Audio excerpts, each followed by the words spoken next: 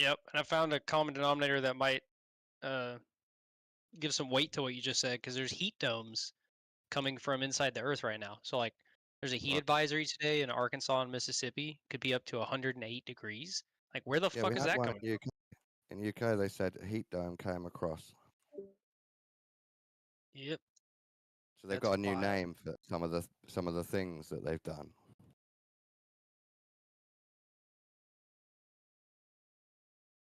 So I think it's both. I think they study the weather, they realize things shift, and then they think, oh, let's try and shift the bit we want as well as nature shifting it. Could it just I be think burning and mining coal? Sorry, mining and burning coal at industrial levels for the last 140 years is kind of building up? Yeah, You read you about the could one say guy that. that's like the one confirmed actual true story about weather modification, and he flooded a town out, accidentally got sued, had to go into I think hiding. that's a small part of it, but that does not explain all of it. How is it confirmed? Like, I've never heard of this. Who was that and where? I'll find a link. You're get ready. Interesting. This was I think the 1800s. Okay. They hired him to do it, and he did it, and then he flooded the town with too much rain. Interesting to note to talk about zodiac clocks citation of that laser video. The announcer says it's 8 miles, but the video himself says it's 7.5. So just think about that discrepancy for a little bit. Mm.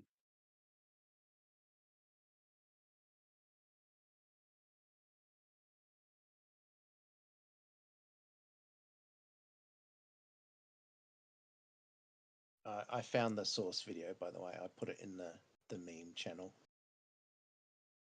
If anyone wants to watch this. Is it in better quality? I haven't checked actually.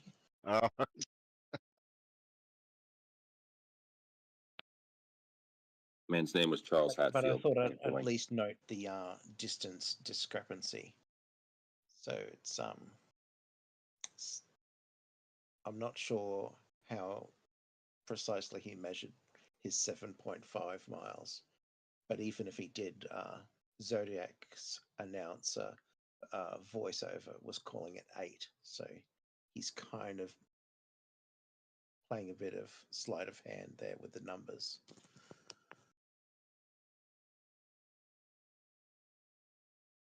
yeah, I don't know the context on this.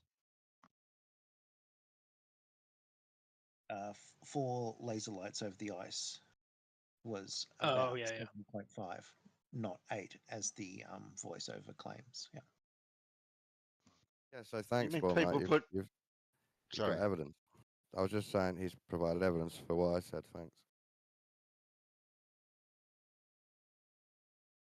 Rainmaker.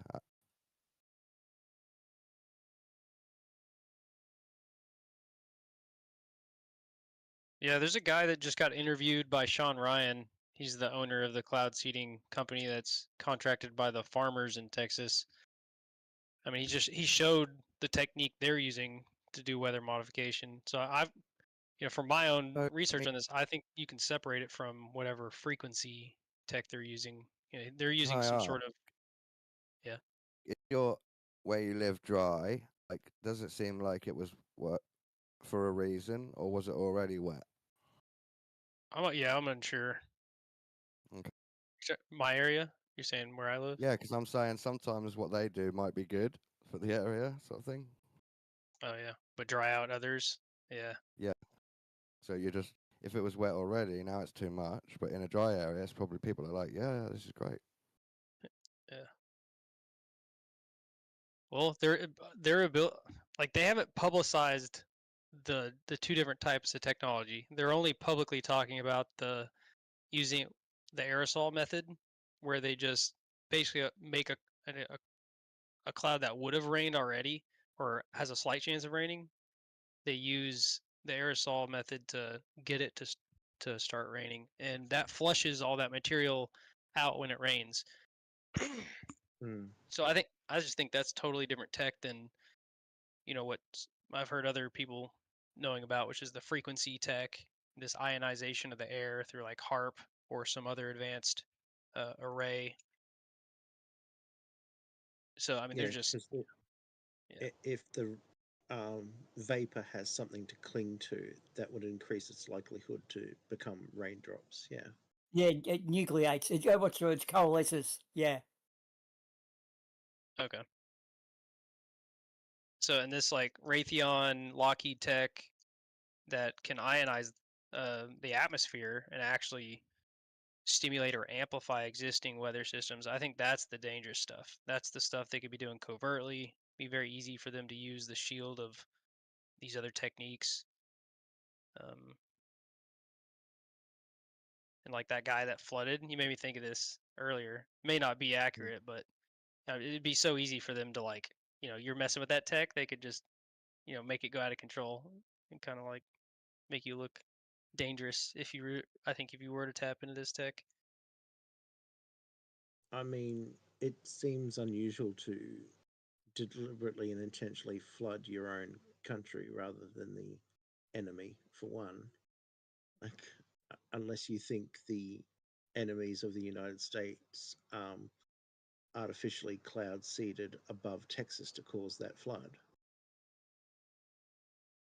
Well, if the goal is to kind of like slowly and surely, pressure the infrastructure, like to me, Yeah. it is highly conspiratorial though, right? I mean, It's you'd have to also believe in some. even out the climate. Like Texas is so dry, they might think if we pour buckets on it in 20 years, it'll be more mild and it'll be even more better for the Republicans to live the high life.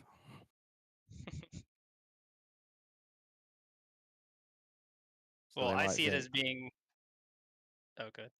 I was going to say that they don't mind flooding some poor people now if their favorite place gets better over time.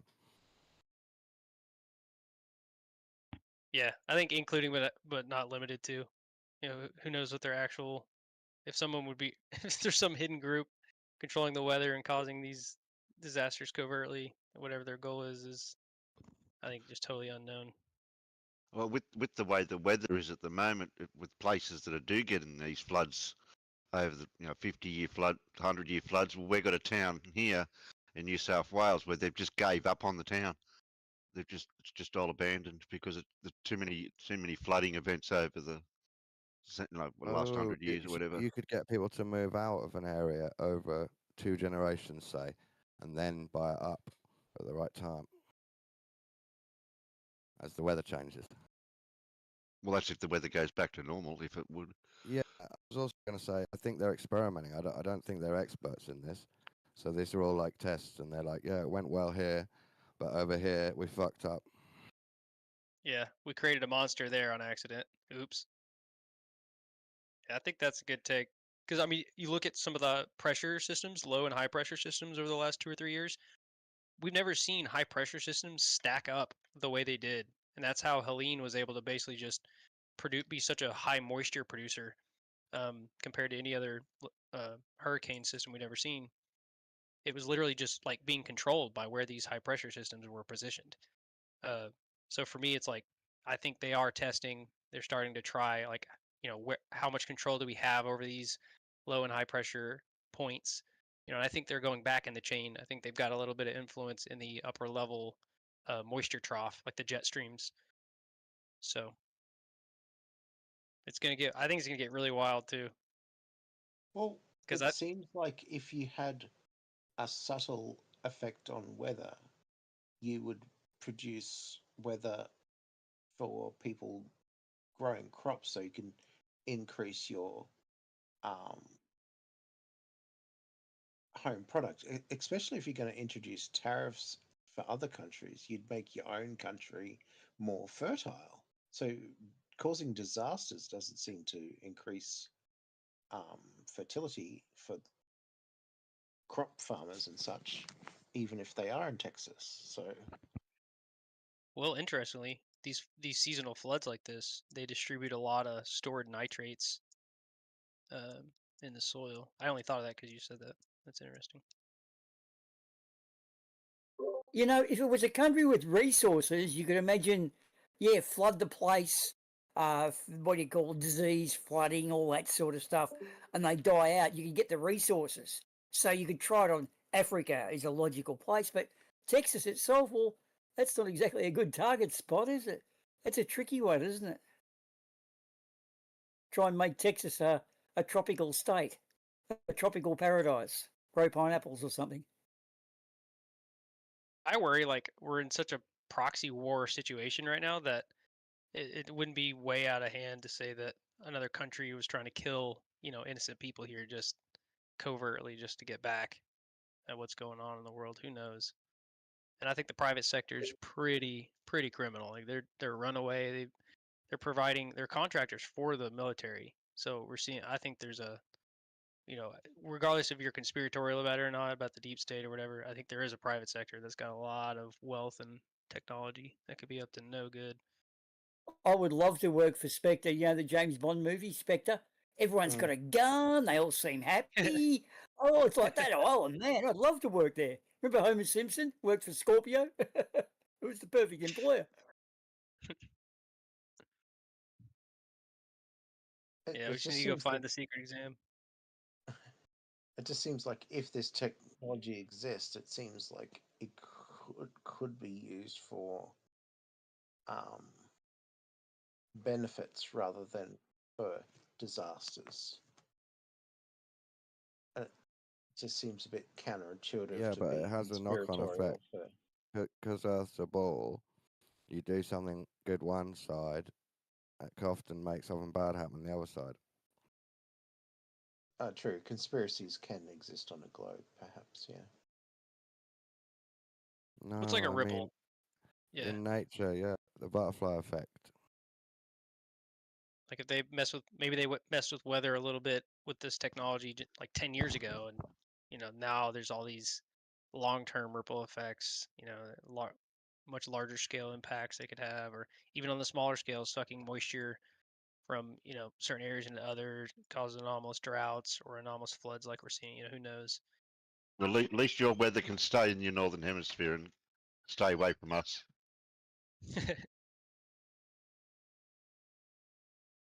I think it's gonna get wild. Have you guys heard all the stuff about Apophis that's gonna pass in between the Earth and the Moon in Oh yeah, 2029? the meteor of comet, meteor or a comet, one of the two. Yeah, whatever it's defined as in space, asteroid. Yeah, asteroid. Yeah, Isn't it only a But, meteor if it goes into Earth's atmosphere? yeah. yeah. Okay, so there's a whole thing going on the internet. I don't know if anybody's heard of this, but there was a whistleblower from the intelligence agencies that got to look through the Hubble Space Telescope, and he's saying that this object is surrounded by a debris cloud. So like they know there's going to be, large meteor shower that will 50, 100-pound meteors, or thousands of them are going to enter our atmosphere, and they don't know how many are going to burn up. There's people that are positive about it. They think they're all going to burn up. It's just going to be pretty lights. And there's some people that apparently think it's going to be a major event, or a destructive event. I have read about that. The article said it could just fly by as well. Well, doesn't what object, how big of an object does it have to be to actually burn through the atmosphere and hit the ground? Don't they have a size, or if they know the material? Yeah, it's size a to speed, though. Yeah, Yeah, composition this- of material and size are both factors. Yeah. they can tell if it's going to be Yeah, devastating or not. The thing is, you can't tell the exact angle if it's going to exactly hit Earth or just miss or whatever. Yep, I'm just more worried about the idea of there being a debris cloud. It's like that is, to me, that's like a whole can of worms I've never heard open before. Well, Yeah, I'm more they- curious about which doomsday cult do I want to join, because there's going to be so many doomsday cults. You got to pick the right one. It's so true. Well, I just think we're entering a more energetic area in space. Like our Oort cloud has been slightly disrupted. I mean, we can measure this in the galactic layer. The sun right now is experiencing extreme dynamics in its poles. these sunspots. We've never seen anything like this, at least not in my history. Maybe we just started recording, but there's just a lot of implications in what could happen if the sun is what is actually part of all this, and we're in a cyclical point in the sun. I mean, we're going to see some big effects on Earth, and what that means for That's- us is who knows? We're Could past be the just solar a week. maximum though. Well, that's not. I mean, from some of the data I've seen, that's not true. But we're in the beginning of the solar maximum. By which metric are they using to determine that? That you I'm see? following. Yeah, I'm following Suspicious Observers. His name's Ben. He does like a bunch of published papers on the field strength of Earth and where the sun is and how it's affecting us. Are you talking about the Suspicious observers? magnetic sphere of Earth and how the sun affects that? Yeah, they actually We're going to interact use really Electric interesting ways. Universe now? Is 'Cause that I where don't we're think going? I don't think the sun affects like the strength of our magnetic fields. That has to do with It does. the core. It does though. I thought that has to do with the core of the Earth. And No, I mean, if you have a real certain quick. amount of solar, if you have a certain amount of solar radiation that can penetrate that magnetic sphere, that No, leads the sun's real quick. I also think the orientation of Yes. where the magnetic poles are Of the sun. influences the effective deflection that would cause something like Van Allen belts and stuff like that. Now, the magnetic field of the sun can orient itself and basically align with the geomagnetic field in a way that straightens out magnetic field lines that would otherwise be curved and doing their job. So when they align, it basically like opens up.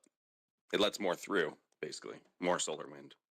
When the magnetic field of the sun aligns with the magnetic field of the Earth. Yeah, and you can see that as like a compression phase. Like when we take one of these solar blasts from the sun, like our field gets compressed and pushed closer, to the surface of the Earth on one side. You can see those convergent field lines start to overlap and lap it. Yeah, it's just it's just a simple. Does that mean we see more northern and southern lights as well? Yes, it's further south. See, a big trigger for me on taking this more serious was when I saw the aurora borealis in North Arkansas. Like I got pictures. To me, that was a big, because I've been following this for years. So to me, that was like, oh crap, like the sun is really starting to do some anomalous stuff. And I've only been here 33 years, so I also take it with a little bit of grain of salt.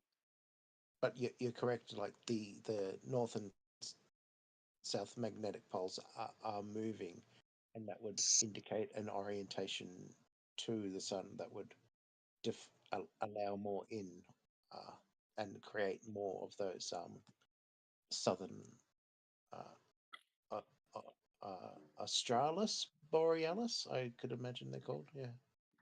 Yep. I thought that had to do with like the sun's actual magnetic poles flipping, leading to like higher solar flares, leading to that. I mean, yeah, the magnetosphere acts as kind of like a shield from those solar winds and flare events, kind of. Coronal mass ejections, I think, is what the word you're looking for there. Yeah. Sorry, Boom? Corona mass ejections are kind of what cause them a bit too. But as does sun activity, the poles flipping and doing all that shit.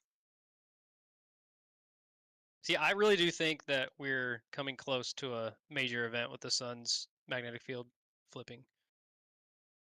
And I think, if you never heard of this, it's called like a mini nova theory. But the sun's magnetic field flips a lot.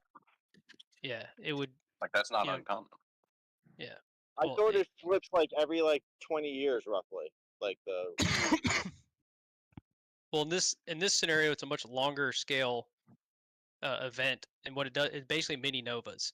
It expels its outer shell, sends a charged particle wave at the Earth, which would be just, it's not really like a CME. It's actually just the outer dust debris cloud of the sun being ejected across the solar system. And there's a ton of evidence for this with the surface of the moon and the surface of the Earth has glass beads that have charged particle scars that could only be caused by solar wind like this.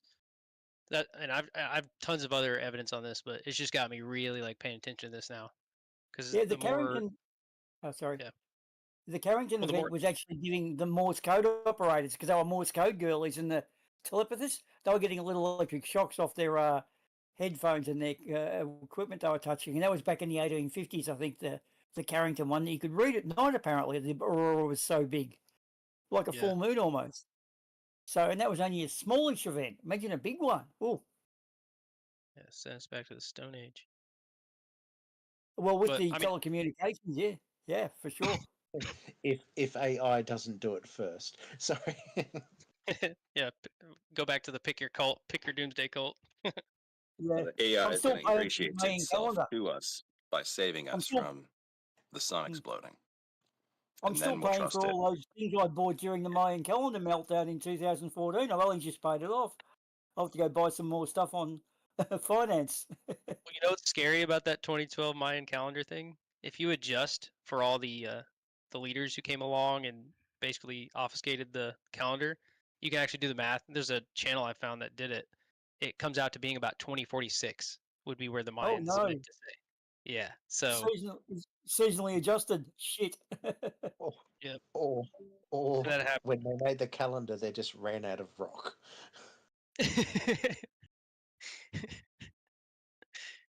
Got tired of chiseling. Yeah. So, you got a bigger stone for the rest of this calendar? No. That'll do. Yeah, we'll wrap it up then. Yeah.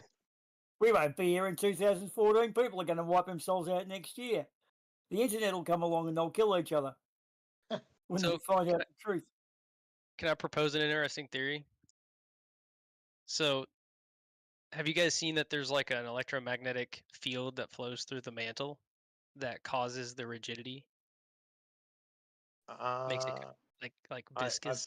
I've I've heard through geophysics that if there's some ionized metal in the lava, as it cools down, the lines will of that iron will be in alignment with that current magnetic field. But what are you talking about? Yeah, so and just to, that could be a whole topic on its own, I guess, but just knowing that there's this possible field flowing through the mantle, which causes a like a much more rigid, like viscous fluid rather than it being like a, totally liquid rock layer. What would happen if our field was disrupted by the sun or if some event disrupted the field, right? What do you think would happen to the crust? Ooh, could put the brakes on. Yeah, could act like You know, brake pads. Is that a you know what I'm possibility? saying? Yeah, that's what I'm thinking. Uh, And I look at that and I say, okay, what's going to happen to the to the water? What's going to happen to things on to the surface of me, the planet if there's a for an electromagnet that's going to be affected by like a sun flare, do you think? Like what's going to affect the electromagnet? yeah, I think like a strong enough burst from the sun could like break down the the viscosity of the mantle, and that would cause the crust to basically free Right, flow. It would cause it to right, just slip right. around. So it would Yeah. change the viscosity, making the mantle or whatever uh, easier for the internal core to spin. Um, I just think it would just increase the um, strength of your compass needle by a small amount. Oh, I love that answer actually. It solves a lot of my fears. Because it would just you would have a stronger field from the rotation and maybe a Yeah, yeah, resistance. yeah.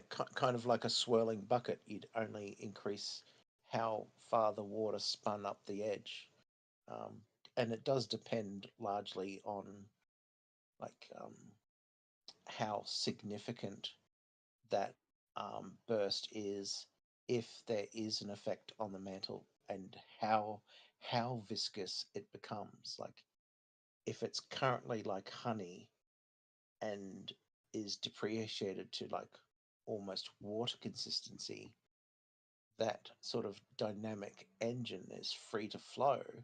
So maybe some metal objects would be slightly more attracted to Earth if they're ferromagnetic. That's I my worry. guess. Yeah, I worry the crust would be free flowing.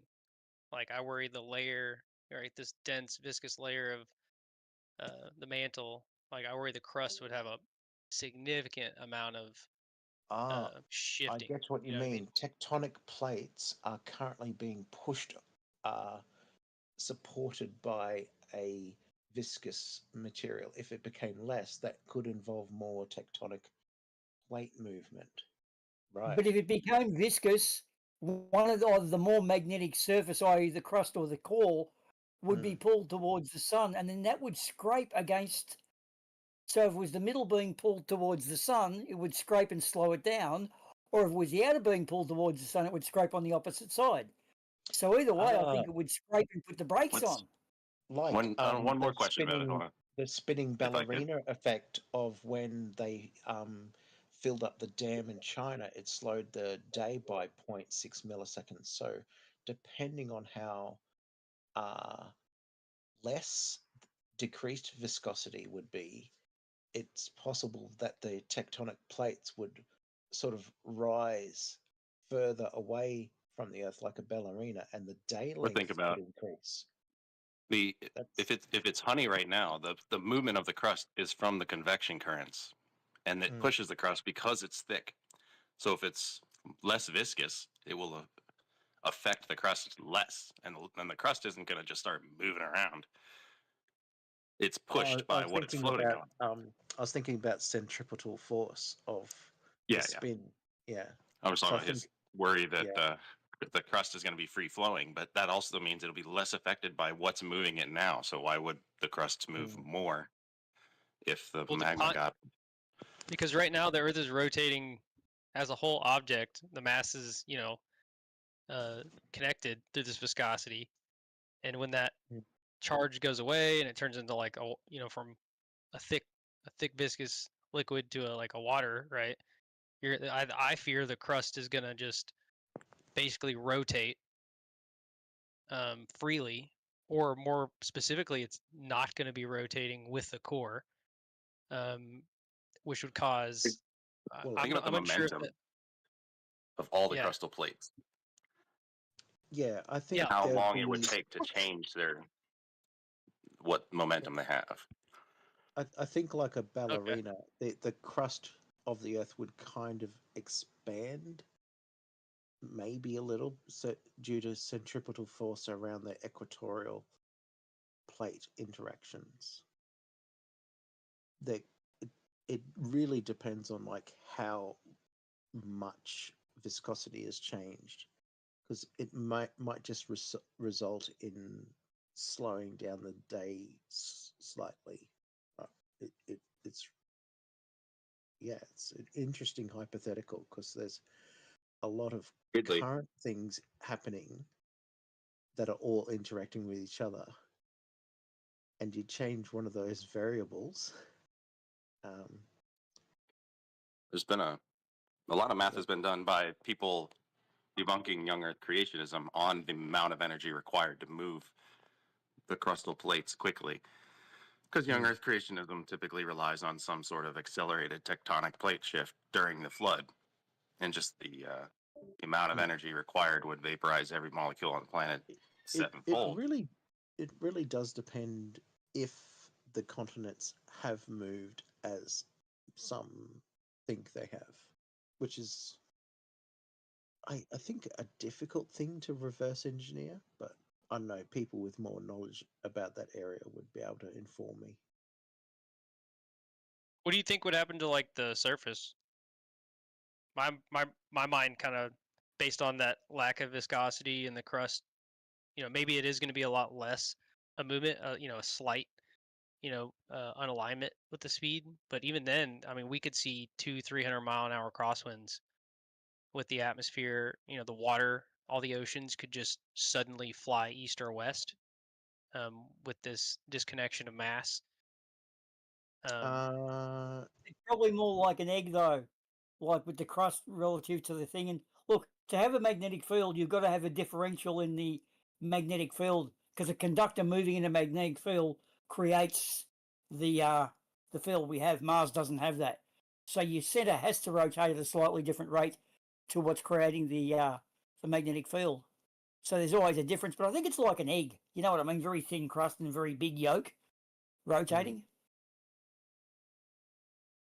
Yeah. Well, you got seriously, like I haven't ever talked this out before with other people. So like hearing the point where there'd be a slight, it wouldn't be some, holy crap, sudden switch. The interaction between the crust and the mantle would still be kind of like a slight gradient, probably. Mm.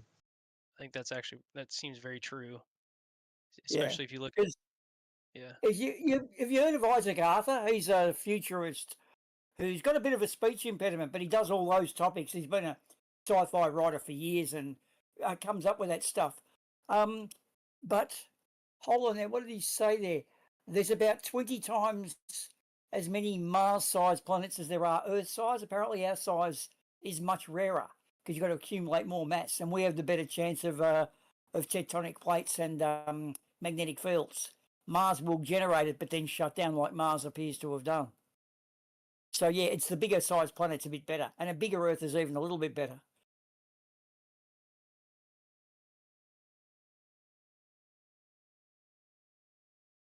Make a great book, though, wouldn't it? Yeah. This is why Elon Musk is building a spaceship so we can all get on his spaceship. Hey, perhaps Elon Musk is the evil genius, the James Bond type evil genius I want to work for.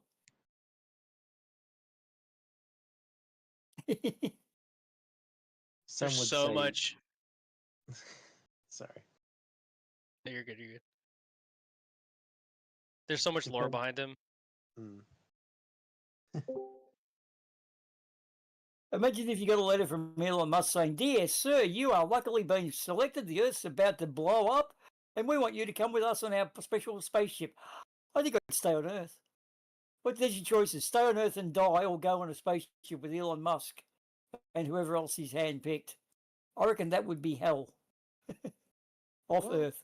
It's like, how are they going to survive for the next 50 years? Like, can't hear you, man. Speak in your mic. How would they survive for the next 50 years? Like, escaping certain doom just seems like a delay tactic at best. The Indians apparently survived it by building snorkel caves. They just built caves that had air systems that allowed, like an air gap to be created. So they apparently survived some of the bigger floods. This would be like a 12,000 year cycle in the Indian lore, though. They're saying 12,000 years ago, their ancestors stood on the mountains and watched the oceans flow by. Yeah, there's a similar thing in Ethiopian culture because that's tablelands, that's high up. Someone there said take 2 of every animal up to the top of the mountains because he predicted a big flood event. And that's kind of the impetus of the Noah story of taking 2 of each kind. Yeah, that was an Ethiopian culture, I think that was. And that's the Great Rift Valley, I think, too. Just so many common denominators.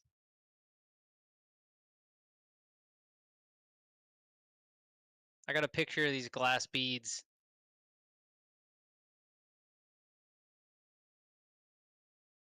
Oh, yeah. Green glass beads are found on the moon and also on the Earth.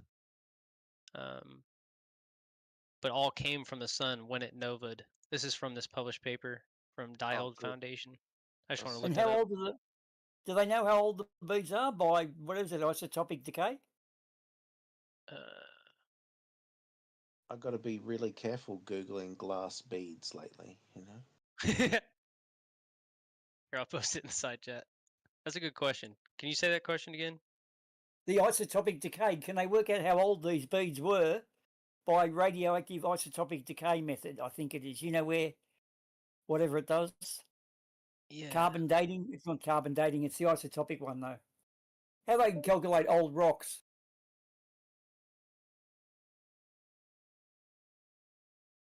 It doesn't say on the front page here, but it's in this It's probably in here if I go through the papers. This guy, Doug Vaught, he died in like 2000, I don't know, 9 or some shit, 10, 15 years ago. But he published all this stuff, and he doesn't have a big following, but I stumbled upon his stuff on YouTube, and I found it like, a decade ago, and it's just so uncanny how much stuff is coming true. I don't ever believe in ultimatums, but I like to kind of take note of, information I find that lines up with other stuff. Yeah, I've got a guy called Ozgeology who just does different events in Australia, like, yeah, just the goldfields and different places like that.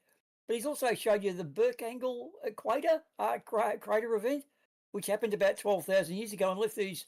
They say it was like a 400-meter tsunami. And when the big tsunami washes up and washes back, it leaves things called chevrons, which is the water washing back down. And you've seen them in Antarctica, Australia, India, Africa. Madagascar got absolutely pulverized by them. And you can still see the marks to this day on Antarctica because we haven't been there to wreck it. And yeah, that's the 12,000 years ago. Giant crater hit off Madagascar. Wow. And there's other interesting evidence, like there's people that used water drones to go like under the coast of the continental plates, and they found these tunnels, right? And thousands of these tunnels. And after going inside them and looking at them, they were able to see that they were like tunnels drilled by like high pressure water. So like literally they believe that these tunnels were drilled by like super fast moving tsunami waves slamming into the actual coastal boundary. So this would be a tsunami Wow. that swelled so much that it pulled the water back off the coast of the entire plate and slammed it back into it. Yeah, that It sounds is like the one. In fact, that particular tsunami I speak of was referred to in Australian Indigenous culture in Western Australia, but nowhere in the West, in Northern Territory, but nowhere in the West, because the odds are most of them being coastal probably got wiped out by the tsunami because there's no mention of it across Western language culture Indigenous Australians. Only the central ones saw these giant lights going across, lit up the sky, that sort of thing. Yeah, and mainstream seems to want to they're obsessed with covering up, how all this sediment layer is burying so many, old cities. And they explain that over time all the sediment gets, dropped and layered up, stuff grows up, but it can't explain the millions and millions of tons it would take, or probably billions, I don't know, to get up to the level that it is now. And there's a lot of evidence in these layers of sediment that a lot of it was dropped at once, with different compactions and studies like that. And I've read like probably 100 hours of this guy Doug's papers, and it's just gotten to a point where like there's just so much evidence. I don't know what the real ultimatum is, but I think there's many scars on the earth that show there's major events that happen. Who knows when they happen or if they're cyclical really, but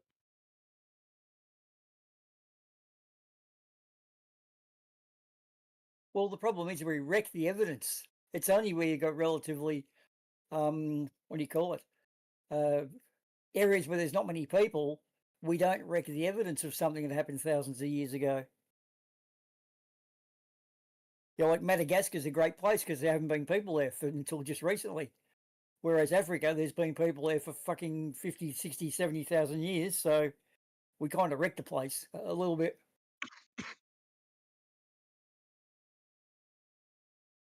In fact, how Grand Canyon was formed is a tricky one, but they reckon it was pretty much now, I think.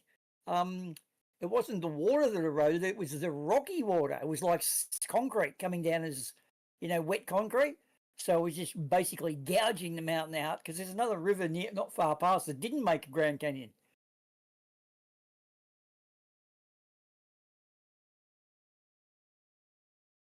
Grand Canyon's so crazy. Mm. What the heck? Well, when that caldera that's 1/3 of the states goes, you guys are fucked. You'll be refugees. You seen how big that caldera is? It's massive. It's insane. There's also like, have you seen the Pacific Rift? Yeah, It's just a I love giant it. It's crack out about, in the middle of the ocean. but I know what about there's the one on land where you can see, what was it? They put the old road down or the old fence or something, an old stone fence, and it's moved like 15 feet. You can see it's clearly one's moving one way and one's moving the other. There was that not that long ago. Is it a fence or a road? I can't remember.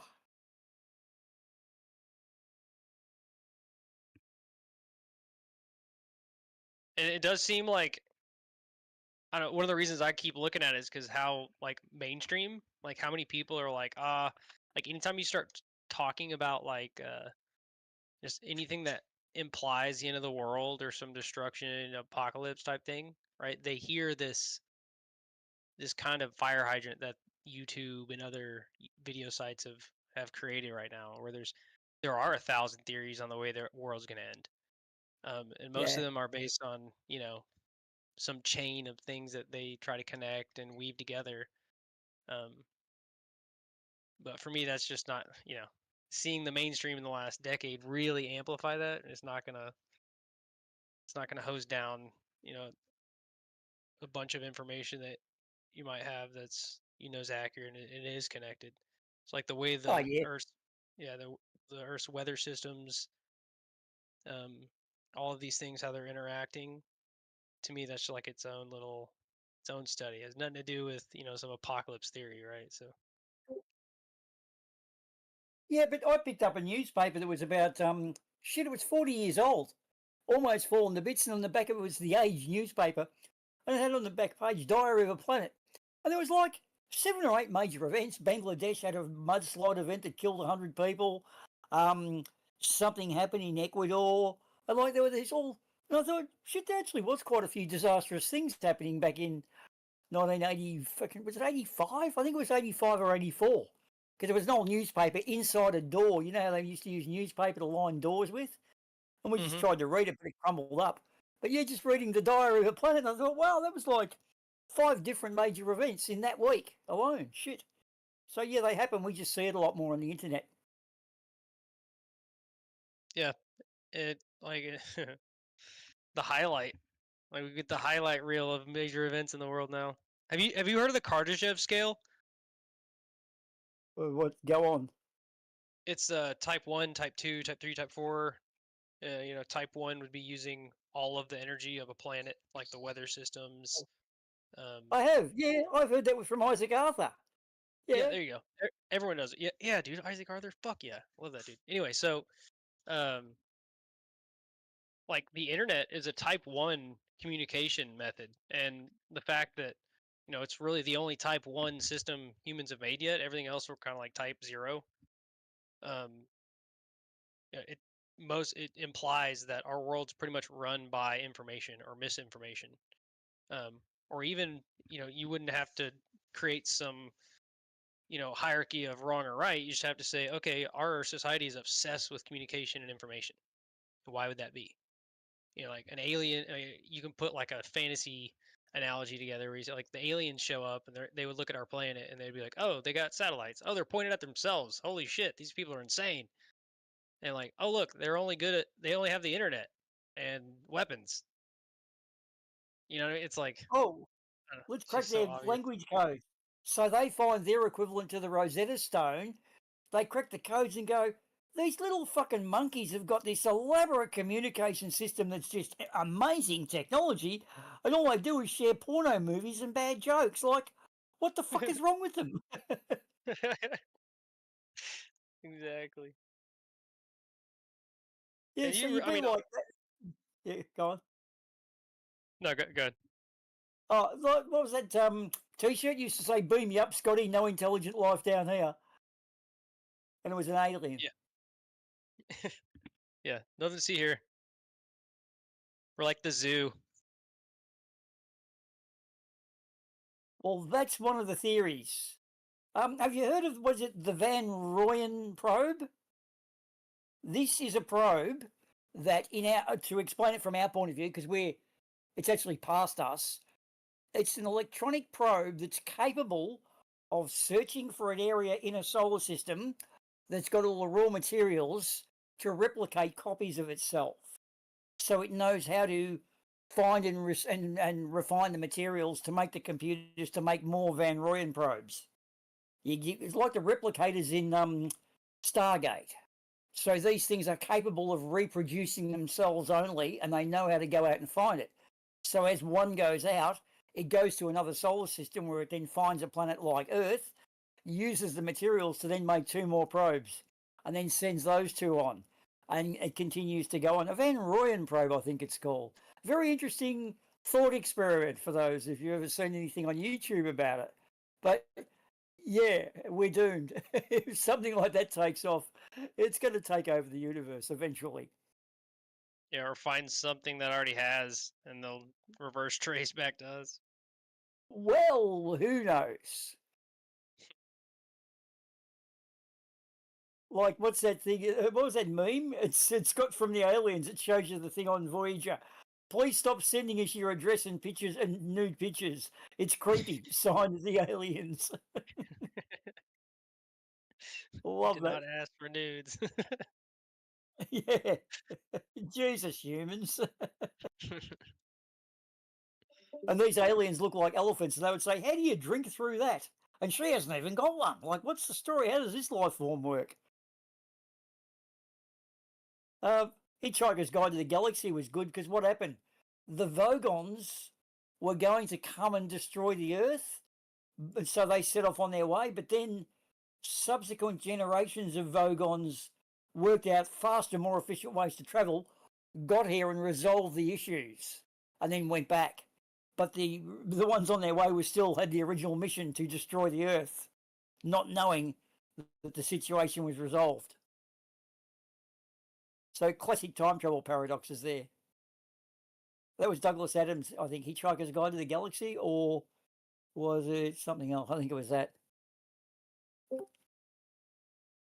gonna watch that movie again. Haven't seen it in a while. I think the English Red Dwarf was excellent too. They found a time machine and they were out in deep space. They said, "So we can go to anywhere in space." Yep, let's go to the Renaissance. Okay, bang, here we are in Renaissance, deep space. It's exactly the same as it was. The Renaissance only matters here on Earth. We're gonna need some big breakthroughs with space, I think.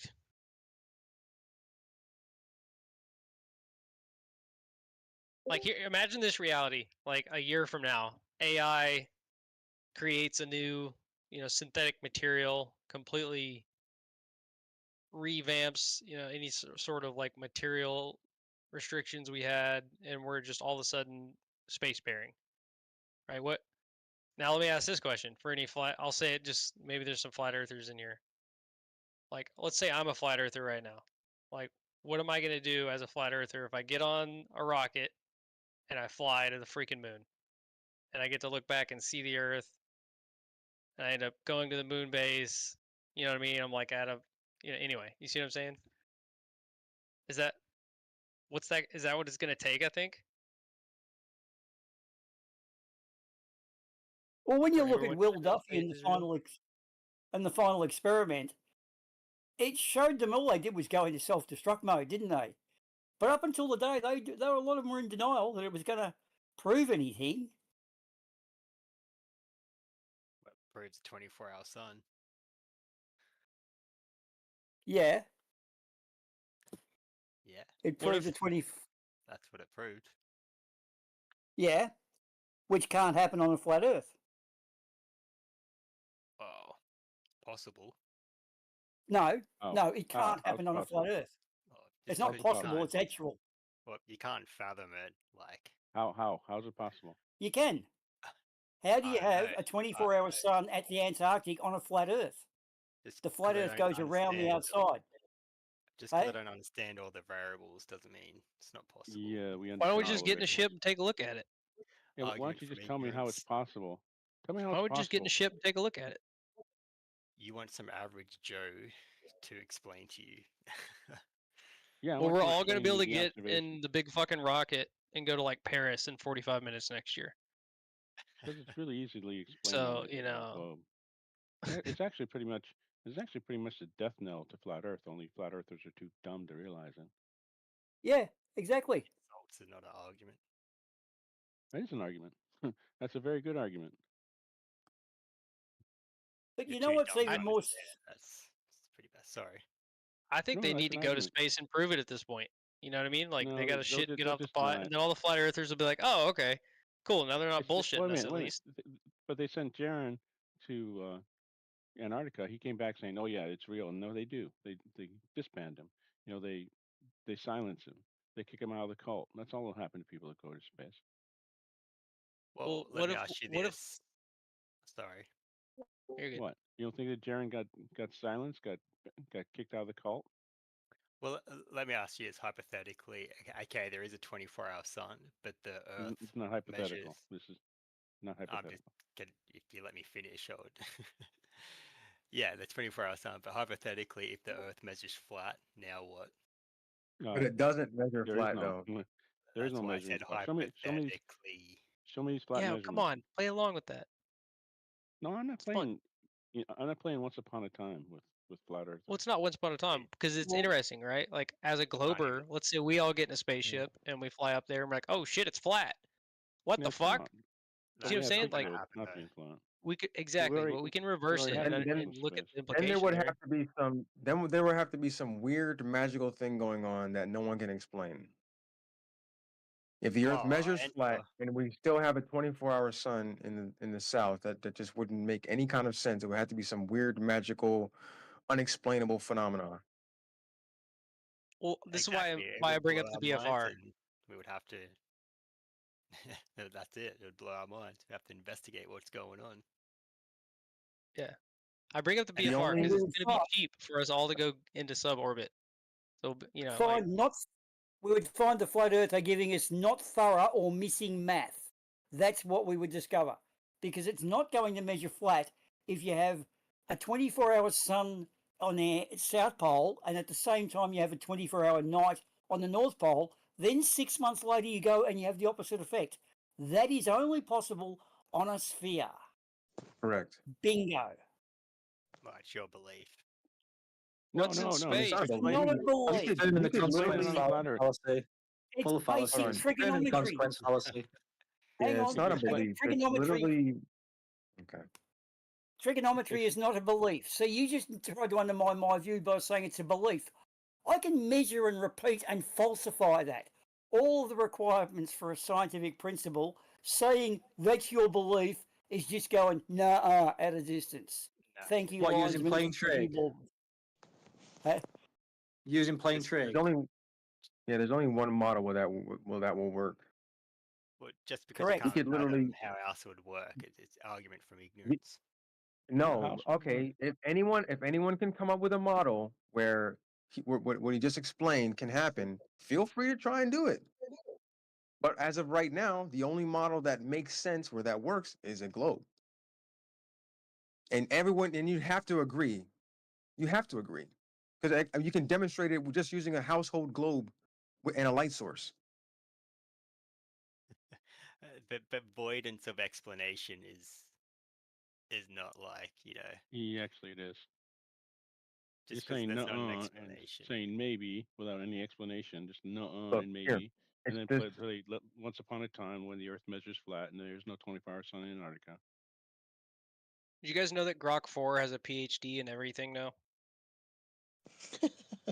I heard that. Did you guys see last night when and MC Toon showed that Girth said, if we can see the moon during the day, why can't we see the sun at night? He went full yawning on us. Oh God. Yeah. Of course. Here, let me post it. Just funny how you said that really monotone.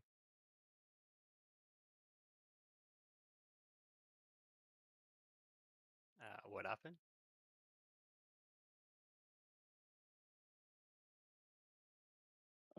Girth Yeah. Weiss asked if I'm just being light about it, but oh, sorry. If you can see the moon during the day, why can't you see the sun at night? Well, you could put a spin on it and say you can see the sun's reflection off the moon of a night. There you go. Well, there's a very simple reason why this doesn't And work, and he and Yoingle are too stupid to know it. no, I think he's just playing a part. Honestly, no one could be that dumb. I don't know. This Yoingle is, and I think so is Dirk. Well, don't they try and say like the sun is outside your field of view? So the light from, say, it's it is. winter here in Australia, so it'd be 24-hour darkness at the pole. And That's actually a great opening question to wonder what is different about the path of the moon and the path of the sun. If on the flat Earth they're effectively the same. Right. And wouldn't they run into each other on flat Earth? Well, like in Yeah, here billiards, it is. game of pool. If they're not at Yep. the same altitude, let's say the moon is right. slightly below the sun, that might Correct. create a lunar eclipse. But they're Uh, both supposed to be the solar same eclipse, sorry. size, Anvil. Oh, well, Yeah. Then you would have that's you would like never have saying, annular you'd never have annular eclipses. Oh yeah, I didn't hear that one. right. So the moon would have to get further away to decrease in its angular size between Right. the sun. Yeah. But yeah, like solar eclipses, like with the moon obstructing the sun, be it partial, annular, or total, is different than like how's that moon turn red during the lunar eclipse? You know, what's obscuring the light? So You know how they always Converging, obviously. you Well, know you how they can't have always a bring up- lunar eclipse. Flat Earth can't have a lunar eclipse with the going around over the disk. I can't even well, get flat a earthers sun are in just eclipse either. gaslit.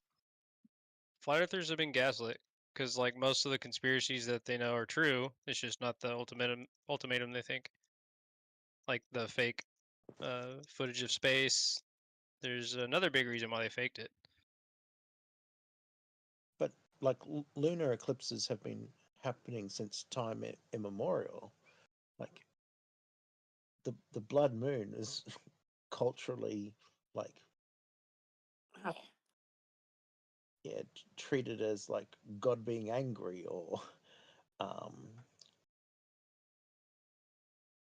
it's got various interpretations, but still like to say the moon is a luminary would have to say then the moon has like an RGB setting that can change its color and the lights can turn on and off to make moon phases. Well, like, why is the moon the exact same proportion, to be the same size as the moon or as the sun in the sky? Why is it always facing the not. same way? It's not though. That's the thing. It's not. So that's why we have different types of eclipses. You have total eclipses, and you have annular eclipses. Yeah, aperion. And with the total eclipses, you have different durations of totality. Right. You And we realize the also have total the eclipse is only possible with that proportion, though. So, like, the fact that there are different types of eclipses don't take away from the anomaly that it. Oh yeah, occasionally the ratio is like 400. It's 400 go. times further and 400 times larger kind of arrangement. That sometimes Right. does It's happen. just a coincidence. Just a coincidence. Okay. Well, that Yeah, kind of debunked some stuff, yeah.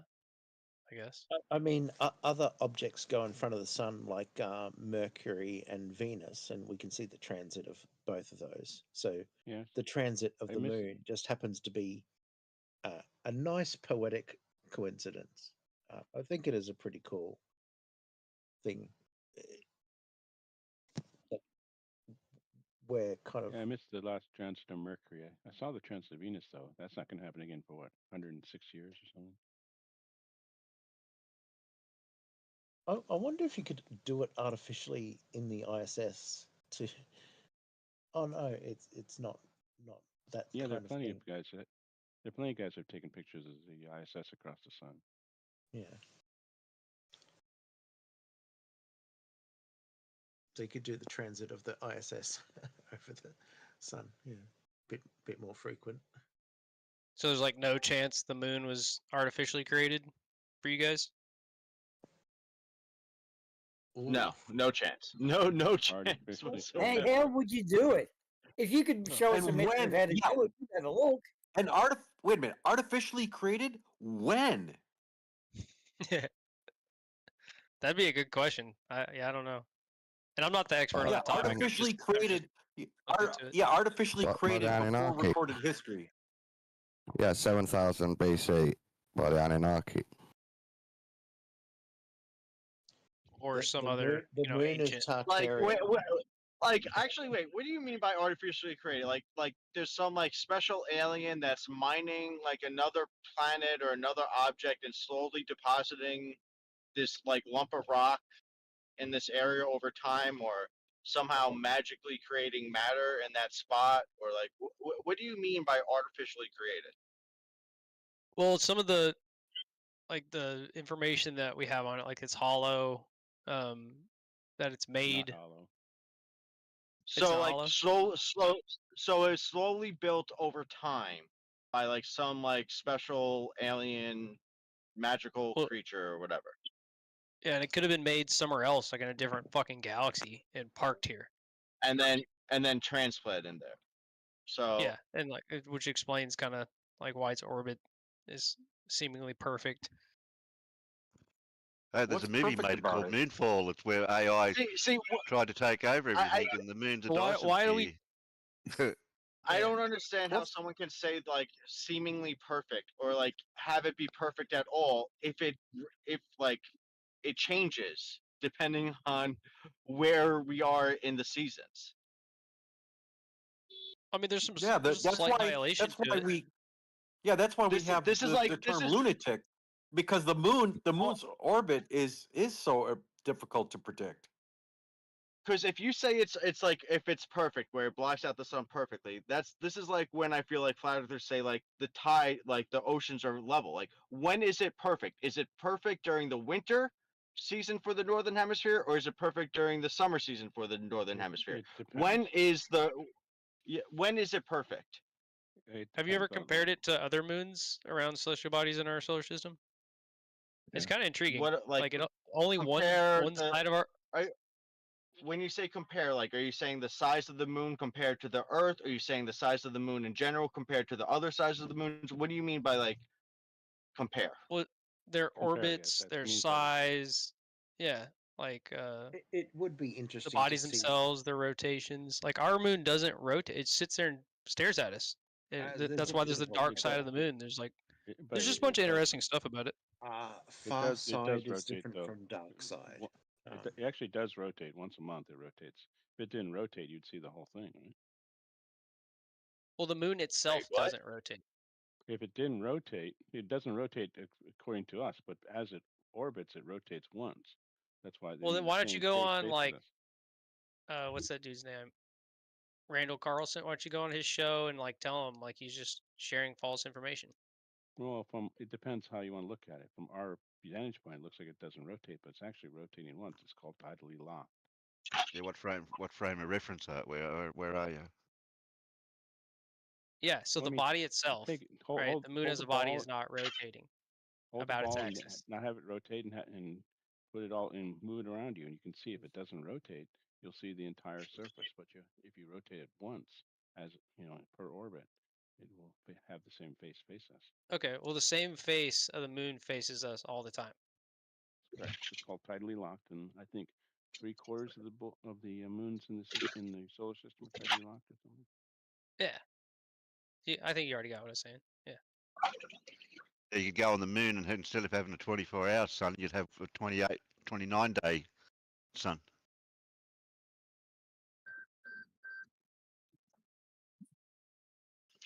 It would be interesting if it's some sort of observer. Right? If you look at like some of the other theories that overlap with this, like our DNA is suppressed or repressed. What Yeah, that's is doing that to our DNA? connected to the moon. It would be interesting to put some kind of instrument partway between Jupiter and one of its moons to get a rough idea of what an eclipse would look like, close-ish to its atmosphere. In the Truman Show, the God man who invented it is inside the moon looking down. Yeah, it's a creepy common thing in a lot of lore and stories that there's some In fact, observer that's been on the moon. if you looked at our moon from the sun, it would always be full. Yes. How'd you come up with that, Boone? I kind of Well, it's kind of interesting Fucking that like genius. Venus has phases, but it doesn't seem like Jupiter has that because we're looking outward to I wonder Jupiter. why. Yeah. Yeah, but if you stand on Jupiter and look back at the Earth will have phases. Now that would be cool. I swear, if you could teleport like with a spacesuit, you know, and be safe, where would you guys want to teleport first? Like what planet? Saturn, obviously. Where? Death by Sun. snooze planet. Wait, yeah, I don't think I would want to teleport to any. Like, wait, are you saying we're perfectly safe, like from gravity and all of its effects and everything? Yeah, let's say some future suit that's impervious to, you know, some crazy gravitational, even material that's like, what is it? Caustic. Does it like in our solar system? Yeah, or anywhere. Anywhere. Oh wow. It'd be easy to imagine like trying a planet. I want to go look from Pluto back in or something, you know? That'd be sick. What would happen to female periods if we had 2 moons? That's Oh, we'd be fucked, bro. Women would be twice as grumpy. I wondered, would they just have 2, twice as many?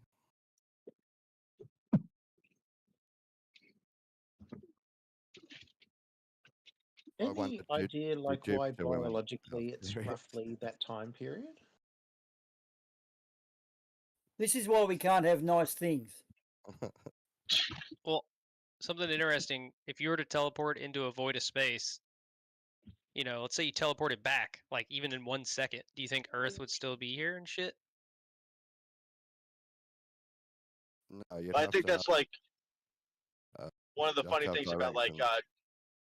about time travel, like movies or whatever. They never say like, well, if we travel time like 1,000 years from now, like, and then we go back to the same location, well, the Earth wouldn't be there. So, like, where would you be time traveling to? Well, the position is fixed on Earth, not in the universe. Well, that would be interesting, like with all these orbital speeds and miles per hour, to like have a suit where you'd be temporarily still and just watch Earth fly away Oh shit. for a while. Because, yeah, with everything being relative to each other, I wonder, like, yeah, I think it'd be interesting just to have a suit where you could just be still just for a moment and just watch the sort of cosmos drift by you, and they go, "Take me Vomit back." inducing. I was thinking, there may be aliens on Jupiter that are obsessed with Earth phases, and they like worship it.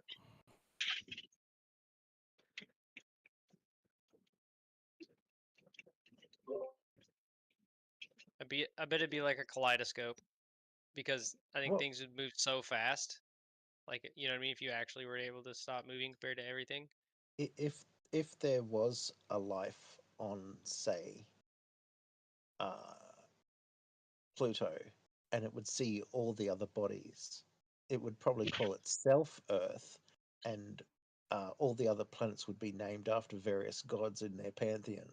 So our planet would have a name of a hypothetical deity. Like that's my theory. Yeah, why isn't there a god named after Earth? Is it Gaia, basically? But there's no Greek god, right? Well, that's the good thing about God, is he named all the days after Roman gods. He's such a great guy that he did that. Oh, and I think the Nordic Greek, gods too. I think the Greek mythology is just the Nephilim, like men of renown. It's just a big fucking soap opera. It's like fucking The Bold and the Beautiful, except you give them all a bit of a deity status. It's what it's about. Zeus was a real prick. He made some dude into a star who's chasing some other stars across the sky forever because he was infatuated with these girls. Like Zeus He is a may bit of be a prick. He may be a prick, but he's a more relatable prick than the Christian God. Good point. Yes, The still same- better it's than the same guy. that one. It's the same Why did dude. the- It's just a later story. Why did the Nephilim Nah, fall? no, 'Cause they that's love not the the same. earthly Of course women, it is. and Zeus is known to impregnate women. You know what I mean? It's like it all fits. He also They impregnates say goats. they say Jesus was copied like a copy of Dionysus. But Yeah. Zeus is The not a copy of, like, resurrection, the Copy of ISIS. Christian father. and the resurrection was Egyptian too. That was stolen from the Egyptian gods or Egyptian religions. Ra. That was from Horus, the Because resurrection of Horus. Zeus Okay. was born. Like Zeus was born. Like Zeus had a father. So Yeah. he's not really like in any way the same as the Christian Yeah, God. Zeus's son father. might fit Jesus' story better. I can't remember who Zeus's son is. Hercules. Dionysus. No, Oh, yeah, there you go. Dionysus. There you go then. Was- Yeah, that fits. So he is. He because he mostly can turn Dionysus water. is He can partly turn water into wine. He was resurrected, I think, at a certain point. I don't know if he was how he was born, but yeah, they say Dionysus There's or a bit of, Dionysus. it's a dark story. Isn't that the penis Cosmic- cutting off and the whole body cosmic sex. part That's rearrangement? Horus. That's Oh, Horus my from bad. Egypt. Yep. Oh, my bad. Yeah, but I'm sure. I mean, there's Zeus been a had few. some There's type been a few of them. adventure. There's been a few Jesus copies, or Jesus copied off of a few, I should say. Yeah, it's hard to tell if some stories inspire, like Harry Potter you could say is a resurrection story, you know. Yeah. So Gandalf Yeah. the White Every is story a resurrection story. It's Star the- Wars. It's Yeah, the I was about to hero say and Darth the Vader. parent. Immaculate Conception. Yeah. The hero has to fight Lucifer, and the parents are shown, and there's a claim of special quality. I think it's all the father of lies. You know, he's had a lot of time here on Earth to reverse the truth and mirror it. So, but I get, it's dogmatic. I'm one of these Bible So- I thumpers. think the father of lies is based on all pagan gods, which are based on nature. Part of it is the light, which is wisdom, and a lot of men use wisdom to hurt each other, so it becomes like a sharp sword. Yeah. It's a tool. Wisdom can be used for malice or for progress. Yeah. I guess I mean Much like- knowledge, but the application of knowledge. Can be used to determine how many licks to the center of a Tootsie Pop. Yeah, is that wisdom? Knowing the average after doing it so many times? Is that a good example? Well, I'm just going back to the commercial of the owl. You know, the I think owl it's has knowing wisdom. how to apply what you know. That's the wisdom, and being able to hold the knowledge. As Oh, well so as knowing apply when the best time to eat the pop. Just for the it. analogy. That's part of it. Well, if two people are arguing over the Tootsie Pop, you say, well, I'll just cut it in half, and one of them go, no, and you give the entire Tootsie Pop to the one you don't want cut in half. Knowledge is realizing you can make Tootsie Pops and control other people.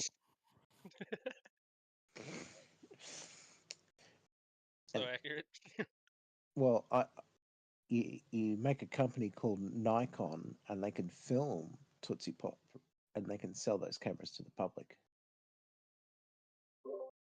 The Shut up and take my Nikon money. 9000 lick. Yep. Where can I buy one of these Tootsie Pop, godlike the- Tootsie Pops? The Tootsie Pop is a phallic, Masonic, satanic symbol.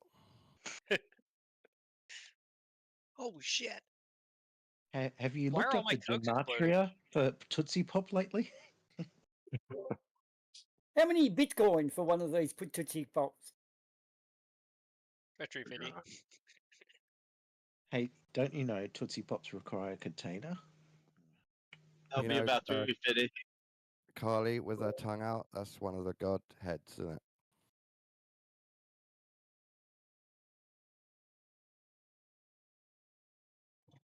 I have some pictures of Dionysus. Some interesting as above, so below symbology. Like she points her fingers up and down. And there's a lot of that Yeah, in the Greek share it if mythology. you like. I love that stuff. Did they have cameras back then? I didn't know they had photos of him. That's pretty cool. He must have Yeah, been it's a a god. drawing. It's a drawing. Cool. Horus sounds like Jesus as well, doesn't it? Yeah, that story A fits female, so well. a female-looking kind of dude. Yes, she's feminine qualities. The magic man must have some feminine qualities. In fact, didn't one Greek dude, Narcissus or someone, saw his reflection in the pond and fell in love with himself and starved to death?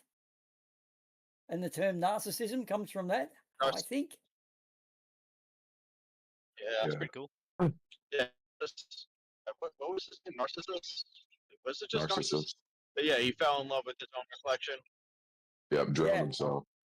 The pictures And of drowned, Isis, okay. when you I see hate Isis imagining how that in went down. Egypt, Isis is stretching over the sky and is the sky, and that basically became the flat Earth dome concept. Isis.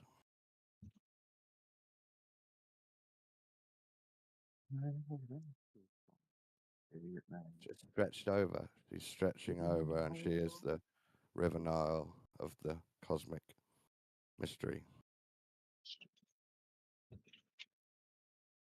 Oh, like the Milky Way going over the sky. Yeah. She would yeah, I think I've seen some of the hieroglyph. She's doing like a sort of yoga pose over the earth.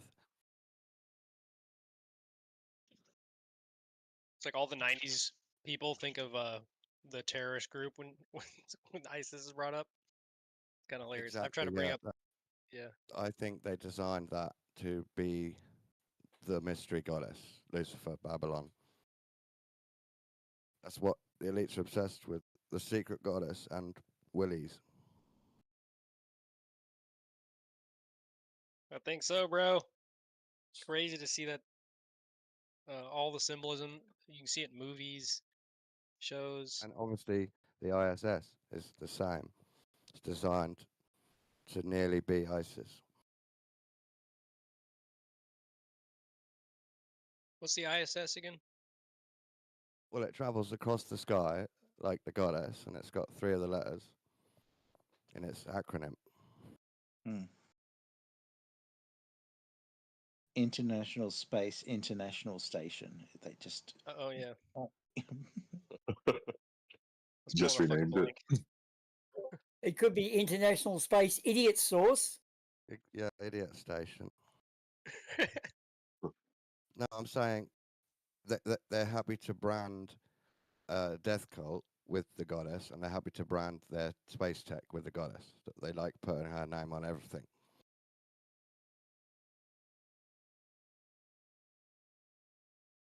Babylon's getting thick.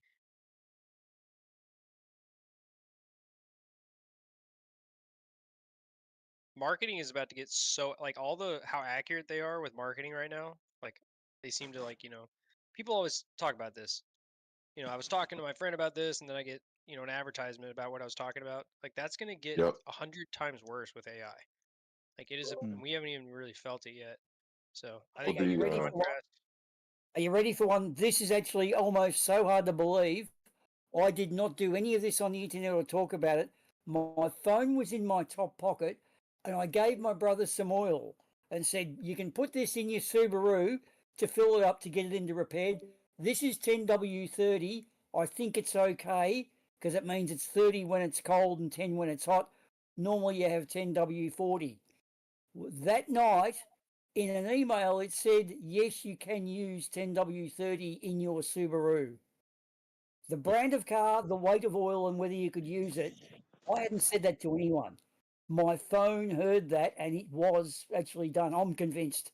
And I'm always skeptical of that shit, but yes, they heard That's me. funny. That was too coincidental. Yeah, dude, that literally happens. Yep, Fucking it start does. getting oil commercials on YouTube. Like all the ads are targeted. It's like what the heck? And then you look at the companies that, like, I'm part of my profession right now is using a lot of these companies. One of them is called ListKit. They have billions of terabytes of data on individuals, and the way they get away with it is it's not attached to anyone's name, right? They get just the data, and it's absurd. And I'm thinking the laws aren't going to catch up. I think it's going to get more and more lax. The European data law kind of stops it. The GNPR, I think it's called, or something like that. But you can't. Request. Yeah, you have to request to do it, but Yeah. they can't even store it anonymously the way that they do it here. So over there, they have to constantly be updating. There's a certain amount of days it can sit on the server before it has Yeah, to the be flush. deleted. Yeah. Okay. That actually makes a lot of sense to me. That's Damn. just in Europe though, not here. That could happen Qantas, here the though. airline. Yeah, Qantas, the airline here in Australia got hacked last week. 6 million people's details were put up. Now, it was only your name, your email, and your date of birth, but that's enough for some people. But also, what they can now do is look up how many frequent flyer points you've got. Ah, you fly a lot. You're probably rich. So they can work out who's rich and who's not. But 6 million people's data was breached by Qantas from a third party. Gee whiz, how often do you hear that? Everyone's pretty pissed off about it, but I don't do Qantas or frequent flyer, so I don't give a shit. But yeah, it's bad. And that's why it's not privacy about, oh, well, only crooks have got something to hide. No, it's crooks find this information, find the info on us, and then they hack grandma's account because she's only got one password because she's too senile to remember any more than one. And it's usually her birth date. So. Yep. And they asked her for it 2 weeks ago on a cloaked, phone call. Ask about her bank or something. And you get a letter from Qantas saying, watch out for any emails from Qantas because they might be fake. But they're sending it to you on an email from Qantas. So do I believe you, Qantas? How do I know this is a real Qantas? It's kind of fucked, isn't it? Yeah. I've been getting free crypto from some of these scamming companies. They offer to hire you as a media, marketer, and they're going to pay you in crypto. And I just take the free crypto. It's like 10 or 15 bucks. And I just go along with what they're saying because the end of their scam is they try to get you to invest to be a level 2 or level 3, worker. And I just take the free bit they give me and I just leave. I've done it like 10 times in the last 2 years. It's hilarious. They haven't locked your wallet? Dude, they keep like sometimes they flag, and they'll leave the conversation knowing but I think they have so many people running the scam, and because I'm on Telegram looking for it, they just can't like flag me enough. So I've made like 40 or 50 bucks now. I mean, it's not much, but it's hilarious. Oh, it's cool. I love seeing crypto scams. I like messing. Day. I like messing with the telephone scammers that actually about your Medicare or whatever. Like, cause I get them all the time, so I know when it's gonna happen. And sometimes I answer the phone accidentally, and I hear like the tone beep. And as soon as they pick up, I'm like, "Do you have Medicare Parts A and B?" And they're like, "Do you?" I'm like, "Well, what about C and D?" Yeah. There's about a week or two ago, there's a guy who called me up wanting to see carpets cleaning, and I was like, "Oh man, thank you so much. This is perfect timing." I was wondering, how do you get blood out of a carpet? And they're like, "Oh, you do this, we can come do that." And I'm like, I'm not talking about like I cut my finger blood. I'm talking about like probably a couple pints on the ground and all this other stuff. And like then I was just like, "Do you guys have like body removal services?" Like they were like, "Excuse me, sir." I like that. I'm gonna try that. Oh, it's Does fun. will your bleach neutralize DNA samples? I tried the bleach. When they But there's still the dogs are still coming around. Hey, there was one guy, one And there's serial some killer dudes guy out in there the with- States. Sorry, you go.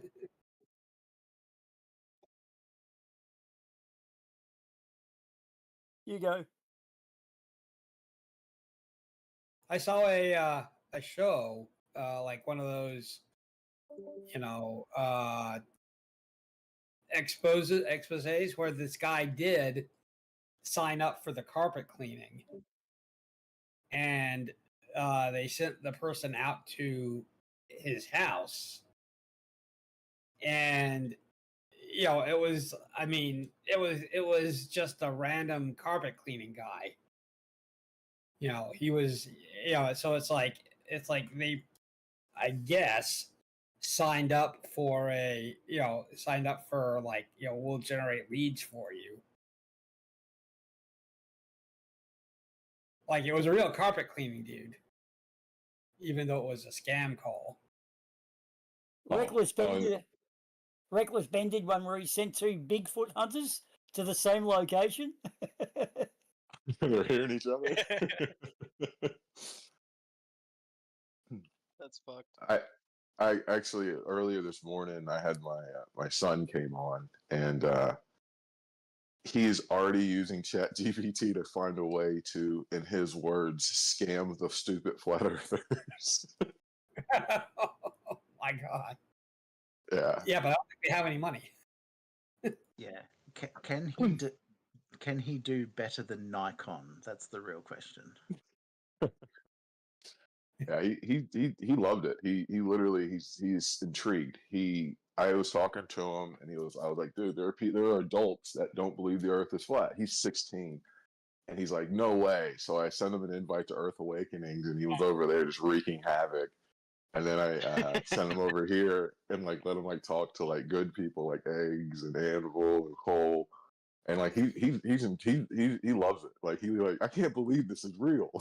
Yeah. Has Nikon like noticed that like flat earthers like go to their camera, and like it'd be kind of funny if they made like an advertisement or had like sponsored David Weiss or like sponsored one of these people. I don't know that they would want to be associated with. They want plausible deniability. Yeah. Yeah. Ain't no such thing as bad publicity. Yeah. True, but sports bet. That's I know this is kind of random to jump into, but you said there's no such thing as bad publicity. I think that's exactly what's going on with the whole Epstein thing. You know, it's just this rerun of drama to keep attention. Oh, dude, Donald Trump is a fucking pedophile, and the whole government is hiding it for him. Like everybody always talks about international cabals of sex criminals. Literally, the dude's sitting in office right now. I hope he's not part of I it. don't I don't I Really don't I don't know if he's a pedophile. He's definitely into some freaky shit. Like, you know, I Okay, don't know if he's on the pedophile. Epstein list, would that make him a pedophile? Because that's kind of what people are on that list for having sex with underage girls. Well, I think they've already burned the original Epstein files. Whatever is, you know, risky to the deep state or whatever control systems here, I think it's been burned. And whatever is in the files now is just designed to be a stick to whoever releases it. Well, he Not that I'm said trying. that. Not that I'm trying to like defend. I'm not trying to fucking defend anything. But I feel like there's a difference between a pedophile and someone that likes like a girl that's like 15 to 18 years old. I would say historically you're correct, but definitionally today, no, there is no difference. If you like someone under the age of 18, no matter boy, girl, indifferent, and you don't fit the age criteria, like you can be like 18 and date a 16-year-old, shit like that. Like there's like little laws like that. But like pedophilia is the definition. Yeah. Like a If you win a 25-year-old 16-year-old dating a 25-year-old dating a 17-year-old is a pedophile. Yep. Yes, unless they went to school together somehow. There's like rules, like little rules and things like that. I feel like we're misusing the word pedophile then. A pedophile is someone that's attracted. I feel like a pedophile is someone that's attracted to prepubescent people. Well, That, they I have feel like would their be a special, pedophile. like you have your special categories in the charges. They have charges like under the age of this, and like it's they. I get what you're saying, but they just use it as a catch-all essentially for anybody who likes people that aren't of age, I guess nowadays. Yeah, and even in age, Technically, it is called ephebophilia. and even A in age of what? consent situations, There's a that's term, 16. ephebophilia. I put it in the chat. Tebow. Okay. Ephebo. Yeah, ephebophilia. Tebow. It's Yeah. being attracted to adolescents. There was a comedian who like listed all the differences and said, like, as soon as you mentioned all these three things, the only thing that other people think is, yes, you are a creep because you know the 3 or 4 different. Oh names. yeah, I know what Yeah, you're I talking about. once worked I with saw a the clip. guy who knew the age of consent in every state. That's good to know. Well, it was just like, yeah, okay, I guess. Yeah, I was gonna bring that up because like that's a big litmus test. Like if there's an older gentleman that is aware of that, age of consent, he's taking advantage of it. That's such a huge difference between like, just like maybe a 22, 23, 24-year-old talking to a 16, 17-year-old that may have actually fell in love and went through the process of talking to the dad and knows the family, but in most cases, unfortunately, that's a grooming situation. So the age of consent, I think, is like in my state in Arkansas, I know most dads would like kill your ass if you showed up trying to mess around with the age of consent. So I wonder what the first conversation was for the age of consent. Like, it definitely was a room full of men, because of politics, the way it works. And, like, Yeah. seriously, someone had to have thrown out, like, a low-ass fucking number, and, like, everyone looked at him like, what the fuck is your problem? the hell, Jimmy? It's like you can't drink until you're 21, but if you're 16 or 17, get your boogie on. Yeah. So true. Who was the piano playing dude that had the young girlfriend back in the 50s? Shit. I know you're talking about Lee something. He had 3 names. It was his cousin. It was his Yeah. cousin, actually, too. I forgot his name. And he said she was 14, which kind of made it okay, I think. And then it ends up she was 13. It Well, wasn't. maybe his excuse was, well, if I can give my family member some alcohol that's underage, I can sleep with her if she's underage. It doesn't matter. Or it's like the Wolf of Wall Street. I'm not going to let you fuck my cousin, I mean... His moral was as valid as the flat Earth compass. Alejandro. So, don't you have rules about transporting a girl across state lines for the purpose of skirting that law? Like it might be Well, it's called 17 in one state. The Mann Act. It's called the Chuck Mann Berry Act. was on- So Yeah. the Mann Act has it has a really torrid history. It used to be used to go after African American males that you couldn't be married at the time, but would have a white accomplice wife, and they would go across a state or out of state from where they are, go somewhere else. And that's kind of how the Mann Act was enacted. Jack Johnson, they kind of invented it for him. Yeah. Chuck Berry got done by it too. Yeah. Well, I mean, technically, they tried to get Diddy on the Mann Act. R. Kelly got hit with the Mann Act. They should have been on a yacht out in the middle of the ocean. They were fucking up. Well, they got to go into port at some point. That's the only thing. You gotta go Scientologists know what they're doing there. Just do it all out at sea. Oh, L. Ron Hubbard. Yeah, that's the go. Be one of the sea people, or seamen, as they like to call them. Port in Thailand. You know what I mean? It's like I've heard so many horrible stories. I've heard horrible insight, like the corrupt lawyers, the corrupt attorneys, like all these rich guys like hire these people on staff. Like it's part of the game. And the premise of, what dark pleasures they pursue is probably reflected by their budget on protection. Some of these guys are spending way too much money on law protection, and that's a big red flag.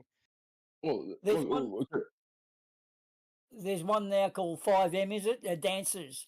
They influence young 14 to 16-year-old dancing girls to come in, and it's basically a sex fucking network. But they offer you all the things of like K-pop, that sort of shit. Take advantage of young teenagers and the dreams of stardom. 5M, I think it's called. Yep. Sound of Just Freedom an is old. kind of similar. I just want to kind of go back. In my opinion, I don't see how Trump is not in these files. I don't see how he's not in these files in a very negative fashion. You know, what you say makes sense because remember when he got thrown out, he wouldn't go quietly like every other president has. And methinks Yeah. he protested too much. And that's consistent with what you're saying. I've got a feeling he was scared something was going to come up when he wasn't in. And now he's back, Yeah. he can Oh, yeah. cover it or pardon himself. Oh, Yeah, but we definitely. also It's wouldn't. Sorry. Yeah. no, go ahead. I don't think we'd know about the Epstein files unless it was for him. So I think either That's not true. he believed. Okay. I mean, if you think about it, like Epstein was arrested under him, right? But this is the whole crazy connection. Bill Barr, who is at that time the head of the DOJ, got Epstein his first job down here in Florida. Like these little circles are fucking super tight. Even Pam Bondi, the current DOJ, worked under the attorney general in Florida that gave Epstein that sweetheart deal. Basically, you go to jail 1 day a week, and you only do it for like 18 months or some shit. Everybody's always talking about a global cabal of pedophiles, and it is literally just here it is right here. Well, this is the catch though. Like there'd be no reason to, give that knowledge or drip feed that knowledge to the public if you weren't trying to expose a system that existed before. So for me, maybe there is some insulation he has from contributing to it in some way, but I think there's a ton of people that have been contributing to it consciously and unconsciously for a long time. And that's in the private sector, people who have no dog in the fight. You listen to the testimonies around that time. Like for some reason, people were just scared of Epstein, right? This is kind of just public testimony around that, and I think there's an extension of nobody really realizing that Epstein was connected to the intelligence agencies. So whatever trickery and gaslighting he pulled off to get blackmail on people, what weight does that have? I think so. It's like I think many good men have been slayed, had their credibility slain along the way. The thing is, I don't know how you get in Epstein's files unless you were on Epstein's island. I don't think they claim he has links to intelligence agencies, but none U.S. A lot Mossad is what they're claiming and shit like that. If he was doing what he was claiming to be doing and filming things, what he created was blackmail over some powerful people. And you're looking at these people potentially that are currently sitting in office right now. There was like, well, the Democrats had it. Why didn't they release it? That's because there's Democrats on this too. That's why I want this out. This is going to completely destroy this bullshit fucking two-party system that we've put in place. Because now I don't know how you stand behind a pedophile. I don't. I don't know. I've never seen a pedophile recover. I haven't. Well, and this is the big point of contention with like the history and with Trump. His life supports kicking Epstein out of Mar-a-Lago, building business relationships that were outside of the network that Epstein was working inside. So these connections are being made by the mainstream after the fact, after Trump became important character. When he became someone to slay, they used it to slay him. No, so the Epstein out of Mar-a-Lago, yeah, that happened, but that happened after he got the conviction from the Florida, and he wasn't ever an official member, and he trafficked that Jelaine, the other girl, the one that killed herself, that like Prince Andrew fucked apparently. Maggie. She was trafficked in like 2009 from Mar-a-Lago. So Trump made his band at 7 in 07 after he got convicted, but he's still be able to get pulling girls from his club in 2009. You still have pictures of them together. You still have them on each other's planes. Dude, come on, man. Like, Dude, really, if you have evidence of him pulling girls from Trump's club and Trump knowing about it, to me that's like that's a kill shot. I would be, I'd share the shit out of that. I don't know. I can't prove the knowing about it part. we can't prove that. I can't prove that. I can't prove that part of it. But you can prove in her trial, the Maxwell girl talked about pulling girls from Mar-a-Lago. I mean, Wow. it, See, it, here's it's the whole point though. Like we know that how much money they were pulling through, Trump. Let's say he is in there, right? And we can finally solve this, credibility of Trump. But what about the billion-dollar industry behind it, right? Prince Andrew is just I think we're seeing some unlucky fall guys with a little bit of the front face of the leak early. So when you say the private largest industry, are you talking like the CEO of like Facebook, like Zuckerberg's on this list, or like Boeing, the CEOs of like the military industrial complex will be on this list? Like I don't know what you mean by that. Yeah, I think that's a decent implication there, but it'd be including but not limited to. I think there are non-public names, and I think this is true about the list of wealth we see in the world. Like the list of public wealth we see those aren't the richest people, right? There are hyper wealthy people that have wealth through proxies, um, Putin, and yeah. have generational wealth, right? So, and these are in the private sector. So I just think there's a control mechanism much higher up that is influencing and controlling this blackmail, and they're using, sex trafficking as a, carrot on a stick to try to get people young. A lot of these people were, they get blackmail on a young leader, 19, 20, in their early 20s. It's when they're 30 or 40 and they become somebody that this blackmail is used against them. That's So, the fear the U.S. Sorry. No, you're good. I was saying that's the fear the U.S. has with TikTok being owned by China. That they would be able to collect data on our youth and potentially, use it against them in the future and stuff like that. I think someone said it earlier. Any tool can be turned into a weapon. A hammer, you can drive in a nail or split someone's fucking skull with it. Anything could be turned into a weapon. So you have to kind of look at that. But kind of going back to this, like I said, I don't get how, I always hear, oh, there's a global cabal of pedophiles and all this other shit. And like literally, it's like screaming, this guy knows about it, if not even participated in it on a very high level because of his actions. He runs for president and says, I'm going to release JFK, MLK, and Epstein. He releases JFK and MLK, and then Epstein magically isn't going out. And then it's, oh, we have this list. Oh, we don't have a list. They're literally lying to protect the president, and because he's in the list. Did you see what happened in the first stage? Like when they released those notebooks, The first stage documents. Yeah. Yeah. So everybody was like, "This is nothing new. This is what's already been released. There's nothing new here." Was basically the response. Yeah. So who we can look at this. We can see who is responsible for storing the Epstein documents, the files. It was the Southern District. Southern District. Yeah. Yeah. And do you know what they did with those files? They didn't store them very well, very properly, but there's also a backup copy of those files because of the federal nature, and they were digitized as well. But they didn't store them very well. They weren't stored very well, from what I remember or what I heard. Well, the entire leadership of the office was fired by Pam Bondi and Kash Patel because they were in the process of turning all the digital data into documents and loading it onto trucks. I don't know if that was the reason why they filed. It's a big red flag, and we see Diddy, him getting busted before Trump wins again, was a major red flag to me. That is the intelligence agency covering their own tracks. That's them going and getting Diddy before the next administration does. Why would it be advantageous for Trump, who has ties to Diddy? They have business relationships, and why would it be advantageous for Trump to bring Diddy down? Because none of those ties connect him to any of their connections to the intelligence agencies. Trump is going against those intelligence agencies. How do you know that?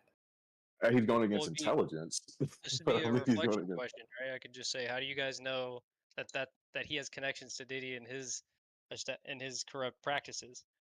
Well, I mean, there I is didn't no say connection. that. I just said business. Like you have Diddy and Trump. They're both New Yorkers. They've done events together. They have images. They have pictures. I just don't think it'd be advantageous for Trump to go after Diddy. Trump going after the intelligence agencies. I agree with that. Cash Diddy and Patel's a Epstein. I don't Cash remember Patel's the a moron. timeline. Wait, was Diddy Diddy and indicted Epstein. after Diddy Trump and got Epstein have the elected? same job. No, he was When did the indicted indictment? he was indicted under Biden. There was Okay, a so raid, and then they indicted him, but he was indicted under Biden. And then I'm Yeah. sorry, the charges were being talked about under Biden. I think he was indicted and arrested like right when Trump got in office. But the process started under Biden's presidency. And this is And that's the because Diddy thing. and Diddy, Epstein have the same well, role. They you have to see right. Diddy Epstein though. worked in the stock market, creating blackmail on young leaders, and Diddy worked in Hollywood, creating blackmail on young influencers. So Diddy, you have to also remember though, for this is Diddy direct. did a This is the intelligence agencies getting exposed, and what do we see happening with Diddy's case? They're making a joke out of it. They're making they about tried to his go after identity, Rico. credibility, and his actions rather than his connections. What was he doing with all The- this the- they footage? got Where did the they footage basically go? got Diddy for the Mann Act. They tried to get him for Rico and all those other things, but they didn't go that. It didn't go too well for the state. I'm sorry, the government. Well, I think But they're not releasing the real Epstein files. They're not releasing the real scoop on Diddy because they're going after much bigger fish. They're going after this private sector compartmentalized system that has infiltrated our military and our politics. And if we don't and see these evidence of guys, that, I think most pro-Trump people are going to jump off this train, right? This fictional savior idea is going to fall apart soon. We have the Department of Defense audit coming up, which is going to make Doge look silly. The things that Pete Hegseth should be exposing should be wild. Um, and those are pivot points where I think a lot of people that are pro-Trump are going to have to jump off the train, because if we I keep don't getting think these no results and no big fish, but I don't think any of those things alone, isolated, would take the cult mentality that he's been able to capture from these people and take it away. But yeah. the pedophile aspect of it, that's when I have never seen a pedophile recover. I haven't. Well, I mean, I'm not granting he's a pedophile, but I see the evidence you're pointing out. I'll have to research that. See, I have some other Yeah, connections he's I've seen. you look Right? look at when you look at the case, it's known in the civil cases, he's person of interest number 174. So if you want to look into it, just look that up and read what they said person 174 did. That's who he is in this little mystery thing. And that's why honestly he can't release it, because you can look at what's going to come out and look at the civil and be like, that is fucking Donald Trump, who had sex with a fucking 12-year-old on this island at this time. Like, I mean, it's ridiculous. See, this is call me a conspiracy theorist, but one of my big theories on this is that whatever system is at play that put Trump in his position, like you're looking at guys like Dan Scavino, if you know about him. Russia. Hold up. So so the intelligence system behind his campaign, to me, this is a intelligence group, previous government, maybe some existing government. It's a grassroots movement, right? It's got 80, 90 million people more paying attention to politics than we'd seen before. It's like a population or a popularity contest, right? It's really unprecedented. So all of this attention to me points towards him being like recruited, meaning I think someone showed up to him and said, here's the blackmail the guys have on you, and we have a copy of it. So you're going to do what we say, or and we think you're the best role to, go for president and to run to this campaign. But that If also that group implies to me, existed, that group is full of Chinese bankers and Russian bankers. Because after Trump went bankrupt, every American banking institution said, get the fuck out of here. We want nothing to do with you. And that's kind of why he is who he is today. He doesn't like America. He really doesn't. He wants us to be more like Russia, because in Russia, men like him have a lot of power. yeah, but this is the same. The problem with this, like the ultimatum there for me, is that this really just lines up with like the view on Whoopi Goldberg. or this is what Whoopi Goldberg is sharing, this Russian intelligence influence. But we know that So there's you, private sector that it's influencing all these nationalities. So like, saying it's one other country to me is just just follow engaging the in money. another one of the intelligence plants. Well, just follow the money though. You know, if he owes at one point in his first presidency owed China some money or something, and it magically went away.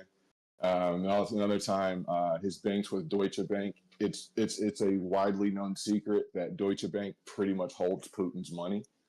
Well, it's widely known that all the top 1,000 wealthiest people in the world use the same banking loopholes.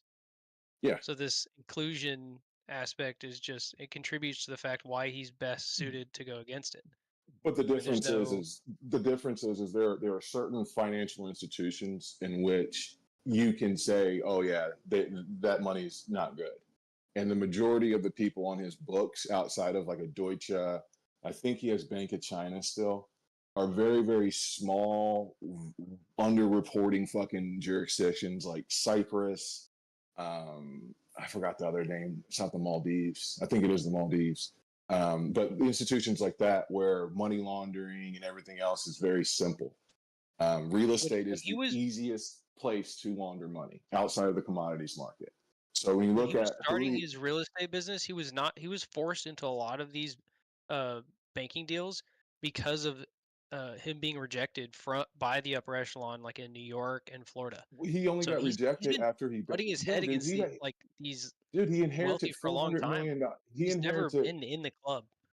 yes, he has. He No, he inherited a hasn't, man. portfolio of properties in New York worth over $400 million in like the fucking 70s, dude. Like, what do you mean? He got kicked out of that whole upper echelon in the banks because of You the would have shit to show me business that evidence decisions that he makes. You need to because see there's the multiple evidence testimonies and evidence I've seen that's not even reality, dude. Do that you he didn't deny that inherit. he declared? Wait. Do you deny that he declared bankruptcy multiple times in the United States? Yes, You deny that? yes, because it was companies, not him. That's how businesses work. But Okay. so Fine. so let's talk about the casinos. What was the name of the casinos? Was it the Trump casinos that were declared bankruptcy? I don't Like, I have it all think, mapped out. Yeah, I mean, yeah, you guys it can was in just Atlantic think City. It about it. was he renamed them the Trump. So it does follow you personally. Bankruptcy does follow you personally, even if a business goes bankrupt. It still follows you personally. It goes to the fucking cap table. You The can't way just that open a business, throw in a bunch of debt, and just close it and not pay anything. It's going to follow you because you are the owner of this stock. You have the cap table owes the bill, basically. Well, I would just disagree.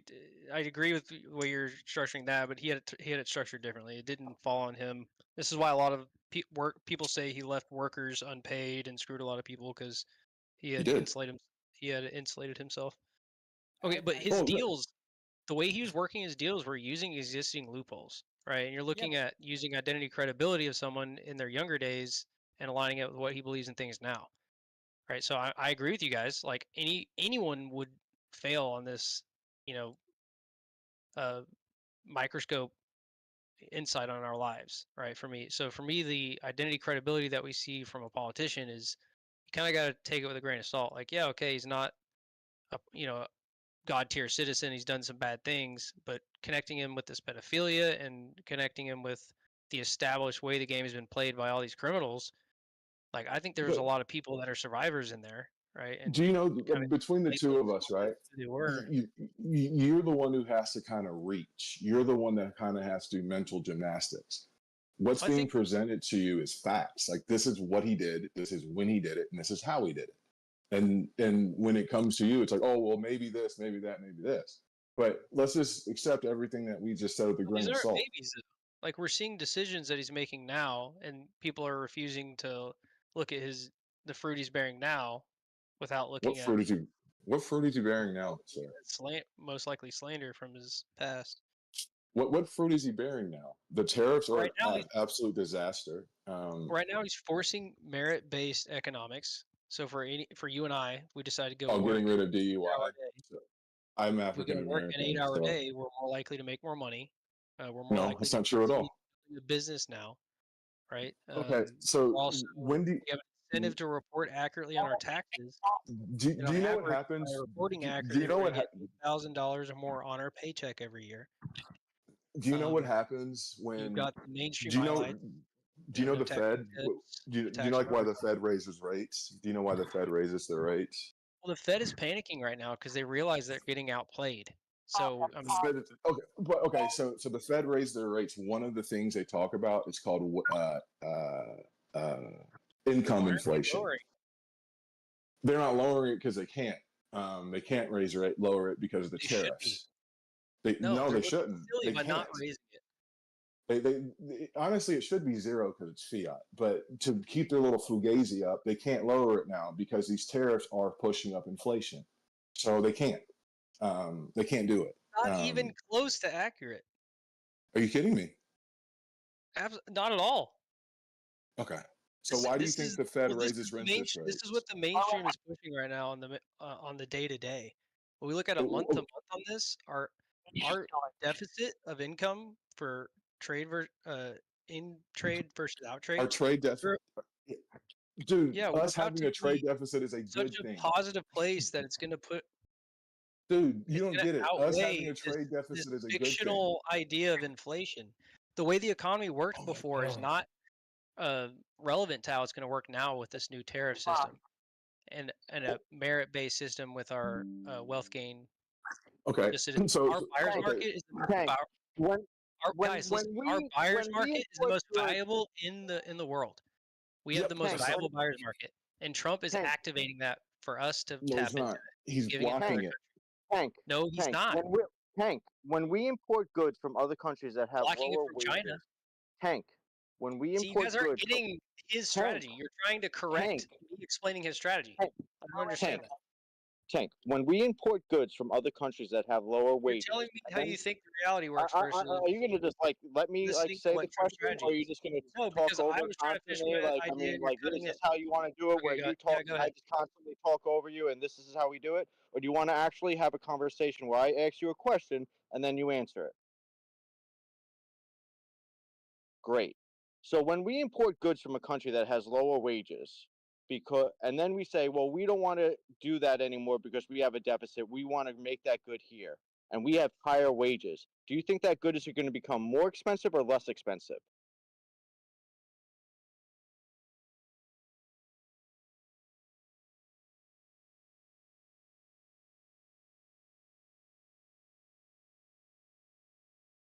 Did I break him or something?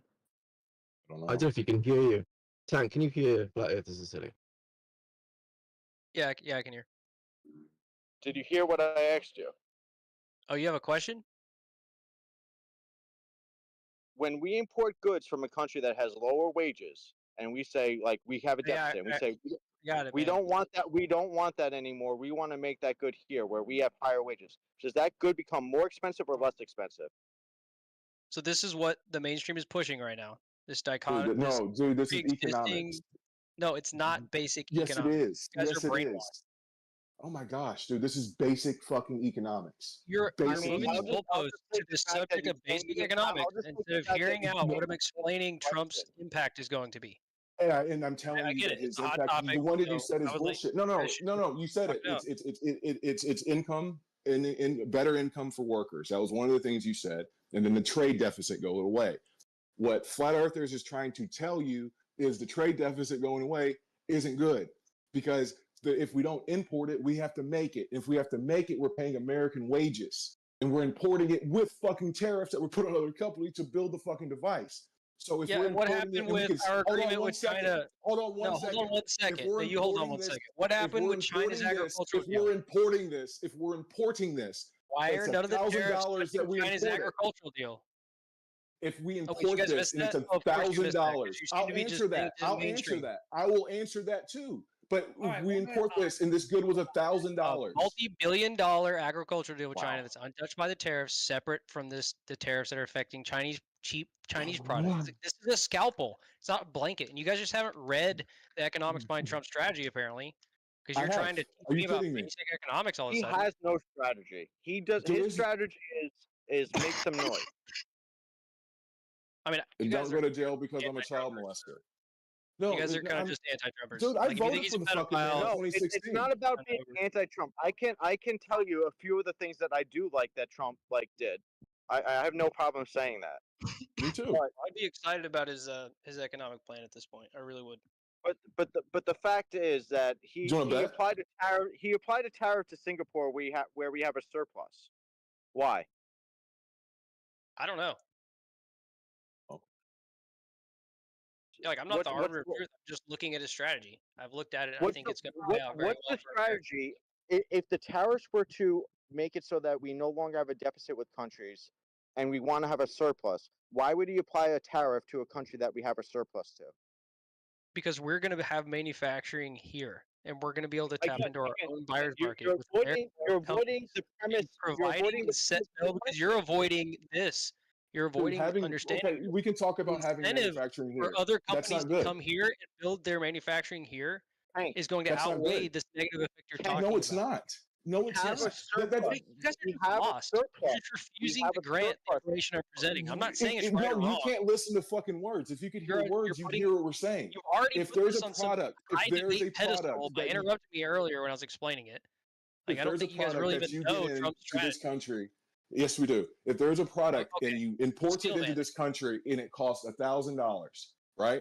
And now you want to make it here, and we're importing it from China, and say that product has 4 hands that need to touch it. Every American worker makes more money than a Chinese worker. Almost every one of them. So if we're making it here, that thing that we imported for 1,000 and sold for 1,500, we're going to have a manufacturing cost potentially double that. So now the good's worth $2,000. Now we have it here, but now we have these fucking workers here making these low bullshit job wages that can't even afford the shit they make. Like that's what you don't get. It is a loop You're of missing the infinite long-term impact. regression. You're looking at the short term. What's the long-term impact? The That long-term we're working in impact fucking is that factories? American infrastructure is getting bolstered by our own buyer market. We're not giving it out to Wow. China and other superpowers because they've been sucking us dry by monetizing our buyers market. You know, I mean, if you're refusing to see that, I get it, but there's a Can you gradient. define buyer's market for me? Because I want to. Yeah, America being the highest spending population, we spend most of our money on entertainment, on extras, than any other population. Even purchasing other power is populations. what you're talking about. You're talking about purchasing power. Yeah, and it's a known term, the buyer's market. American buyer No, market is the most. It'd be Yeah, it American is. purchasing power. The buyer's market would be a slightly different. But if you're talking about American purchasing power, and you're saying that the world is sucking us dry with our purchasing power, or we can even substitute buyer's market here. Yes, yeah, all of these, the trade deficit you're talking about, us taking stuff from China and getting it really cheap, and we're gonna suffer from getting rid of that because we have to get it more expensive here now because the manufacturing costs and all the hands trading. Dude, you're talking about you're unwilling to get rid of our enslavement to other to these cheap products. Are you not tired of buying cheap Chinese products, shit that breaks? Are you tired of planned obsolescence? Or are you The obsessed planned with this obsolescence is idea a of the US economy thing. working the way you think it should, GE based on invented Warren it. Buffett? Holy shit! GE invented planned obsolescence, but that's an American thing. I'm not No, it's tired a of getting global cheap. entity that I'm not controls tired. our I'm not world. tired of getting cheap Chinese shit. I'm not tired of getting cheap Vietnamese shit. What I'm tired is hearing people that don't understand the fundamentals of fucking anything defend this fucking pedophile. That's what I'm tired of. And you're projecting he's a pedophile and all sorts of stuff that so much evidence points out that Prove you're me just wrong. some sort of Prove me wrong. Trump hater. Prove me wrong. Prove me wrong. I mean, dude. Okay. How about this? I don't have to, and I don't want to. How about be this? honest. No. How about this? To protect this criminally convicted, sexually liable sex predator, because that's exactly he is a sexually liable sex predator. You can call him that. Can you Not not? at all, dude. Just because Why Epstein not? He came got out convicted. because of him. No, this isn't Because Epstein. it's used as This slander to attack isn't him. Epstein. This isn't Epstein. You're just he was civilly convicted for by CNN, being bro. a fucking. This is literally freak everything you can hear on before CNN Epstein. morning show. Like, This is before Epstein. I don't watch any of that you're shit, literally dude. just I on don't an think you know the anti-Trump fuck you're slander talking campaign. to. But You watched a seriously, YouTube I video that voted for the brainwashed you motherfucker into in thinking Trump is a 2016. pedophile, when in I fact literally the people voted that for run him. this I world taught are a his son how to pedophile, play fucking and he's the basketball. only one going up against the intelligence guys. agencies, man. The intelligence agencies would you not have been both- exposed until Trump showed up and became a president. Period. And what are we getting Yo, from the guys, give exposure me of a these second, bro. intelligence Give me a agencies? second, please. Give me a second. Hello.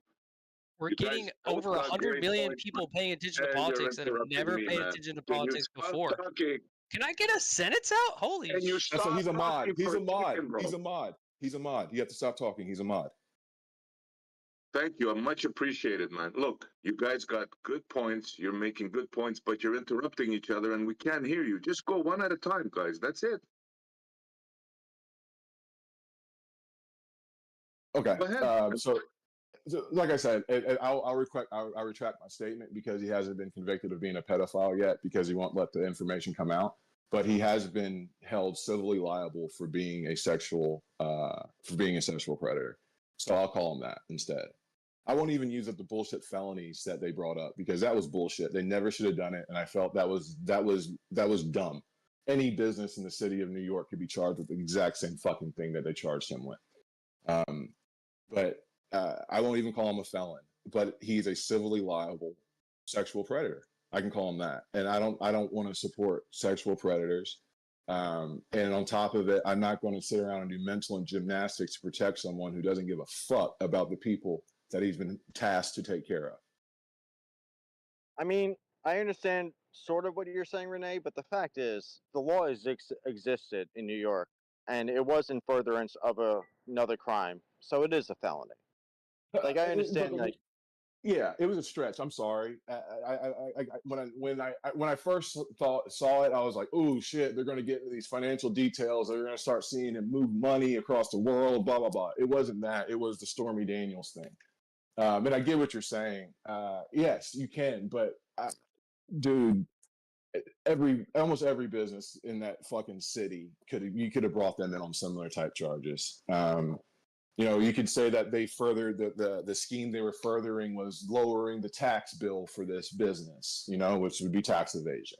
You know what I mean? Like you could do it to almost anyone. Like I didn't give a fuck about the felonies, but being a civil liable sexual assault, I thought people would actually care about that. No one did. Hopefully people will care about this when the Epstein list comes out and he's in it. Hopefully that will be careful because like I said, I knew Jarrett Fogel. Here's a wonderful fucking story. We're out in a party and he's a creepy fucking guy. I never liked him. And we're in this booth and we're all talking big about like girls and all this other shit. And he starts talking about like going to like Thailand and like getting little boys like do shit. And we're all like, this is weird. Like, shut the fuck up. This is weird. So me and one of my teammates were all drunk and across the street there was a Jimmy John's. So our goal was to like hog tie him with our shoelaces and get him in Jimmy John's and shove a sandwich down his throat and take a picture of him eating it. And he'd get fired and lose his job and can't do this anymore. And we tried to do it, and like everybody in the city was like, "You guys are bullies" and all this other shit. But in hindsight, they should have let us do our job.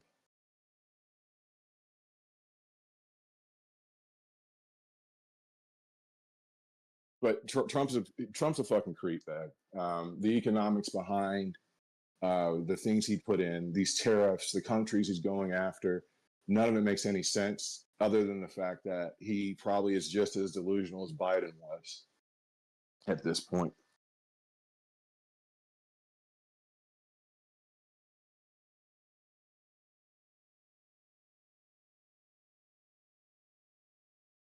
Well, you guys had some good points about the job thing, and I mean, not to take sides, but it's pretty clear cut, right? If you were to bring manufacturing here, which is a pipe dream, it's never going to happen, right? But if you were going to do that, obviously you would have to agree on the fact that the goods would cost way more than they do now. I mean, there's no way around that. Yeah, substantially more.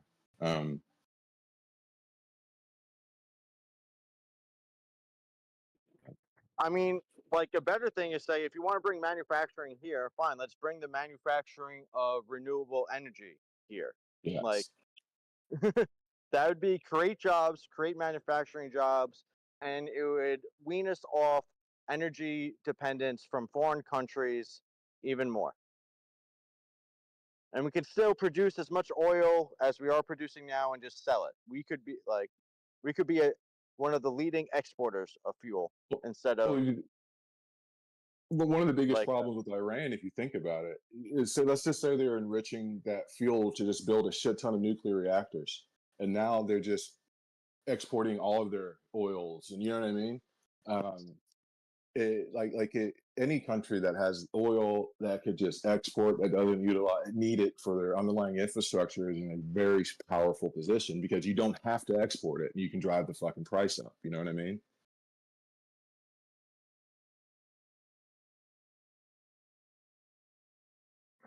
yeah, I understand. Supply and demand.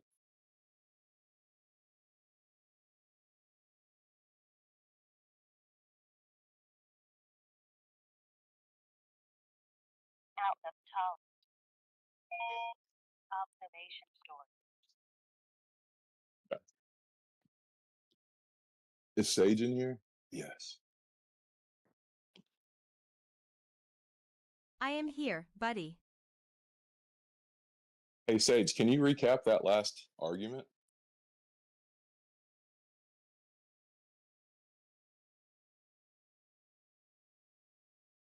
Low instrument battery.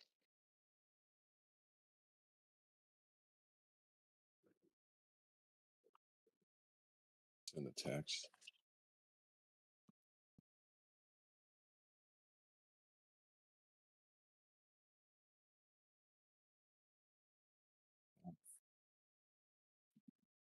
You guys know that most of the tariffs haven't kicked in yet, right? He keeps delaying them and delaying them. And people are working in the background now. Like, I don't think most Americans have any idea what's coming. I think if it's similar stuff, the whole world. Yeah. No, like one of the things I think as Americans, I think one of the main things that we need to understand is the relationship to international trade and the position we hold there. Bretton Woods was a master stroke of soft power that allowed us to basically control international trade with our currency. What Trump did is basically destroy that system, dismantling that system. Another thing that no one really talks about with tariffs and all this stuff that Trump is doing is how he makes the word of the American government shit. Any freaking trade agreement we go into is always going to be like, well, it can just all be undone by one president, a presidential election. It can just all be undone. He turned our word to shit. That's a good point. That's a good point, bro. Exactly that. Yep. You lost all credibility, especially with the money system, especially what you did to Russia. That's why the BRICS is coming, and they're going to make a new system. They already made a new system. So, I mean, I don't think most Americans understand the severity of this problem. To go after BRICS, we would just go after either Brazil's stability, which we did by putting tariffs on them, and then we'd go after China currency stability, because Iran and Russia couldn't be the middleman. It's all about stability, and that's not what we're presenting. We're not presenting any level of stability to the world. Our courts aren't properly working. Our president is enacting powers in which he doesn't have. He does not have the power to even initiate these tariffs. It's interesting where we're going, but bringing manufacturing back here and this whole plan to have U.S. workers make U.S. products that U.S. people buy. It sounds great, but in practice, you can't do it.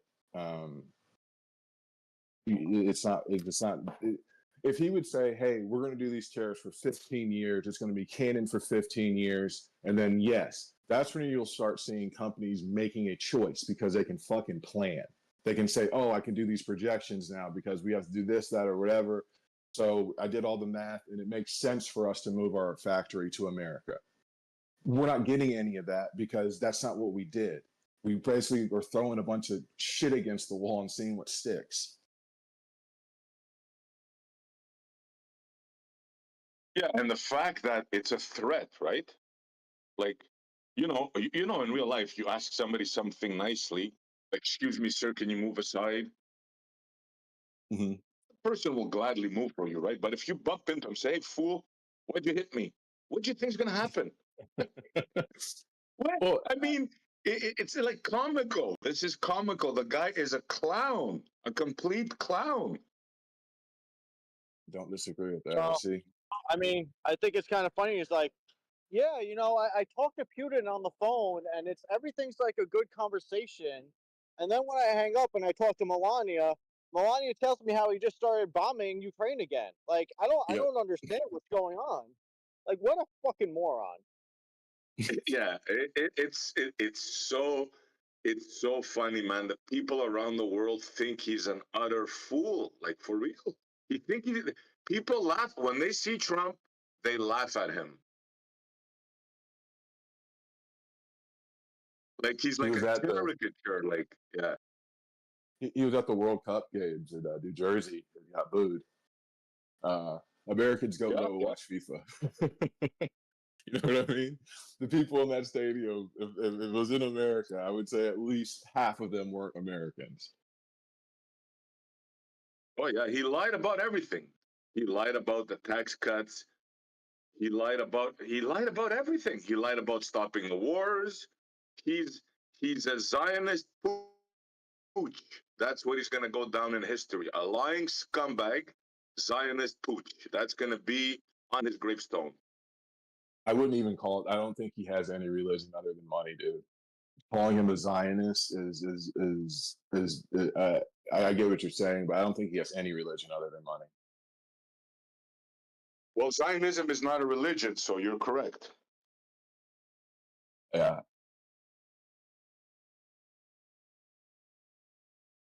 Look, it's a very, very sad state of affairs, right?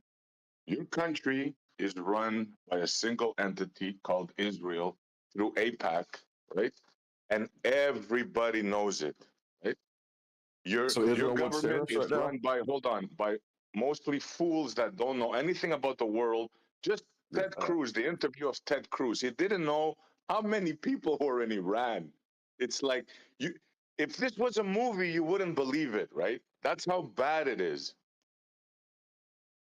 I completely agree that we have really stupid people running our country. That's why I want the Epstein list to come out, because it's going to not only hurt the current stupid people, it's going to hurt other stupid people in other parties. That's the thing. I'm not Democratic. I'm not Republican. I want a government that works for the people, with the people, not for fucking private business, not for private interests, but for the good and benefit of the people in which it's been tasked to protect. You know, when you have a government that doesn't fear its people, that's when we have a problem. But to make the government fear us, what do we have to do? And I think one of the main things would be demand transparency of the Epstein issue. Yeah, that's going to be tough, because I heard the latest thing. I don't know if this is true, but apparently they were using Mar-a-Lago, Trump's golf thing.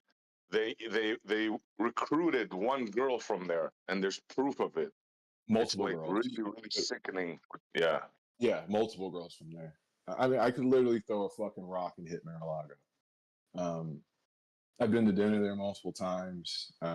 It's a cesspool. But at the same time, dude, I always hear people talk about these global pedophile cabals, and this person's in it, these people are in it, and honestly, the president of the United States is literally either hiding them or himself, from exposure. Both. What's happening here now is, from what I hear, right? It's not about one person. It's about if they show these records, right? It's going to show not only the people. They couldn't care less. They'll sacrifice the pawns, but it's the master that's going to be exposed here. See, this is a Mossad operation, apparently. So this is what they're trying to hide right now. So imagine now, this is like an evil movie, like a James Bond movie, where the evil guy has an island, right? Like just listen to this, man, how this plays out. He has an island. They bring prominent politicians there. They expose them to young girls, take pictures of them, and have them for life, like a frame. It's a bad movie, but it's real. I'm confused because the FAA flight logs were leaked years ago, like 2017, 2018. They were floating around, and Bill Clinton was on it 25 times, 26 times. Yeah. Like I seen the flight logs, bro. Yeah, he's. I remember I want looking them all at to them. go down, dude. I want them all to go down. Fuck Bill Clinton. But Fuck what them I'm all. saying is like why the records have been circulating on the internet for years. Maybe it's Being not the on complete comprehensive records, but we got plenty of names already on the list, dude. Yeah, so the difference is what they basically are saying that they had in the client list were people that were actively engaged in his sex trafficking practices. Dude, you could be on Epstein's plane and be completely innocent. You know what I mean? You could have been a fucking accountant for something, and you had to do something, and he put you on the plane because he was traveling, didn't have time, and so you're getting the information you needed, and you flow back, and now you're in the flight log. You know. But he was on the flight logs going to the St. island. James 20 something times, bro. On the Lolita Express. I understand that, but what I'm saying is that's not enough to say you're a pedophile. That's enough to say you have some fucking shady ass friends. That's enough to say you should probably change your fucking circle. But this client list was basically people who he was actively finding people for, participating in it. And apparently Trump is on the client list, not just the flight logs, but the client list. You know what I mean? Even back then, I heard Trump was on the logs one time. He's on the flight logs showed up many one time on the logs. Many times. I'm just saying, from what I heard, he was. I'm not. Listen, I don't have a dog in the fight. I'm not pro or anti-Trump. I'm just. I know all politicians are scandalous, but when it comes to Trump, I heard he was on the flight logs one time, and there's even a testimony of a maid or some type of servant that worked on the island as like a receiver, and she said she seen Trump, but Trump didn't actually like. I don't know. He didn't show much. He didn't spend too much time on the island. He left, like after he knew what was going on in the You island. guys are like, this is like normies talking about TV shows, bro. You guys fall for all the same propaganda as normies. It's crazy. You guys are claiming to be truthers. What are you talking about? Yeah, you don't even know what I'm talking about. That's the problem, bro. What? What are you? Be more specific. You're being ambiguous. What? Why you you don't think there's flight logs? Dude, you guys are talking about literally a TV show, dude. It's all fake, and you guys are like fucking talking about it like normies. Like, oh, he was on this plane. Oh my god, he's a pedophile. Oh my god. I don't think that's been any level of this They're all conversation. killing children because they're all on this flight log. They won't give us the flight log. He's taking it personal. Q up. Who? Renee? No, you I'm do not taking it. anything Just because you're a diddler, dude. What the fuck? If the shoe fits, wear it. Really? The argument I'm still is- I'm mind blown by how normal the conversation is, and then I'm mind blown by even shit like that. I don't even know why do I even talk. I'm just messing. That's fine, dude. That's fine. Continue fucking believing watch the news, believe That's all this fine. bullshit. You guys are fucking retarded, dude. Well, if we were watching the news and believing the bullshit, we would say, "Oh, there's nothing there because Trump told us there's nothing there." No, we should you move don't on." even know that you're just in a controlled opposition, like right version of this fucking movie. I'm in the what? The controlled opposition of the right version of the movie. You just don't get it's a false dichotomy. You think your side is like the fucking truth. Dude, I get what you're saying, Q up. I'm just simply observing what's going on, right? And I'm talking about No, it. you're not. I'm not dude. saying I believe in it. Go observe the fucking temple, dude. The fucking whole island is fake as fuck. It's all set. It's just an observation of my experience the past few years. What's going Hold on, with the Epstein Island and all island's that. fake, right? So you're saying the island doesn't exist, or you're saying that they made up all of this stuff? Which one? Because the island physically exists. I said it's a set. It's a TV set. It's all fake. I know, dude. The little shrine, it's made out of wood, right? It's a makeshift temple. I get that, dude. But then It's to say literally a that utility because closet, and they dude, literally I know. only recently Hold on, moved dude. furniture into it. Bro, I get that QI, right? But to say that they didn't have sex trafficking going on just because they have a makeshift shelter, dude, or shed. They don't have it going on there. That's why they fucking can do You this. don't know and not that. have to fucking, How do you know that? Yes, because this What's is your the one. evidence for that? Because they're not gonna put their shit on blast where they fucking do their fucking diddling. They just put the fucking version for the TV show for you guys to have your fucking fake fight about it. Hi, Quap. You don't know. So I'm trying to get off Discord, but I do want to help Omni's because I hate Geo. So we gotta help Omni fucking keep the conversations on here. I'll take it. Well, the conversation that Ryan and I were having is basically he was saying, "Hey, there's been other people on the plane, and yeah, there's other people on the plane." I think the overarching conversation is fuck both sides. No one gives a shit. If there's a bunch of pedophiles, we want to know who the fuck they are. I would say that's kind of the push. That's where I'm at. Yeah, the narrative of there's not an island, this is that, this is whatever. I mean, you have a dude who allegedly hung himself. You're going to say that's fake. You have a girl who was a victim of it who killed herself. You can say that's fake. But you think Epstein hung himself, bro? I said allegedly. I said allegedly because I don't want We to don't know, dude. Yeah, I don't want to go down that rabbit hole, and that's why I said allegedly. But that happened, right? And that's what I'm saying. The island exists. These people said they made these claims. There's been physical evidence collected. There's been other co-conspirators convicted. For me, that set of data is enough to be able to say, hey, this probably happened. I mean, we know Epstein was charged with that. I forget the exact charges in 2008. Yeah, he was officially charged. Somehow got a slap in the wrist, dude. And that's the thing. So Pam Bondi, the current DOJ, worked for the Attorney General of Florida that gave him that slap on the wrist. But that was basically, instead of soliciting sex from minors, they just charged him with sex soliciting.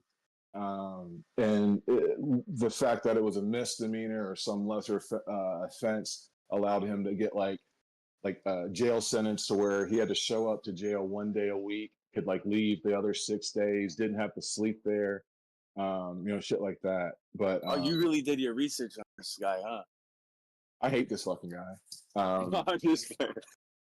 No, seriously, I hate this fucking guy. I know people. I hate this fucking guy. But I love him. I love him right now because it can help expose the fact that both of our fucking political systems are harboring these fucking pieces of shit. They want you to hate him. That's why So there's a I'm Netflix curious, documentary. That's why everyone talks about him. That's fine. You don't believe in the honeypots and all that. You don't believe that they do this stuff. Forget about the island. You don't believe that they do stuff like that. Honeypot. Expose the politicians so they can have something on them. You don't believe that goes on, or just the island? No, I think all the politicians are already in on it with them. So they're just playing roles. And the island itself, Epstein Island is not a real island where they do this stuff. There's different places where they do this stuff. Okay, but you believe that they do compromise them, right? You do believe that? No, I think they're initiated. I think they're basically actors. Dude. Oh, you think everything is an act? I don't understand how you disseminate information, bro. Everything is false for you. I mean, I don't get it, man. Well, I just don't know why you guys think that there's any places that how you guys don't think they have enough power to get all the politicians they want? You don't think they have a way to make sure that no independents become politicians? You think that's hard for them? Bro, some of them, they bribe them, right? And it's enough. But some people, believe it or not, they have a conscience, right? And they won't do the stuff they ask them, right? Believe it or not, there's some good people in the world. Why would they? Why would they allow those people to become politicians? They get fooled. They get fooled. Like they all go through the Ivy schools, they all go through all that bullshit, right? But even though when they select them, they make mistakes sometimes. Sometimes a man cannot stand by and watch people getting bombed Alright, and so murdered. I have a question. ISS, Russian Space Agency, fake agencies, right? Real people that try to go through to become astronauts and all work on these space agencies. Do you think there's real people that somehow can get through to that and then get in charge, like get like higher roles in these like fake No, space that's agencies? military. That's different, Q-Up. That's military. We're talking about civilians So you're now. saying, so you're saying when it comes to space agencies, they have a way to make sure no one real can get to a place where they uncover, oh shit, this is all fake, right? Well, they sign, what are they called, non-disclosure agreements? So that's how they keep those people. They know if they open their mouths, they're going to get ruined. They'll ruin them. So there's various different ways to keep people in check. So why wouldn't they do that with politics too? If that's, running the country is the same as like a government agency, you want it to be under control. They try, bro. They try, but people have to get elected, right? Some people squeeze through, like Cortez there, that the Mexican girl there. Some people squeeze through, right? And Don't you think they would want? But they want us. So let's say it's not real. Like no one's getting elected. They pick everyone. They would obviously want us to think that people are being naturally, organically elected, right? They would show us the illusion of like election process. Can I ask a question to you real quick? Because I just kind of I don't even know how to answer your question, because like what do you believe is real? Like what institutions are real to you? What institutions are real? Mm-hmm. They're all real. They just have a different purpose than what the public sees. Okay. So those institutions are real, but they have a shadow agenda. It's just propaganda. Politics is just propaganda. There's no politician. Like you guys think Biden was in control of America for fucking 4 years? Is that what you guys believe? Probably. No, that's the thing. I don't want to go there. So he's just a puppet. Got it. Oh, I'm just trying to stay here really quick. And so, like, when you talk about the shadow, so you're saying that these institutions, these agencies, NASA, FBI, CIA, they're real, but they have a shadow agenda that is being, let's call it, coordinated by like who? Who's coordinating the shadow agenda? The same people that are faking space. They have a purpose for doing that. It's not. There's no way for a real person to become an astronaut and be like, holy shit, this is all fake, you guys. No, how he would never become an astronaut if he fucking was not part of like initiated Freemason. Just like all the fucking politicians are Freemasons. All the fucking founding fathers are Freemasons. I don't know. So They have a very easy way to fucking control who gets into these things so that they can have their fake fucking political agencies for us. You're taking the Shakespeare approach. The world's a stage and everybody's playing their part. Then, right? Everyone in a position that we fucking see on the media is playing a part. Yes, whether they know it or not. So you would accept Shakespeare's assessment that the world is a stage and everyone's playing their part. You would accept that? I guess. Okay. So as these acts, these plays, and these things start unfolding, specifically to Epstein, can you explain to me the benefit that they get by exposure of this when, as you said, they control all of these institutions from top to bottom? They could do what they're doing now, blocking access to the information. But what benefit do, quote unquote, they get by exposing themselves? They gotta get ahead of the horses. All right, this was gonna come out. The internet is leaking information that they don't want out, so they gotta get ahead of that carriage. Yeah, they're making a straw man for everyone to point their anger at, bro. And also, these are fucking geniuses. These are not. This is not 5D chess. This is like 1,000 years ago they made this plan already, like, or maybe a little bit less. We're dealing with people that fucking used to fucking use pyramids and fucking crazy electrovitic islands that just float, like floating cities, Viamanas, fucking crazy UFOs, fucking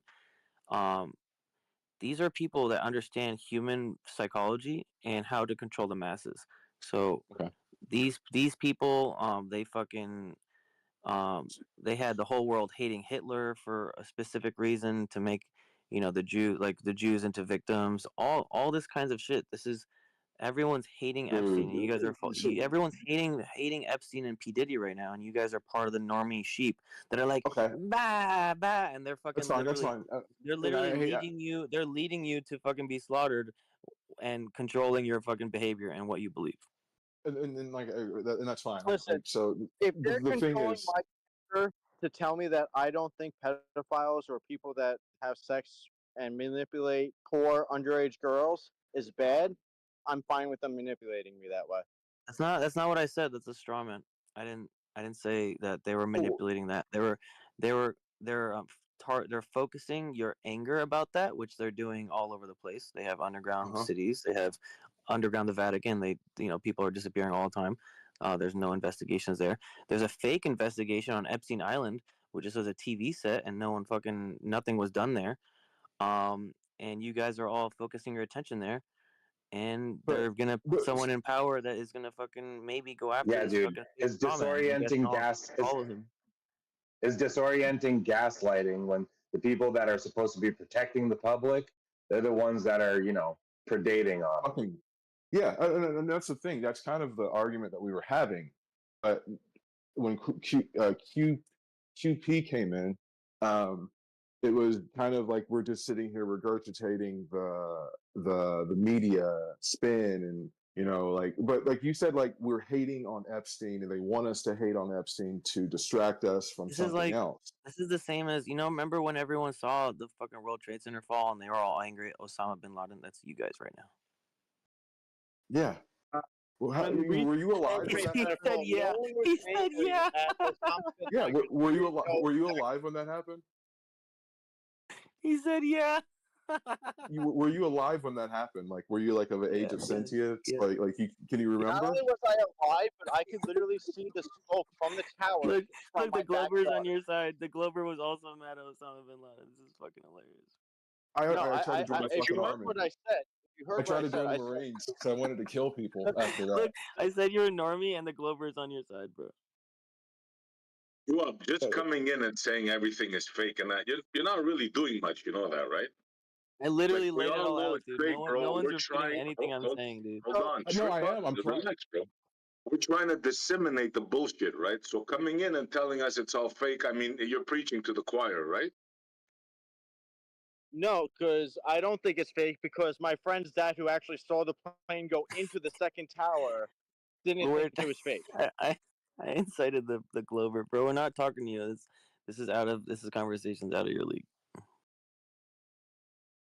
Why do you say that? Trolling? Big picture. I think trolling, so. Isn't he? I think so. Yeah, he's trolling. See, Rene is such a normie, bro. He's like got the same understanding of what I'm saying as this Glover. Yeah, it is trolling. I'm pretty sure he's trolling. No, he thinks I hope everything's you fake. think yes, I'm trolling. I'm trolling, bro. When I say vaccines are bad for you, I'm trolling. Trust your fucking professionals, bro. Yeah, he's trolling. No, So bro, this he can't be believes real. it's all fake. He But the doesn't thing like is it. I don't know what he believes is real. That's the problem. That's what I was trying to Problem ask is, earlier. what does Q Up think is real? That's what I'm want to find out. What is real? Is there anything real? Everything's real. Just some things are TV, and you guys believe the TV. Yeah, he's strawmanning. Instead He's of, like- strawmanning. He doesn't like it when we strawman him, but he strawmans all the time. He's trolling, 100%. You just said, what'd you say? You said you saw something on TV during 9/11. He I said don't he give a saw shit. the plume. You're strawmanning and you're trolling. I don't give a shit. I didn't have Dude, to you're see getting it on gaslighted TV. because you're I didn't realizing have it's a to see it valid on argument. TV. I could It is a actually valid see argument that the smoke reason from that they're towers. exposing this information is so they can control the narrative around the people that actually are pedophiles. That's not what, Electric. That's not what we're arguing right now. And the thing is, I don't disagree with you on that. I don't think anyone has disagreed with potentially they're trying to do that because the truth could be exposed. And now, because if you look exactly what Trump is telling Bondi to do, she's been told to release the quote unquote credible records and things like that. So, like, I lived it. Listen. I lived this in real time. Like, what they call frazzle drip nowadays, like the legend of frazzle drip. No, this was an actual video that you could watch on Reddit of Hillary Clinton carving someone's face. and then eating it. And they tried to hijack the story in mainstream media. They're like, oh, there was a couple emails and that's it, guys. They found a laptop and he was smoking crack and nothing happened. The real story is 9 cops, quote unquote, committed suicide after finding the laptop. So they were all assassinated. And the signature of the assassination was like hanging them by a belt from a doorknob. And this is how every single one of the cops killed themselves. So it's like the signature of some kind of of an assassin. But this story, they don't talk about that. Everybody just wants to believe the mainstream narrative that they were talking about chickens. So what? Yo, you're right about that shit too. And that nobody ever talks about how those 10 or 11 FBI agents, 10 out of the 11 were murdered, dude, or committed suicide. Oh, I think people talk about it. The problem is, it's when they talk about it, it's in deep conspiracy theory circles. So let me explain, Renee. That story came out via the independent media. This is like fringe underground networks of people that are hacking networks, right? The mainstream tried to spin the narrative into hot dogs in the backyard and stuff. They took the reins, right? They're trying to take the power from the people and give them, okay, we'll give you the Epstein. We'll give you Epstein Island. Just don't say that Hillary Clinton's doing it. You see how that works? The thing is, though, I agree with that, but I don't, from the understanding of who Epstein's been around, who he's been pictured with, Hillary's going to get fucking exposed if this comes out, or her husband, or someone would. They got everybody looking at P. Diddy and Clinton. The Clinton Foundation, dude. Yeah, I mean, the Clintons, this is the thing. I'm not here saying Republicans are evil, Democrats are good. I'm not here saying Democrats are evil, Republicans are good. I'm saying they're both piece of shit fucking parties. And this is a way for exactly what you're saying, the people to be able to control. And this is what I was saying earlier. The government does not fear us. We have to make them fear us in some way, form, or fashion. And this is a tool in which we can get that done. Because honestly, this is what I fear is going to happen. Truly. I truly fear there's going to be a referendum on this Trump, and it's going to be a left-leaning one. And they're going to use that list like Sula's prescriptions. They're going to put every rich person out there and say, oh, they're on the Epstein list. They're classified, but we know about it. You can't see it, but these people are on it. And if you fucking get them arrested, we'll give you their fucking money. That's what I see like could happen. I don't think anything's going to come out of it at all. It's just going to get swept under the rug. And I don't think it can. The problem is it's Trump's side, the MAGA. I don't know if you've watched Charlie Clark or some Charlie Kirk. Yeah. So he has like an event down in Tampa, and he asks, who here is satisfied with the Epstein? Boo! Raise your hand if you're dissatisfied. And he's like, oh, that's everyone in the room. You know, like when you go to the assistant FBI director who was all about the Epstein list. He tried to quit last Friday. Yeah, I heard. Trying to resign. Yeah, you go through all of this, and at the end of the day, you have Pam Bondi, who knows if I keep Trump safe, I'm safe, and I get more power in the future. Very similar to him and Barr's relationship. Bro, But the literally, nothing Yeah, I bro. said to Renee literally sunk in. Nothing, dude. It's like he's right back to just fucking normie propaganda. Nah, because I watched not every... Charlie Kirk and all the sheep fucking reacted like this to the same thing that I'm reacting to, so it must be true. Is Trump gonna do something about the fake So situation? the thing is, that we all you're are the one who fucking sounds about? like that. That's how you sound. I have a deep voice. I don't sound like a little fucking punk. But what I'm saying to you is, I'm not saying this isn't. I don't This understand anything isn't. you're saying, but I'm just gonna make an ad hoc. No, but yo, listen, Q-Op, not everything is theater. Not everything is theater, bro. I know you're a Christian, so a lot of the world has to be authentic, and there's just it's not even that, dude. Like Jesse was talking about independent media, dude. You don't think independent media exists? No, not if it gets at all. Like, no, that's not a reasonable position, dude. There's definitely people that got, they got shadow banned. They got sniped off the internet because of what they were putting on. SGT Report, dude. SGT Report is one of the independent medias that I used to listen to. They got banned on YouTube, dude. You can only find them now on BitChute. About them And dude, SGT report are regular guys, dude. They know about stocks, know about the market, know about the pedophile ring. They're journalists, independent journalists. Dude. Go look them up. That's where I heard most of this shit from. You know, that's another reasons why I don't like ChatGPT, because independent media is going to go away when ChatGPT is spitting out all your answers when you go to research something. Oh, the Hagman report. You guys know about the Hagman report? And I used to listen to the Grudge, called the Grudge report, but they got bought out. Oh yeah, the Grudge report, dude. That's crazy. That's a throwback. They got bought out though. The original owner sold it.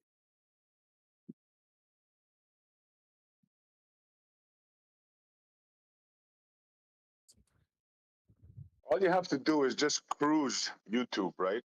You're going to see how many independent people there are reporting.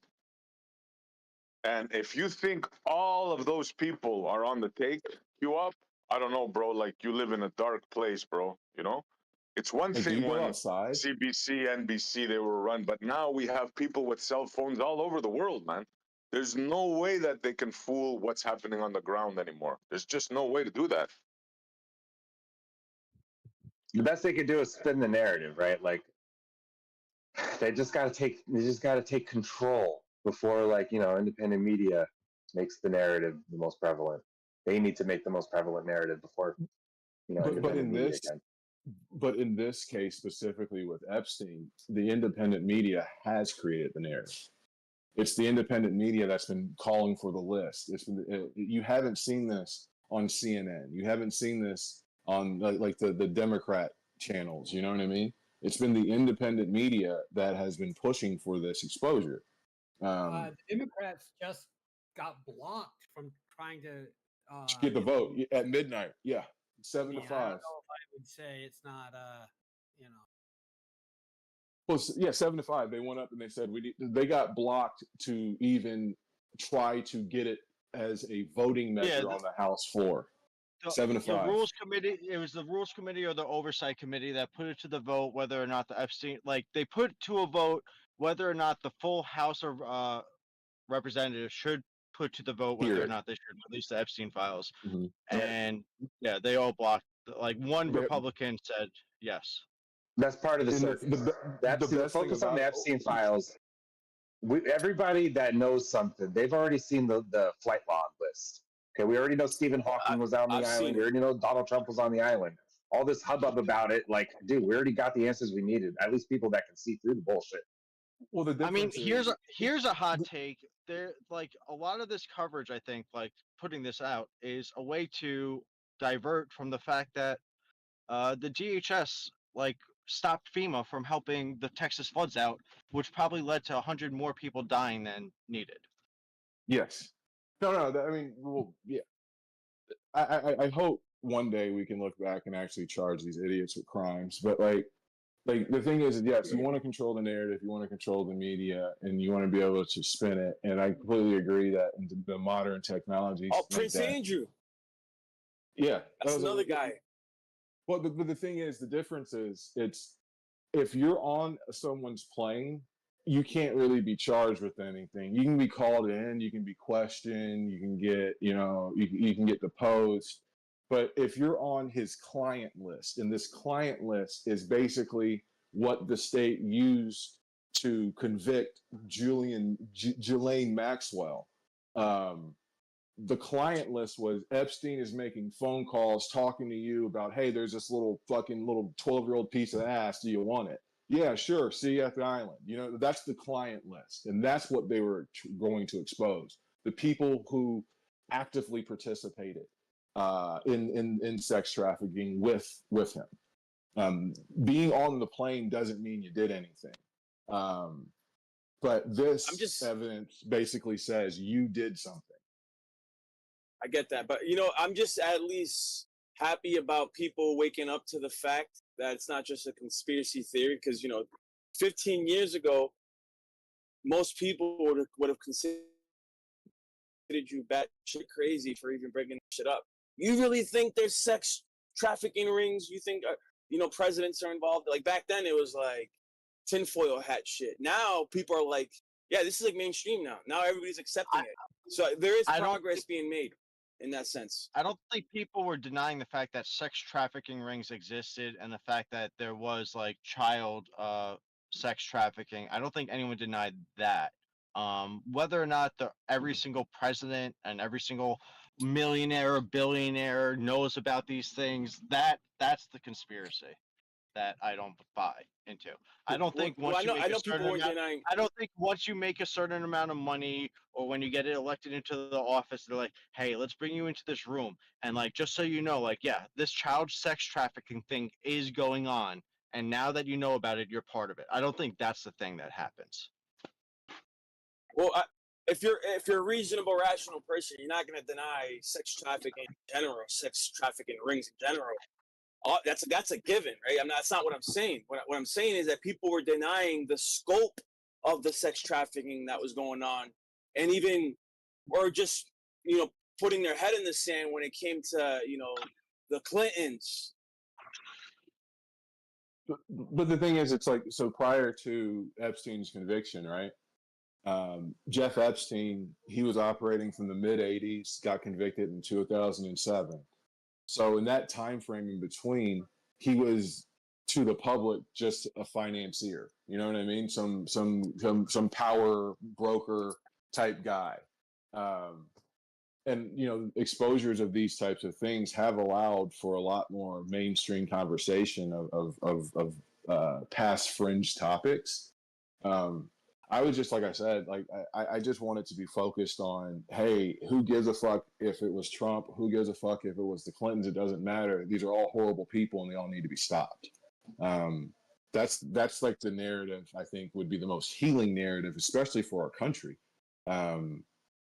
It doesn't matter what party they're in. What about the actors in Hollywood? What about Tom Hanks, dude? What about there's tons of people that are gonna go. Yeah, like what's that dude's name? The movie producer, the Weinstein guy. Weinstein already went down, dude. Yeah, he was one of the first ones in the Me Too movement. The point is, you guys pretended like this wasn't happening all the way until the Epstein files are getting released. It's like, damn, dude, like now you want us to vibe with you as if you're bringing some truth to us. Like, dude, we've been on this for years. I don't think Weinstein was involved in child sex trafficking. He was involved in blackmailing freaking young actresses that wanted to fucking get into movies and sexually harassing them. I don't think he's they out were of jail. talking about underage girls. He was coming and planting stupid. You heard about that? That one story. He was nutting in the plant. Yeah, but the thing is, he's out of jail now. He's out of jail now. He's no longer in jail. Because like I said, like kind of what he was saying, he wasn't involved in pedophilia. It's a different type of charge. I heard Eric was he was in an office space, dude, nutting in potted plants while staring at the receptionist or whatever, dude. Dude was a mess. But this thing where suddenly when you become a billionaire, your sexual preferences somehow change to underage girls, I think is just ridiculous. There is no such thing as becoming a billionaire, dude. To actually reach that echelon, you probably were, what's the word? Groomed. Was Elon born I don't doubt for a second that Jeff Epstein he was molested when he was a kid as well. Was Bill Gates born a billionaire? Was Bezos born a billionaire? No. But yeah, Bezos' father, he was part of the Project Mockingbird. He was in a finder's school. None of those people were poor, though. Wait, hold on. You're trying to hop and skip away from that. Yeah, dude, Jeff Bezos definitely is some kind of test tube baby thing. That's crazy. You don't. How I see Congress literally is you have a bunch of millionaires who are protecting billionaires. That's all Congress is right now. I don't know if there's a person in Congress that's not a millionaire. And if you're not a millionaire in Congress, I'm pretty sure you're in the minority. But how I see the way that we're set up, it's millionaires that protect billionaires because one day they want to be billionaires.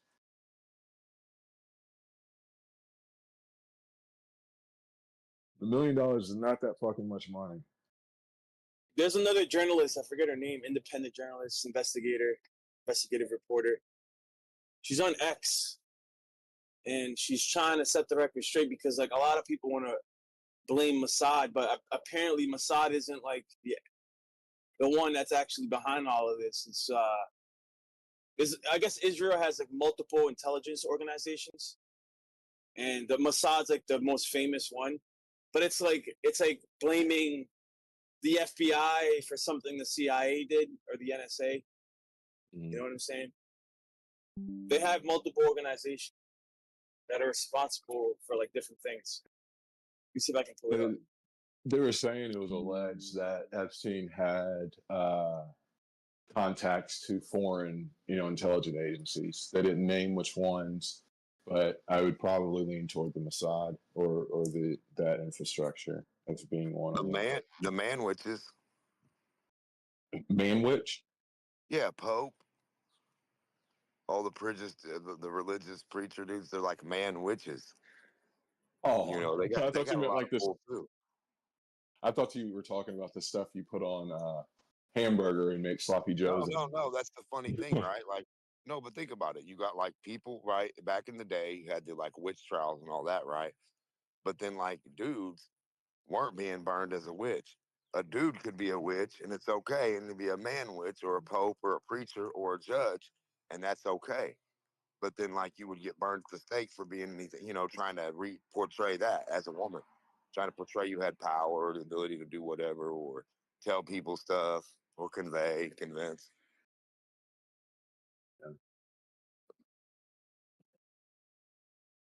So Renee, what I would say to you right now is like, the mainstream media never wanted you to know the truth. Now that they're reporting the Epstein files, you have to wonder why. It's not because they're trying to give you the actual story. I know. And the thing is, I'm not sitting here just eating up the cover or something. No, but it matches a lot of the stuff that I've learned over the years. And then, like I said, as the narrative goes public, I don't know how people who have been actively supporting Trump, and you see this, you see the results of people who literally sat in the face of the dude came on fucking television and said he's 6'4", 225 fucking pounds after his fucking physical. And everybody like, yeah, look at him, he's in great shape. I mean, come the fuck on, guys. Like, those are the same people who are saying now, this doesn't smell right. The people who you could like literally just lie to right to their face and they would just eat it up, now are actually saying this doesn't smell right. What about the autopsy report? Epstein, his neck was broken in like 3 places, I heard. That's in it. They had like the report. It's the bruising. So like you have this little thing in the front of your throat. Like if you like fucking like if you're gonna fucking like strangle someone to death, you're always gonna break this little. I think it's called like the thyrax or some shit in the front of their throat, and the bruising. Thyroid bone. Thyroid, yeah, that. Thyroid. Everything. Yep, that's what it is. But like if the bruising and everything else was consistent of him killing himself in the manner in which it was possible with the method and the tools that he had available. There wasn't like bruising, there wasn't any other type of like extenuating circumstances to say like someone assaulted him and put him in this position. He didn't have drugs in his system. But he would have had to. I mean, his bed was only like a couple inches off the ground, dude. It was like one of those rooms that was suicide proof, dude. So No, he but had you to. know how he did it? There's no suicide proof room in a jail. You get put into like solitary confinement at the best. I've seen jails. I've never He was seen on a prison suicide where watch. bed is only. I've never seen a prison Bro. where the bed is only a couple inches off the ground. You've never been to prison, dude. But do you guys know how I visited prisons multiple times. A bunch of my friends went to jail growing up. I had to visit Hale Site, Osany, like you can name pretty much any New York State upstate prison. I've probably been there. So yes, I have visited prison multiple times. Hold on, dude. I get what you're saying. Like, if there's a will, there's a way, right? You can only protect the inmates so much, right? But like, there is such a thing as protective custody or PC, you know, for snitches or for people that are on suicide watch, dude. And they're not. Yeah, but there's special they're not rooms, put dude. in. They're not put it in a padded room though. They're not put in a suicide-proof room. That's not a thing in jail. I didn't say padded room, dude. I get the difference between like a mental institution and a prison. Well, But hold on, dude. You're saying they're not put in a suicide-proof room? His room, the bed was like 6 inches off the ground, dog. Yeah, but like, do he you know would have had how to have he like tied himself and like dove? No, I don't. he Can you did it? He did Please it go ahead. kneeling, brother. He was kneeling on the ground, and You have yeah, to lean forward. Yeah. You know, he just so cut the this is a- circulation. Yeah, that's why you have like to have the intense amount Okay, of hold on. bruising. So hold on. Wait, one thing at a time. Baby steps. So he just suffocated. You're saying he didn't actually hang himself? Like No, he did. He didn't toss asphyxiated. himself up. First, Yeah, this is really asphyxiate. gruesome, He but asphyxiate. But how do you break your neck in 3 places? That's the thing. What they were talking about was that bone. That's what they were talking about. They weren't talking about like the physical vertebrae. Yo, what they're really being talking about right displaced. now is how there's missing minute long. There's like a minute missing from the footage of his jail cell. So that whole fucking day is crazy. They allowed the motherfucker to make a call that wasn't monitored, and he claimed that he called his mom, but the number that was called had a local area code, and his mom didn't live in New York. He was on a couple weeks prior. They found him with a red cloth around his neck. He said that his inmate tried to kill him.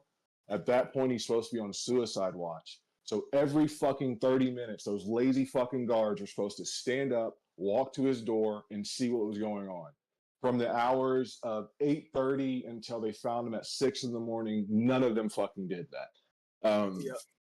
You know, I have a question. How many pedophiles have been murdered in jail because guards look the other way because they don't give a fuck? Because they're pedophiles. About Yeah. pedophiles. Millions. No, I don't know. But this one's different. But This one's different though. It's not like this one's a bit different because of the level of exposure that he had. You know what I mean? If it was just like Bob down the street, you know, fuck yeah, they wouldn't give a fuck. No, this is Epstein. We're talking. You can't let this guy just kill himself either. You want the guy to suffer, dude. You don't want him to kill himself. No, you want him to testify. You want him to testify. So And that, but yeah, I'm saying like you want him to suffer. You know, death is the easy way out. A lot of these guys, they think. I don't think. Wait, hold on, Renee. Do you think he really killed himself? You believe that? Dude, bro, I don't know, but I currently think he killed himself. Yes, I currently think he killed himself. If Renee doesn't want to hold that, I would say this. But yo, real quick, hold on, real quick. I just want to say this: the footage that was released recently, that video of that room, that's not even his room, dude.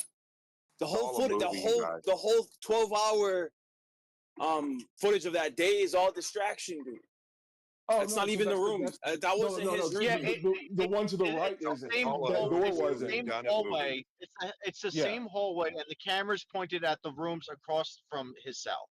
Yeah, you cannot see. No, you cannot see his cell in that video at all. I said the camera is in the hallway, pointed at the cells across from his cell.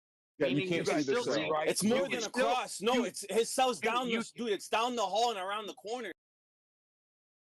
How do you know? You can still see who goes in and out of the hallway to get access to his cell. Bro, what the hell listen, about? there was investigative reporters, right, that they know the blueprint of the prison that he was housed in. They knew his room, and they knew the footage that was released to the public, what camera that was. The whole thing's a big psyop because it's not even. Everybody thinks that the footage of the room that we see in that video that's his room. That's not his room, dude. And if they really wanted to, they could have easily accessed his room without being seen by that camera easily. No. So you can look it up, and it shows you exactly where that camera was. That camera was basically at the guard station, and then to the right is the access area to where Epstein was. There is no other way in and out of that area other than through there. They released him being placed in the cell. They've released them taking out his cellmate that he claimed tried to kill him. You see him go in and out, being escorted in and out throughout with that one camera, and this is the same camera that has that missing minute. If you want to look at it, as I'm trying to explain. Hold on. You're saying that there's absolutely no other way, dude. We're dealing with government agents here. You really think that they're not smart enough to figure out how to get into that room without being seen by that one camera, dude? Come on. They'd have to almost be like when you say we're talking about government agents, are you saying a government agent infiltrated the prison system, or are you saying that every single prison guard is a government agent? No, dude. If you know the story, that whole shift. I know. Hold on, dude. Wait, bro. Wait. The whole shift. Just tell me. Just tell me. Stop interrupting, guys. Let him get his thing out. Let Lance finish. And then I want to say something too. Because I want to know if the prison guards on duties were not actual prison guards there and are government agents, or the prison guards on duty are still working there, are still government agents, or if government agents infiltrated, bypassing the prison guards. It's like it's one of those three options. Those are what you have. Yes, it's one of those options. Which one it is, I'm not sure. But what I'm trying to explain to you is that the whole shift, the guards in that shift were exchanged that week, dude, or a couple days before. They put all new guards on shift, and some of those guards were probably, now I can't tell for sure, were probably government agents with a mission to kill Epstein. And now, the testimony, the last thing, from the testimony of the inmates that were neighboring Jeffrey's cell, they said they heard screams coming from Jeffrey's, like commotion coming from his cell that night.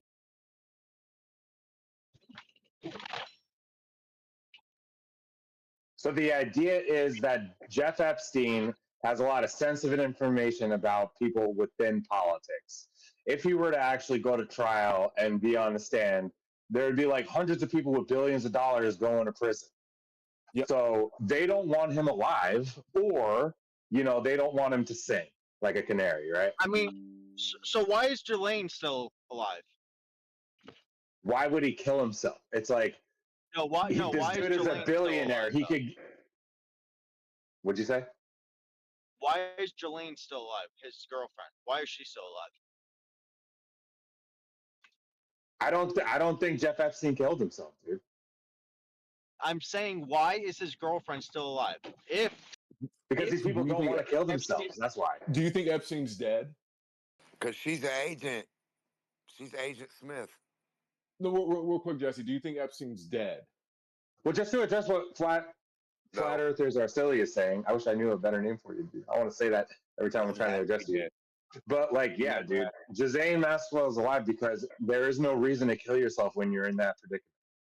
You don't have to be a real person at all either. You don't even have to be real to be Epstein. But real quick, Jesse. Do you think Epstein's dead? Do you think he's dead? Do you think he's dead? No. Okay. All right. But Maxwell, or whatever her fucking last name is saying that she wants to go testify in front of Congress. She wants to talk about these things. She wants to do this. So if she's saying that she wants to talk about, if she wants to talk about the list and all these things, why haven't they killed her yet? Because Maxwell is Epstein. Why would a girl's name be Maxwell? Einhard is Finkel, and Finkel is Einhard. It's like Jelaine or whatever. Well, Jelaine. Yeah, I know. Jordan Maxwell too. Yeah, but anyway, that's a good question. They don't have to be real. Hold on. Let me finish. They don't have to be real. None of these people have to be real. If I'm a millionaire, just a fucking 100,000 I can make a rapper video about a guy sleeping on the fucking street who nobody ever met in their life, and then that guy could have been just a picture of me laying in front of myself on the edited version, and you guys would think there's some person that's alive out here, and so I have some guy act like him in a coat, another bum, but it was really me. Do you see? You guys would be like, "Oh, there's a new rapper." I can't get around D-Mock's line of logic. I can't do it right now. I don't know if anyone else wants to try to entertain that. Yeah, stop trying to dismiss. I just want to get in. Can I get in, dude? Please. Can I get in, dude? I'm not trying to lose my temper, guys. I'm trying to get in, man, without cussing and stuff. So yeah, Lion. Please. So All like, right. you Can were I just trying say to one thing? Hold on, dude. Like that's Yeah, let Lion get in. Hold on, man. Let Lion get in. Go ahead, Lion. I don't want to mod. I don't want to mute. I just want to get in, bro. Please. Okay. So he brought up a good question. Why is Ghislaine Maxwell still alive? Mm-hmm. I'm not entirely sure, right? You also can't make it look too obvious. You just start suiciding all the witnesses, right? Well, that's what Especially happened with we were talking about. and then last thing Mm-hmm. is maybe there could be the case that she's actually being protected, and maybe she, don't speak too soon because maybe she'll end up dead in the next couple weeks. You don't I know. wouldn't be surprised if she keeps on talking about wanting to testify. so But hold on, real quick. But Lion, you said I you just brought up. want to raise No, one thing really quick. Like Ryan, like you literally said, Clinton. They found that video, and then they killed like 11 FBI agents. You know what I'm saying? Yes. Like yes, in exactly. the past, and yeah, all in the past, same manner. Yeah, exactly. In the past, they had which according to you, is way too obvious. They wouldn't do it that way. So apparently, like the fact that all 10 of those people committed suicide in the same way is not evidence because that would be too obvious. No one would do that. What? No, that is exactly what they did, dude. They killed the officers that found the evidence that there was a whole island. Okay, so then there's no reason. So then there's no reason why they wouldn't kill Maxwell. Also, there's no reason why. Exactly. In the She's exact part same of the manner in problem. which She's FDIC probably, died. dude. She's within an inner circle, dude. And so is Jeff Epstein. That's why he's alive. Hollywood doesn't have the right narrative for you. It's So Hollywood. so Jesse, you think Epstein's alive? This is all fucking fugazi. He's alive. Scripted, printed, authored. It's not that the statement Jeff Epstein didn't kill himself. It's not basically saying he's alive. It's saying someone else killed him. That's kind of how I hear it. But you're saying that he's physically alive. Dude, this guy is a multi-billionaire, inherited wealth. He's like one of the wealthiest people on earth. He could easily have like some random fuck in a jail cell wearing a prosthetic mask. He doesn't have to exist at all. Oh my God, I can't. The people don't have to exist at all. Do you guys know how good AI is? I can put your head on Britney Spears right now, and you won't be able to tell how it's your head on Britney Spears or another girl for that matter. They don't have to be real. Will the real Slim Shady please stand up? Please. That's great, D-Mock. So when Epstein's brother goes on air, when Epstein's brother goes on air and says his brother's dead and he saw the body, that he's cool part of it. Story, weirdo. He's an he actor must be too, in on it, right? Sounds like he's part Dude, of the you're movie. looking for weirdo. evidence of everything from the people that are compromised. You don't know how movies work, dude? Actors get paid. They do whatever you... Action. The fuck are you guys talking about, man? D-Mock, no one's a more you highly live in paid America, actor than you. Hollywood. You are the No one highest paid believes in your actor in the Hollywood world. science, your Hollywood murders, or your Hollywood government shit. It's all fucking Hollywood. The government needs a scapegoat. They need islands for fucking sickos to go. Trillionaires and billionaires and zillionaires who actually do get money somehow and do this weird shit or somehow come up above everybody else. They find a way to bring those motherfuckers down too. And if they're not a part of the system bringing everything else down like a BlackRock fucking component or Apex or Hollywood or NASA, the actors in all of it. You got the drug fucking scene. You got the prisoner scene of people like having freedom of speech. You got so everything entails in every one of these movies you guys watch and base your whole emphasis on it. It's a fucking movie, man. Can we get has to have scapegoats. Can we get a when the scapegoats get crazy, they're gonna tell you, oh, this is a bad guy now. Oh, now he's Osama. Before he was our top fucking dude helping us. Now he's a bad guy. No, now he's dead. We killed him. Get real, dude. Get fucking real with all this actor ass Mossad, Israel, fucking Hollywood, NASA bullshit. Epstein fucking Island.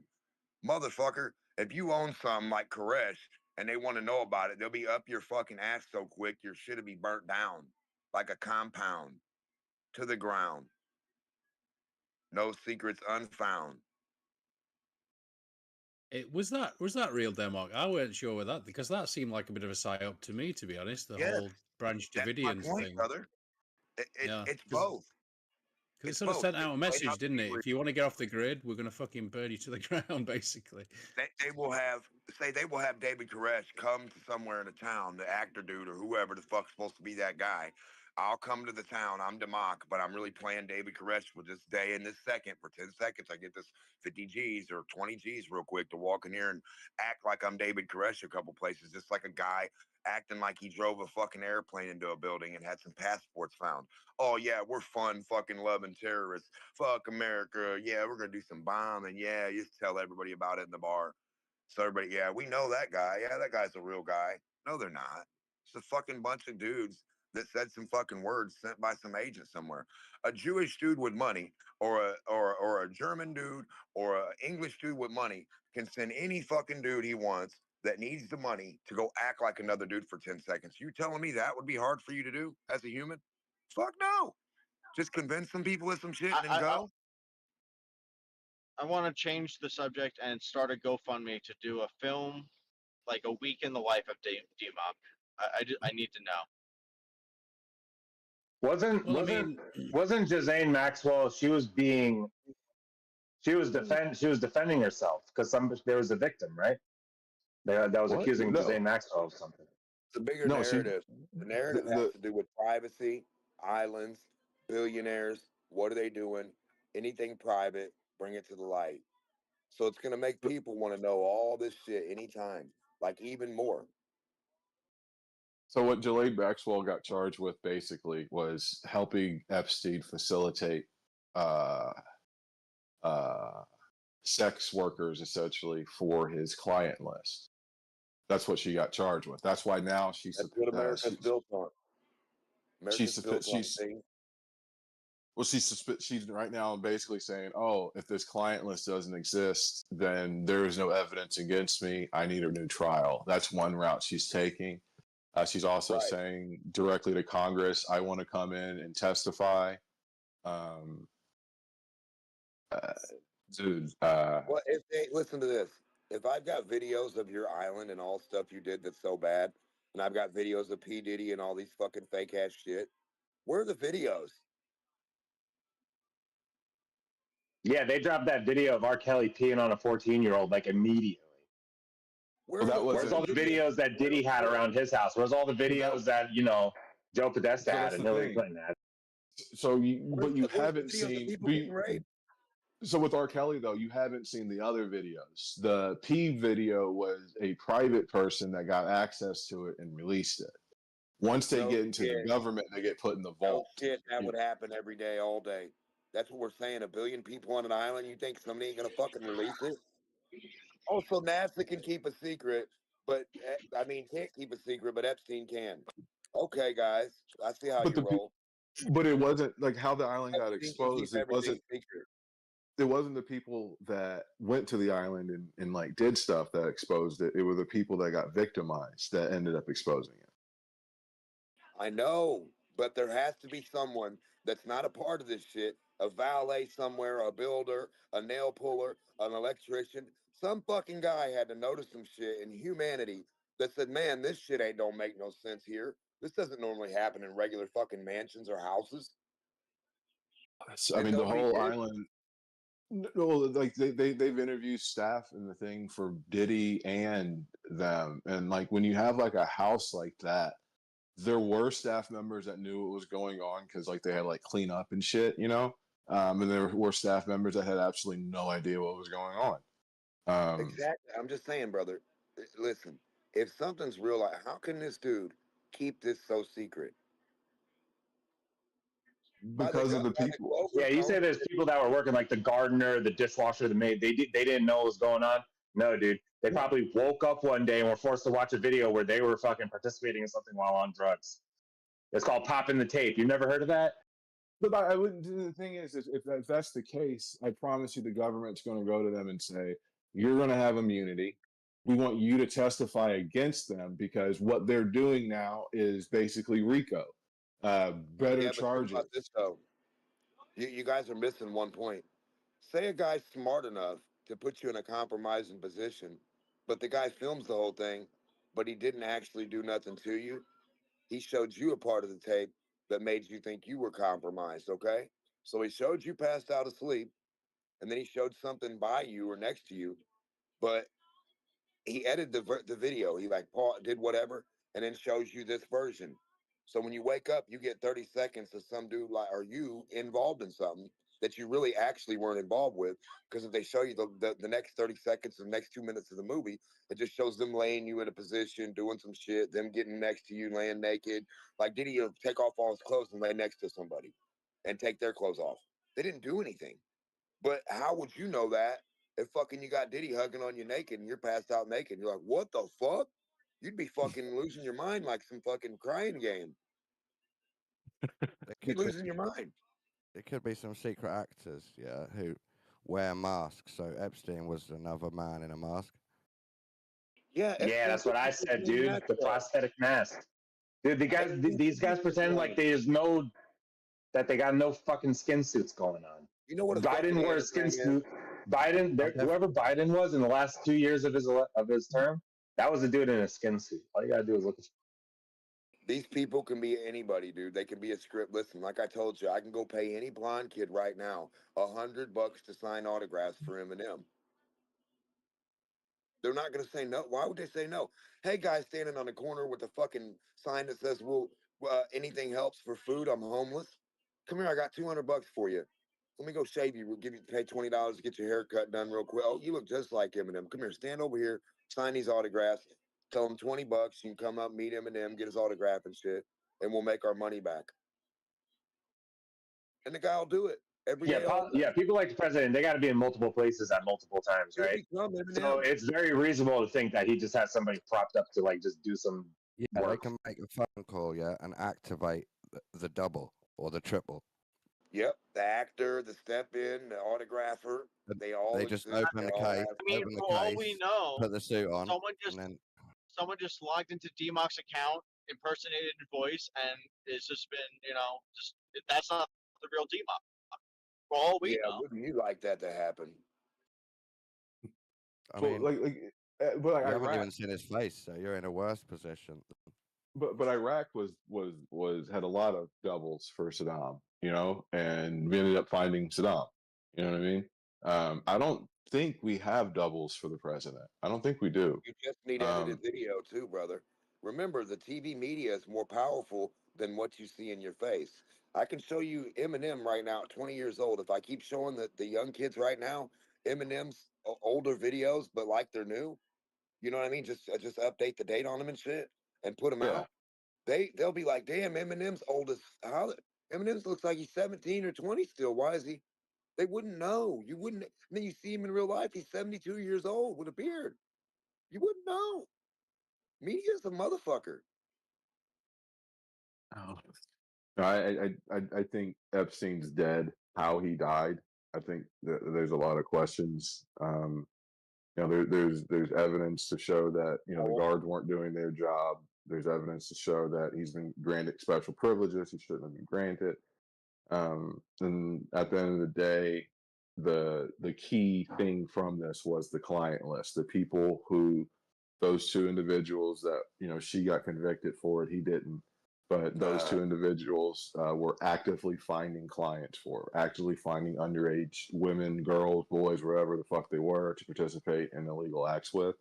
If they're set up thing. Well, what about the one girl that like killed herself in Australia that she was talking about how Maxwell was grooming her and all those things? Did she ever say that she would meet other people? Did she ever say anything like that? People are insane, you guys. I know. What do you mean by meet other people? DMOC, DMOC, I'll give you your chance to spurg and ruin the conversation. I just want to hear someone that actually has a rational. I want to hear someone that actually speak rationally. Yeah, he wants to circle your jerk with Renee the normie. So what if real? That's an actor. What if real, guys? The actor name is on the radio. So did that girl that killed herself? Did she ever say that they would have me do this? That they would have me do this to other people? Did she ever say that? Yes. So when you go through her deposition, she was talking about how Ghislaine Maxwell would train her on how to blow fucking Epstein, and like he likes his a finger in his butthole and shit like that. And then the reason why she got pushed over to Prince Albert was I'm sorry, Prince Andrew. Prince Albert's in a can. You should let him out. But Prince Andrew was because, oh, I got this girl. She does this awesome stuff. You know, like don't you want to see it? You know, and that's how that got there. But You're they talking were about training. a billionaire who can make a blowjob robot stick a finger up its butt all day. What the fuck are we even talking about? Okay, so it was him, like Epstein, Prince Andrew. Like, did she say anyone else? Yes, she talked about. No. How does El Chapo get out of jail? She mentioned Clinton. She mentioned seeing Clinton there and not really doing anything with him. She mentioned doing something with. It was one of his lawyers, and everyone thought it was Alan Dershowitz, but it wasn't him. There are like 3 other individuals that she brought up, but like she was basically like Prince Andrew's like personal kept stock. Gotcha. Okay, because like I can see that like Epstein would have like certain people that like maybe hinted at, or like after he got convicted, like, oh, I'm interested in that, like maybe. I just don't think everyone that ever flew on Epstein's plane or anyone that ever like did all those things are automatically pedophiles. I don't like doing that blanket type of association. So you can make that statement about the flight log. You cannot make that statement about the client list. Imagine Epstein walks up and taps your phone with his phone. Now you got $2 million free, and he's like, "All right, drive me to You should make that argument about the flight log. Why is anybody involved with this pedophile network? If you're on his flight log, you're immediately suspect. We're gonna lock you up. We're gonna lock you up. We're gonna figure out if you're innocent afterwards. Absolutely. Did Epstein have any legitimate businesses? Yes. El Chapo. So okay, so if he had legitimate businesses, those legitimate businesses have legitimate clients. So yes, I don't. So like there could be client lists that have to do only with legitimate businesses. No, yeah. So the government dug a hole, but so basically, if you're innocent, you should be willing to prove your innocence. But what I'm saying if you're tied to a huge pedophile network, we're going to investigate you. Absolutely. How the FBI made the client list was specifically to say, this is what we're bringing to trial to show that these individuals were facilitating, underage people for sexual advantageous by these people. That's how they defined the client list. Exactly. I yell as loud as you want, Damon. Keep on yelling it. But they said they had it. It was sitting on Pam Bondi's desk, ready to be released. Magically, it doesn't exist. But the way the government formed that list, it wasn't because he was basically a CPA. So it wasn't like, oh, these guys are his like tax advisors and stuff like that. No, that doesn't get you on his client list. What gets you on his client list is that there's communication that they found about you facilitating sexual services from him or her or both that involved underage people. So where's he getting his people from? Epstein had to get them from somewhere, so there's still a big food chain of fucking kids in a train somewhere sitting there waiting because Epstein got killed, and they're like, man, what are we gonna do now? Fuck, we're not gonna get taken here and get fucking messed with because he's fucking dead. So there's gonna be another man, another lady, another millionaire, another guy, another group, another human that are gonna be vampires. They're gonna be sick surgeons. They're gonna be pedophiles. But the thing is, if the government acts properly and release this client list and literally lets society rip these fucking individuals out of sight in public, this whole cabal, wherever it is going to have to go way deeper underground to try to participate. How can they get him for anything if it's not illegal to do stuff over certain waters when you make your own rules on your island? If it's Bob's fucking island, you can't say Bob can't do this. The island was it's a U.S. It's within the U.S. jurisdiction. No. So you mean a real rich guy didn't know any better than to go to the fucking Congo and just do what he wanted and set up shop like he was a book or a National Geographic community company? What the Congo's fuck's really going on nasty. here? So they're No, all real small. They can all the- pedophile everybody's kids and be with the top, most brilliant scientists, NASA people, Neil deGrasse's, judges, lawyers, Trump's, Elon's. They'll all be over there smoochy boogieing, right? That just the shit don't make no sense. Oh, well, yeah. No, I think it's a lot easier for a multi-millionaire or billionaire, or however you want to put it, if they want to have sex with underage girls, to fly to another fucking country where, like Germany or whatever, where like the sex limit, like the age of consent is like 14 or 15. Like I It's don't think legal, yeah. That's my I don't point. think Like you ain't got enough money. Sorry, you're but breaking that up, whoever doesn't that is, so bad. that doesn't give you what they want though. they have to go to But, Epstein or but like Arthur, you're It breaking it up gets really you a bad. lot closer to what you want because the age Somebody's is breaking up real closer. bad though. You guys tell them that they're like it's breaking. Their phone was I wanted breaking to up. say, yeah, even if it's a character, like Demok says, part of the character is that he was videotaping and blackmailing, right? No, videotaping so someone else can blackmail elites.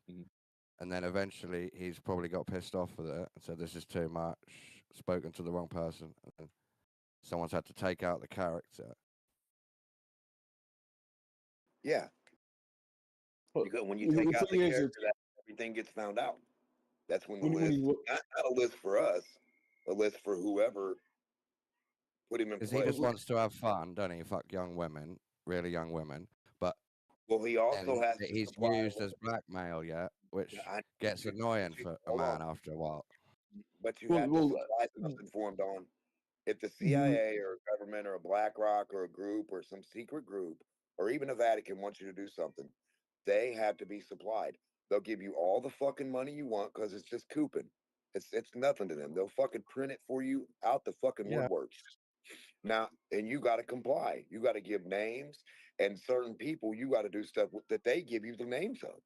If they want Yeah, this done to if this not, person or this, yeah, yeah. they'll torture you if not. So you end up doing all this Yes. crazy stuff, and eventually you get pissed off, and they have to Yeah, and take you'll you get out. tortured too at the end, and they'll say, "Okay, you were a bad guy too when you were just an agent for them." They'll turn on your ass. You Do you finally guys remember crack, when the they were gonna CIA kill you. was going to bust the FBI, was going to bust the ATF, was going to bust another group of the government, and they all didn't know. They all thought they were other things like people groups or whatever. One thought it was like this gang, so they were going to bust it, and then the people that were going to bust the gang people, the people starting the gang was the government. People going to bust them was the government. The people bringing got in the another- drugs was the government. The people killing the people was the government. So all these motherfuckers that was going to bust all these fucking bad guys was busting agents, doing all the bad shit. I've And they got found another out what the theory. fuck. Yeah, Whoa, we gotta hold on. Let's Then they had to come up with a better way to find out to communicate under the radar with each other to know what the fuck's going on with each other. So I don't shoot you and you're my number one agent. I didn't know you were an agent. You know, thinking you're yeah, just a guy it's a trying to fight back or whatever. complicated web of connections. Yeah. Yeah, they had to get better with it. What I was thinking is they could make up that character, then defame it, and this would sully and blacken the Steen name. Maybe someone's got something against the Steens, that whole family. His family's really not that prominent. You know, the You know, Cathars will chase down Harvey and killed, right? Weinstein, that they defamed him. Maybe they're against the Yeah, Steens. it's an old name, brother. It's a really old bloodline. It's like Einstein or Newton and all that. It's like Right. old name. Yeah, Stein, the Steen name. They might be related to the Cathars. You remember that group of people that got burned out by the Christians and And the people church? say, let's make that family look bad. The castle makers, the make the Cathars, name, run the name through the mud. the castle makers got killed. They got chased out. Did you know that? They were called Cathars. They always built castles. They built shit out of stone. Yeah. They got burnt down. They chased them out. They're the ones that Each had to set of hide in the elite tunnels. time they get taken over by another set. They had to go hide. Yeah. Yeah, they got taken over. And that's why you don't see none of the big structures the way you do anymore. All those people got, there was a group of, I don't know if they were, I don't know. Maybe they wanted to give you everything free and make it free. Can they ban stone masonry for masons? That's what they were. That's what they were. They were the ones that had the secrets of the stone.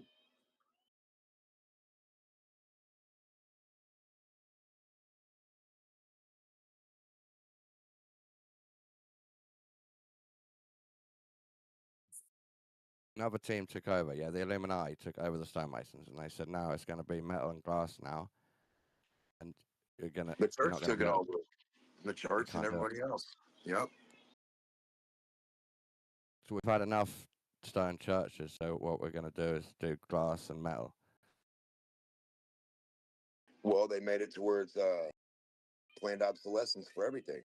Actual technology always is going to kill you more, cost you more, and hurt you more.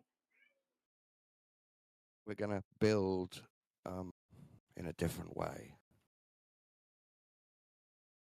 Yeah, plastic cars were supposed to be invented to where you have a 2 pound, 20 pound, 100 pound, 500 pound car that can support 1,000, 10,000 pounds of weight and go 200 miles an hour and cost you $50. But where's that? Technology has failed us. Do you remember when electric cars were shit and now they're really good? No, they're not. They don't do them right. You know what I mean? Quite good as their own A, thing. a good Not compared to electric petrol. car, a good electric car would just be your motors ran by the electric. Have you That's seen it. those bikes? Just your tires. Sauron That's it. electric bike. They're really good. Yeah, well, that only controls your 2 tires. That's why it's good. If your car motor didn't control your dash, your lights, your domes, all that other shit, and it just controlled your 2 or 4 tires, and you No, I had tell roll you what, down it's good. windows like the old days, roll I down know what you're windows and saying. everything. Yeah, 100%, It's good for really rich people in first and second gear now. That's what I'm saying. It's really Well, fast. what about? Well, yeah, but they don't have room in the factory for fucking poor people. Where's the poor person's? I want the regular roll down windows. All I need is a little 360 cam square. That's it. I don't need none of that other shit on there. I don't need Apple, nothing. I can do that myself with a tablet, $30 tablet. Fuck all that shit. Maybe it's a front sensor, back sensor, your 360 cams. Maybe it's a mirror cam in your fucking mirror. Your mirror, so you can see everything. Semi drivers, safety. The mirror, the camera thing's good. Other than that, people don't need that little screen for shit. Unless it's a back screen for your kids to watch TV and you pull that bitch down. But I'm saying they got too many things controlled by the electric. It should be simple. Just the tires. I want to go back to this Fantasy Island character story. Because Peter Pan? Yeah, and that set with the blue and the white. Captain? The blue and the white temple with the gold on top and the palm trees. I want to know what that's for. What is it? Epstein's temple, and Ellen copied it on one of our shows as her set. It wasn't. It was never actually a temple. People just said it was a temple. Epstein never had a temple there, dude. Well, it's an Also, as far as I know, it's just a shed, dude. It's a glorified shed. Probably got brooms in there. Okay. Weed whackers and shit. What was on his temple of weed whackers? But why is it It was never. It was not supposed to be a temple at all. It never was a temple. But I'm asking what was on it. He said something was on it. I'm trying to find out what was on it. I don't care what it is. It could be cardboard. I don't care. Search Epstein temple. What are you saying was on it, Don? You said something was on it. A lion, a thing, or something, a symbol? Y'all ever seen the movie Holy Mountain? Anybody here ever seen the movie Holy Mountain? Yes. You've seen that, Don? Dude, that temple, whatever they're calling that building, that's an ode to the Pantheon in that movie. You think Epstein's referencing that, maybe? Yes, that's the Pantheon bar, dude. Yes. Okay. Yeah, probably. Just. Wait, are you talking about- It was literally a wooden shed, literally. I'm not saying they've got a circle in there and stuff like that. And I'm saying, why was that there? Why was it painted like that? Like, what is that for? Just being, I don't know, dude. People said Just to there make was it a look better secret. than a regular shed, dude. That's all it was, bro. Like, for real. It's artsy. But you're saying this island, it wasn't much of a fantasy. No, the island. No, he had a painted nice to ass look crib like- on. No, It's he painted had. to Don't look get it like the twisted. He had entrance a to a nice ass bar in crib, this dude. movie. He had a wooden shed in the backyard. Yeah, that's all. It was a giant People, island. the multiple naysayers, continents. the naysayers act like because it's not a real temple made out of stone. It's a wooden shed. That the whole thing is a psyop. Like there was no Epstein Island. There was no sex trafficking going on That's the what island. I'm saying. That it was just a prop because the shed is a prop. It makes no sense to me. Well, I'll tell you what I think. I think it's a painted outbuilding, but they painted it blue and white and gold to represent an old family or a tree or a coat of arms or something. How much of an island do you need to fool somebody of an island? Just a little piece about a mile long, mile back, mile wide, not mile square. And you could fool anyone in the world you own that island. I think his island was like Nah, 7 he acres definitely or owned some that. shit. Yeah. Bought it for $7 million in 1998, and he just sold it for $60 million. Who's just going to start walking on an island where they don't know where they're going? Oh, I'm just going to start walking. Hell no. Everybody's going to stay right where the fucking resort is, right where the guy supposedly owns everything, the little mansion, the house, or whatever.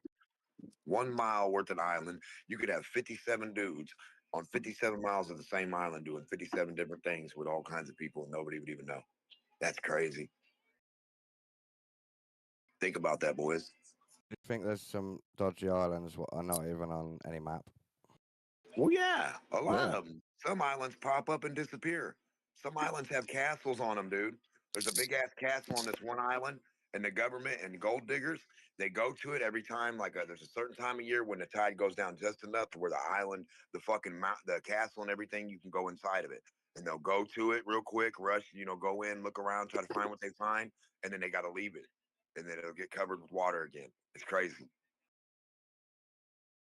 After watching the movie The Beach, I was determined that an island like that existed. Right. But we didn't find one.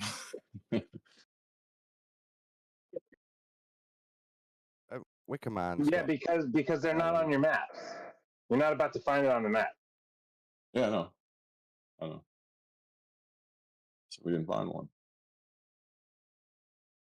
Maybe Epstein Island is like a 4chan QAnonymous Discordian meme to represent Atlantis.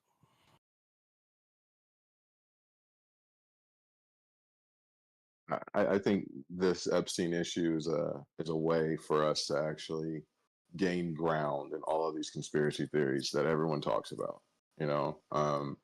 If this is real, then all the statements of then the government lied to you. Now, what are they lying about? What else are they lying about? I think this is a great place to focus the conspiracy mind. And just come up with, hey, this is how I think it could have happened. These people talk to these people and all the relationships. Like hearing Jen talk about 9/11 and which level fell. If we got that type of person to have this type of detail with this actual conspiracy, they probably could testify in front of Congress. Right, because if this is true, then 9/11 is true, and the fake moon landing is true, and the reptilians are true too, right? Oh, I'm just saying, it does it not just breed more and more possibility? Well, I see an issue there. He just pointed it out. David Icke were talking about pedophile rings 25 years ago plus, and everybody just ignored him because they just focused on, wait, he talks about reptiles, lizards or something that are in the, I don't know, royal family. The I don't know what the reptilians. fuck. I don't know what he says. But the reptilian overlords. The reptilian overlords, they're the ones really in charge. Yeah, shout didn't out see the David Icke. you didn't see you didn't see the documentary They Live? But all I'm saying is, if they were a pedophile ring, which I wouldn't be surprised. I mean, you've got Jimmy Savile over here. Well, was. Yeah, Yeah, and that's the focus. He didn't say reptiles. He said pedophiles. Were you listening? Yeah, but that is part of his rhetoric too, right? He's got the whole bloody reptile stuff in his repertoire. Okay, so this is the dumbest straw man ever. Okay, so conspiracy theorists have been pigeonholed into this reptilian thing, right? The reptilian complex pertains to your inner demons. It's just like a version of yourself, like a pig turning to a hog. You're right. No, I agree. I agree with that. What I'm not. What, No, what no, you the might be reptilians missing. aren't What you trying might to be do. missing is, but the conspiracy theorists are being pigeonholed into this idea that like reptile, there's like a species of reptiles that can shapeshift. That's not the theory. yeah, absolutely. But what I'm trying to say is, it takes away then from the what might be actually true, right? This actual. Sorry, I got gaslighted by Yeah, but NASA. that's how we sneak it in, Andy. We have to make a little bit of fantasy added in to be able to explain this horrible shit.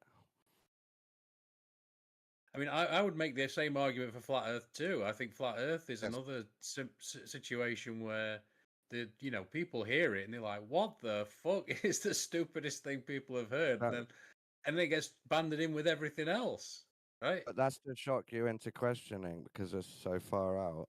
You actually think about it. Well, there's nothing wrong with questioning a thing, but then I don't know. There's a point to where you believe in anything. Then Yeah, so you agree. Exactly.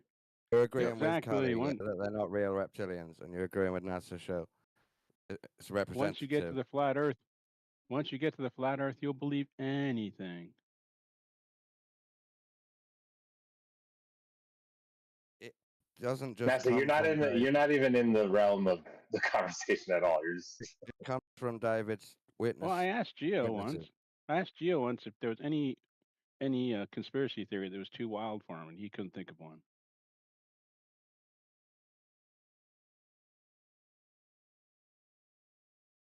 I mean, the flat Earth is up there, isn't it? That's got to be number one.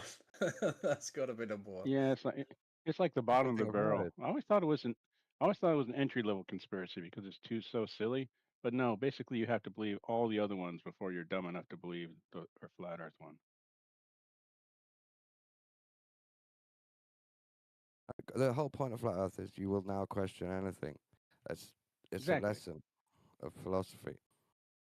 No, it's more than that. It's like a mindset. It's like you won't believe. There's no such thing as facts. There's no such thing as anything. I can make up anything I want. The Earth is flat. It's actually Stupid straw man. Stop with straw man. It's not straw man. That's exactly how people think. Stop. That's not straw man. No, that's how you try to portray people because you're dishonest. Yeah, no, that's how people like you think. Current model NASA is designed specifically.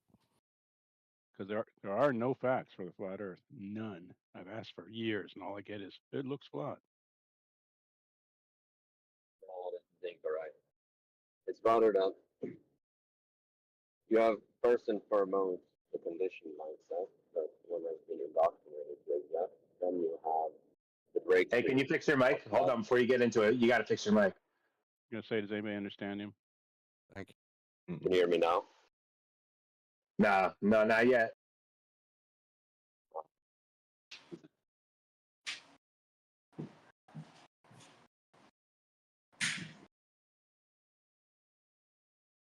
Get your pro shit out, Zinax, before your monologue. Hey, did you guys...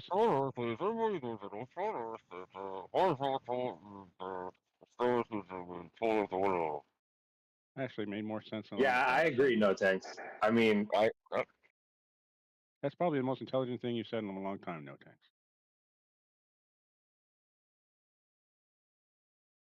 Did you guys hear that Weiss said that if you can see the moon during the daytime, why can't? Yo, NASA, I want to know if you comprehend that you strawmanned conspiracy theorists with this reptilian overlord comment. Do you not care that you're indulging in dishonest things? I'm not dishonest. I mean, the argument is not that there's a species of reptiles, right? If he is that it doesn't matter. That's no, but that is the argument.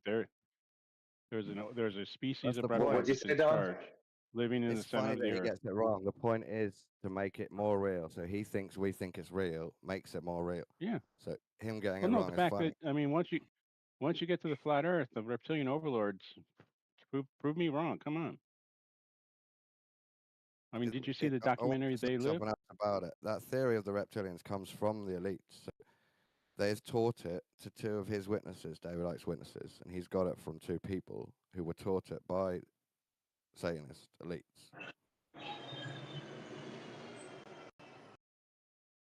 So it's a myth. Hey, Comes Don, I have a from question. men. Would you call them Satanists? Are they walking around saying "Hail Satan," or are they Satanists because they are actively doing evil? I think they might call it any name, but the point is they're invoking the dark side of God to get power. Okay. So they The might whole call it the whole point of Saturnalian worship is to, you know, you're objectifying a belief in God. Do you know what Saturnalia was, bud? That was a Roman. That was like Roman Christmas. Yeah, said the Saturnalian cults. These are the people that stopped worshiping the sun and started worshiping Saturn because they wanted to just invert everything at the time. Yeah. Hi-yo! So how the that turned Romans into a went. brilliant celebration. They worship Jupiter, of course. They called him Jupiter Optimus Maximus, and then later on they created a god called Sol Invictus, and that's the god that Constantine was following when he saw the Cairo in the sky, and then went to Christianity as the state religion. They kind of went from ancient Greece pantheon to the sun to Christ would be like kind of that transition. Just mean, who was I talking about? Yeah, the two people that David Icke gets that from is this big fat black dude from Africa who is into voodoo, and they taught him that the white people that came here are reptilian shapeshifters. So David Icke added that to his own theory. And then there's another girl who's definitely programmed and manipulated and MK Ultra'd by a rich family, and she was taught and thinks the royals are reptilians.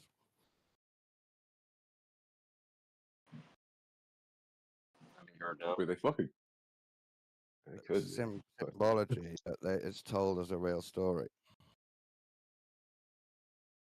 Okay, so let's correct the flat Earth being sort of a gateway drug to believing anything. I think younger creationist is more dangerous than flat Earth. One gateway. Well, you could say it's rather gateway so to not that believing anything.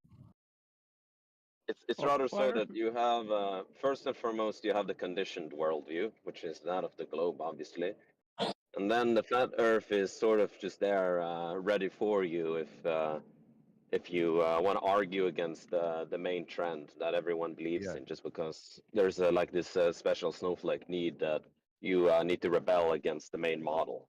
So if you have something against the main conditioned model, then here you go, flat Earth. And then if you want to be even further special snowflake, you have concave and Mickey Mouse model, and you know. The list goes on. It's a type of Satanism because of that. I don't. No. I don't think Satanism? that. No. I don't think that flat Earth is a gateway to extreme belief. I think if you think of like of the rabbit hole, it's a spectrum of extreme beliefs. Flat Earth is down close to the bottom. It's somewhat debatable whether reptiles are farther down or whatever. But if you do believe that the Earth is flat, but you don't believe, and maybe that's where your line of demarcation is. But the thing is, it's like proving the reptiles would be very hard. Essentially, proving that the Earth is a sphere is easy. Reptiles. I don't know who just spoke now. Not heard him before, but just to respond to you. Sure. But the thing here is the key word here is belief. So you swap one belief system with another belief system. The key word being belief system. So the follower of each belief system, although one is, a fallacy of consensus, the other one is a fallacy of, let's call it rebellion. Both are wrong. Both are belief systems and not actual factual things. Both you have to believe in. No, you don't have to believe in a horizontal line being equidistant, equipotential, and equal to itself in every part. A horizontal level line. not a cord, not a That diagonal, actually not a means slope. that actually Yeah, means horizontal nothing. line But of okay, go reference. ahead. Well, and That's that's why. Horizontal. Thank you. Thank you for saying That's nothing a there, real John. line. Well, that's why I said young Thank Earth you, Dave. creation is young Earth creation is more horizontal line dangerous than straight flat Earth. I would put that higher on the list than flat Earth. It's taught to children. It teaches people to question science from a get go, and I think it would lead people down that rabbit hole that could flat Earth. I would say young Earth creationism is more dangerous than flat Earth in that regard. Most things are. Flat Earth by itself is harmless. It's all the other bullshit you have to believe to get to flat Earth. Yeah. You don't have to believe other things to get to flat Earth. You can believe in a globe Earth and still believe in reptilian overlords. Yes. Right. Yeah, and young Earth creationism isn't a traditional conspiracy theory. Like for that, you got to have like a secretive group of people that have bad intentions. You do.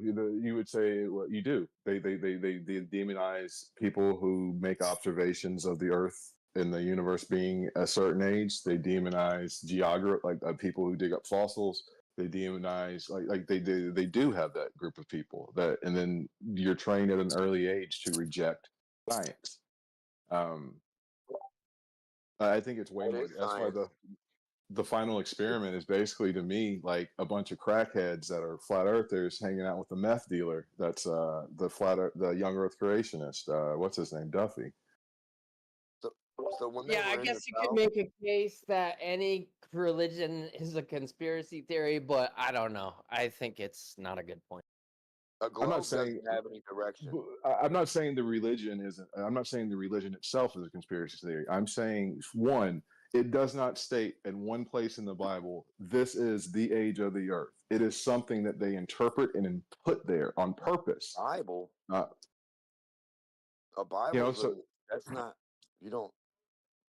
That's so another I'm not book. saying. I'm not saying It's a book Christianity is just a like conspiracy. science. I'm saying the young earth creationism, and they're actually invoking that bullshit. Essentially, they have an agenda. And like I said, no one should invoke anything. Everyone should go out and do trial and error.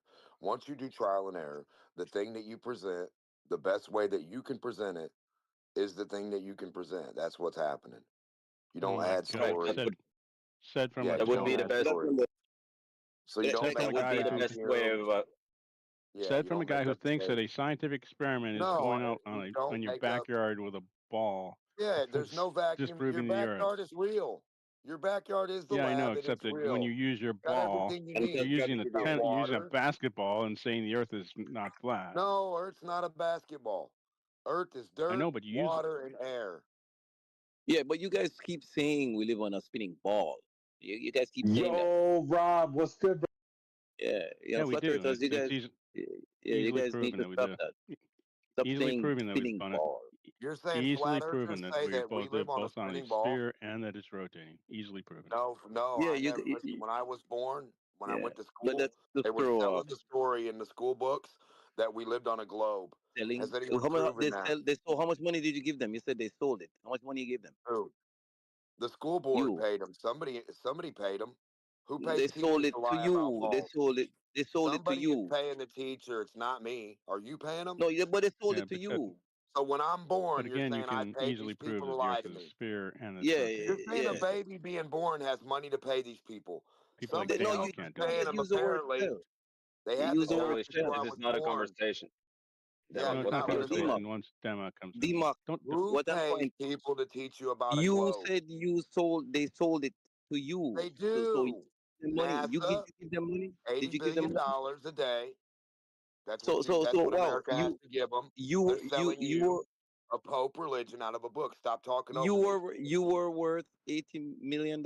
You gave that to the teacher. Fake science. Religious books are worth 80 million about balls because you can't get No, a but how real much ball money? in But ball they physics. sold it to Can you you. They stop sold it to fucking you. talking over me, you weird fuck?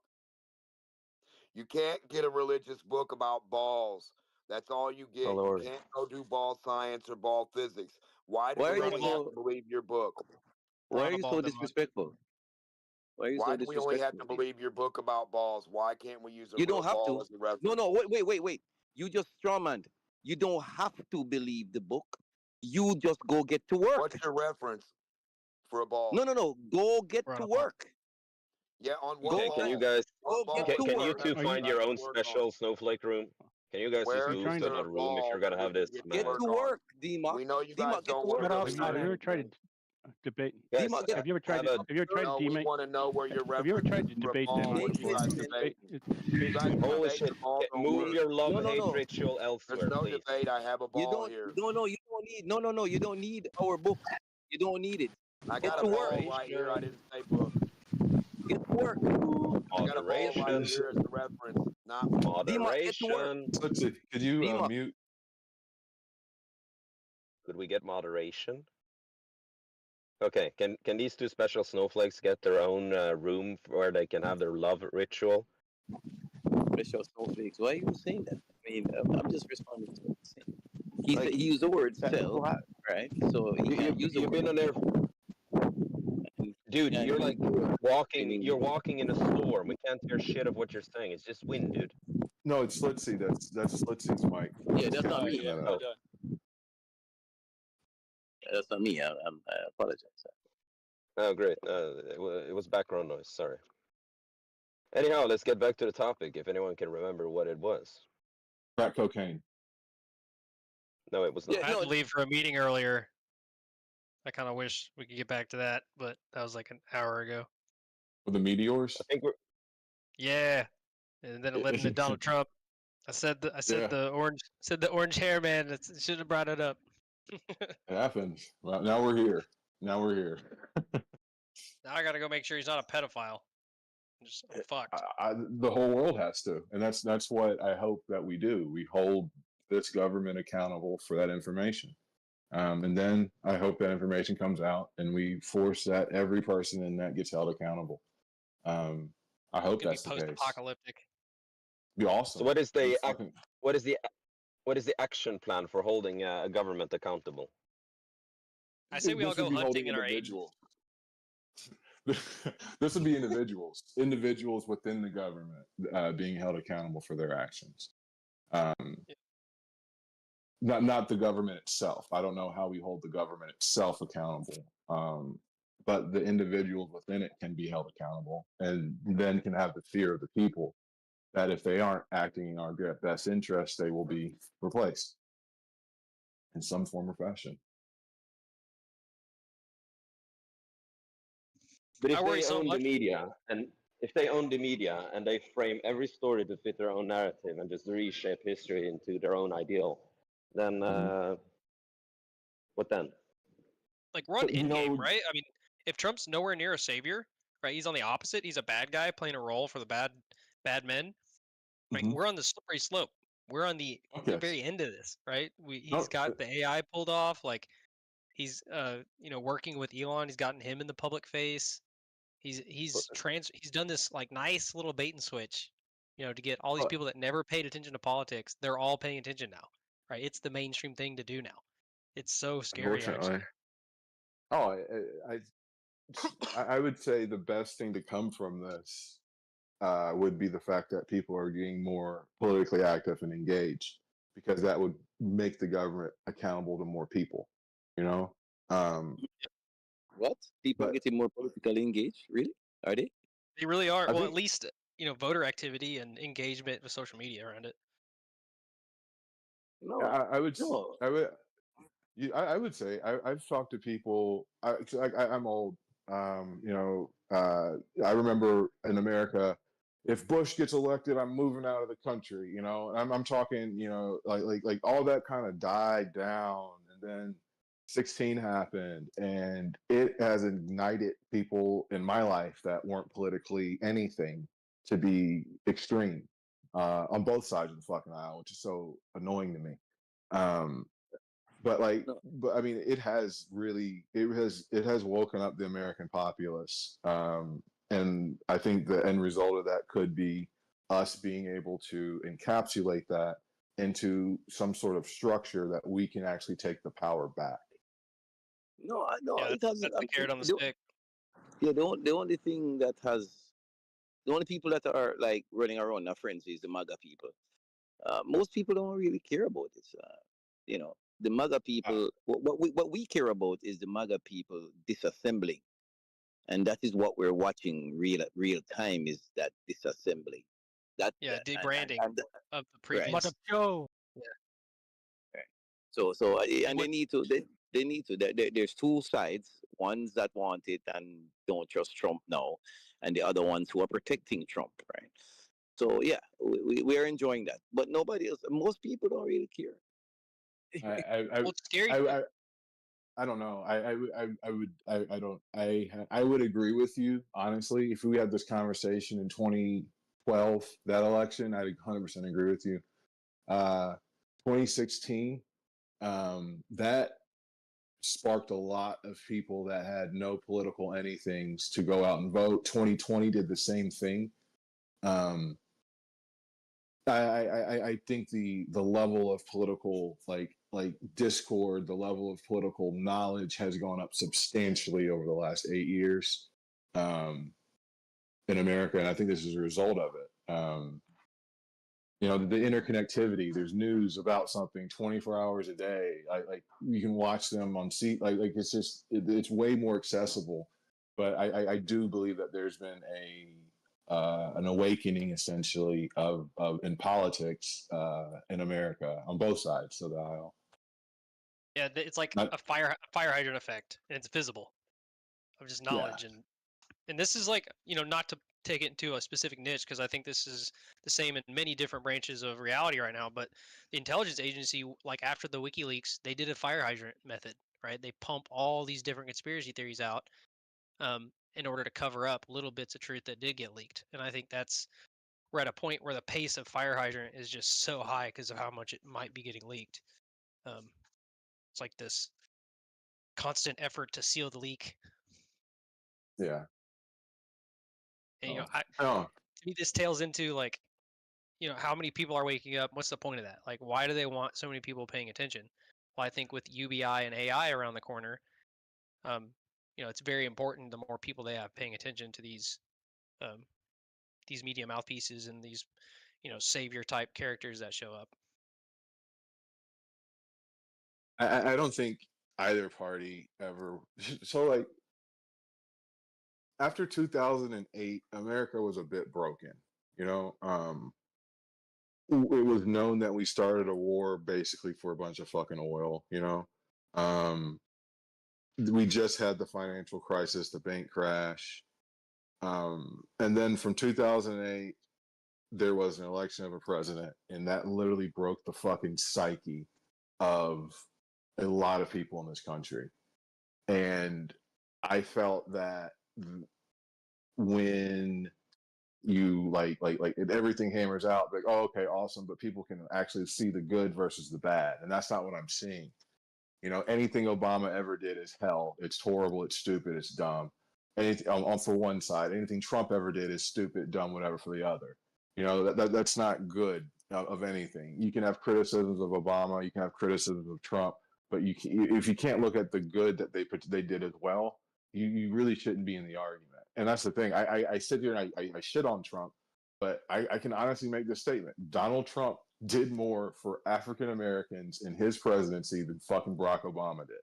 That is no, that that's not true. Yes, it is. Yes, it is. No.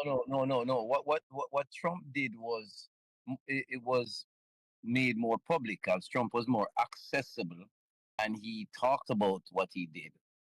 That's the only reason why you know about it. Barack Obama did things more for black people. It's just that you need to be intellectual about it and read about how black people have made leaps and bounds under Barack Obama. Barack Obama is like the first president. African American employment under Barack Obama was higher than it was under Trump. But for the first time we saw a decline of African American unemployment was under Barack Obama. It started there, and basically Trump rode that wave. Trump was given a decent economy. He's getting a great economy. Well, he's getting a great economy. You had the Fed pumping in trillions of fucking dollars every month. Like he had a great economy. But what I'm saying is, Obama, so here's my argument of why I say was good. Trump got a positive economy, wasn't crashing. Same thing under Biden. Trump was given a positive economy, wasn't crashing. Barack Obama got a nasty economy, and so did Joe Biden. They both got terrible economies, and they built it from the ground up. And then here comes these losers called MAGA people to ride the waves and then paint Trump as this some kind of savior.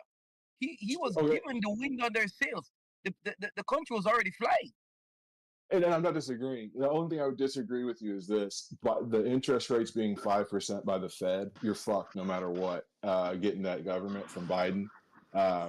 But yeah, Trump got a great economy coming from Obama. Trump had a good economy handed to him from Biden. But that wasn't my argument. My argument was essentially targeting what Donald Trump has done. And I made the statement that he did more for African Americans than Barack Obama did. I say that because of the Criminal Justice Reform Act that he signed. I say that because of the Farm Bill that he signed. Both of those bills disproportionately helped African Americans than it did any other subset of the country. But Republicans didn't want to sign those justice reform bills. They signed them. They signed them. Under Barack Obama, they didn't want to because they were very racist people. But then here comes Trump wants to sign justice reform. So it is like, okay, our guy, we're gonna give it to our guy. We're not gonna give it to the black guy. You know what I mean? I get what you're saying. It's just like, as I say, we're getting rid of is the best talk line of Republicans are they're idiots. They say we're getting rid of Obamacare, but we're going to keep the Affordable Care Act. It's the same fucking thing. You know what I mean? It's just you calling it Obamacare like pisses you off for some fucking reason. But if you want to keep the Affordable Care Act, it's the same fucking thing. Can we start in 1993? With maybe in 89? With who? George Bush Sr. Bush. Yeah. You got Bush, then you got Clinton, you got Bush again, then you got Obama. Now you have Trump. Right? Look at the 4 presidents before Trump. They are all in the same club. They were on the same team, lying to the American people. About what?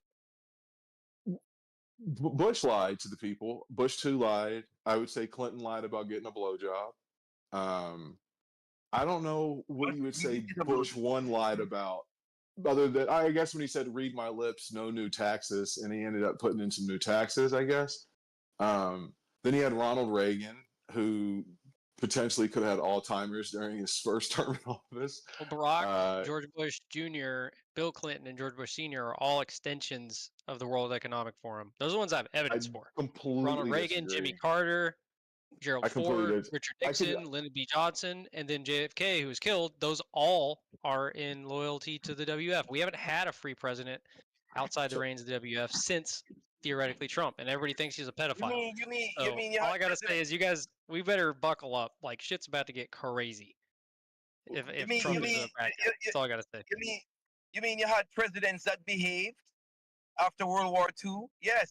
We had presidents that allowed CIA directors to come in and launder our money to the tune of trillions of dollars into a black budget program that has propagated generational war, endless war. And the first president to show up and stop that endless war and expose that fake intelligence agency, you guys believe the mainstream bullshit that he's a pedophile.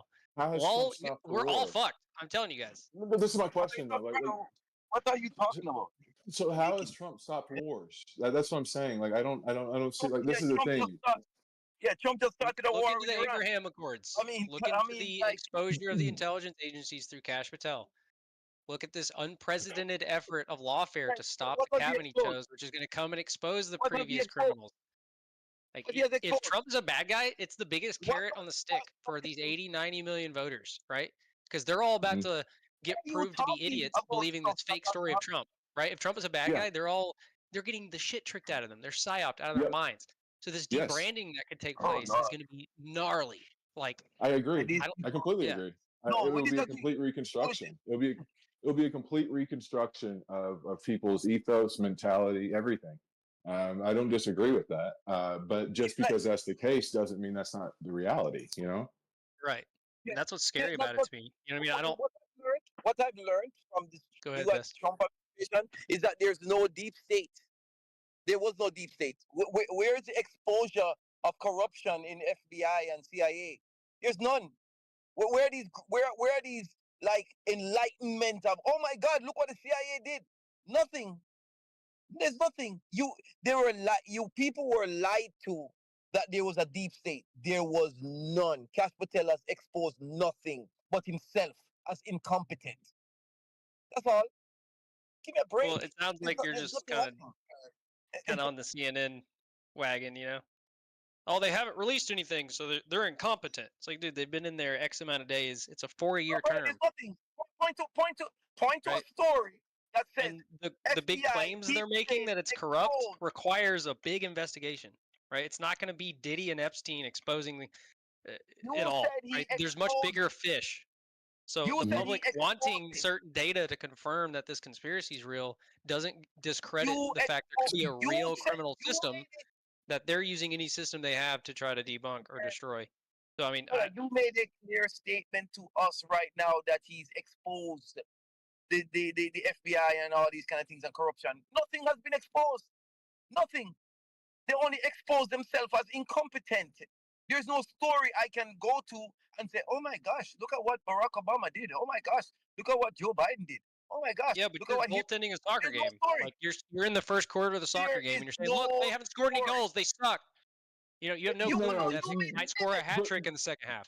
Like No, I agree you with that, really but have the no thing clue. is- Like you're difference projecting is as bad as a the difference was Trump lover is. the difference though is as the goalie is watching the people on the soccer field, the people on the soccer field are essentially shitting in their own hands and smearing it on their face. So you don't have faith that they'll be able to do anything going forward anyway, just upon the actions in which they've already gone through. What is clear is that the government was running just fine. Yeah, the government was a little bloated.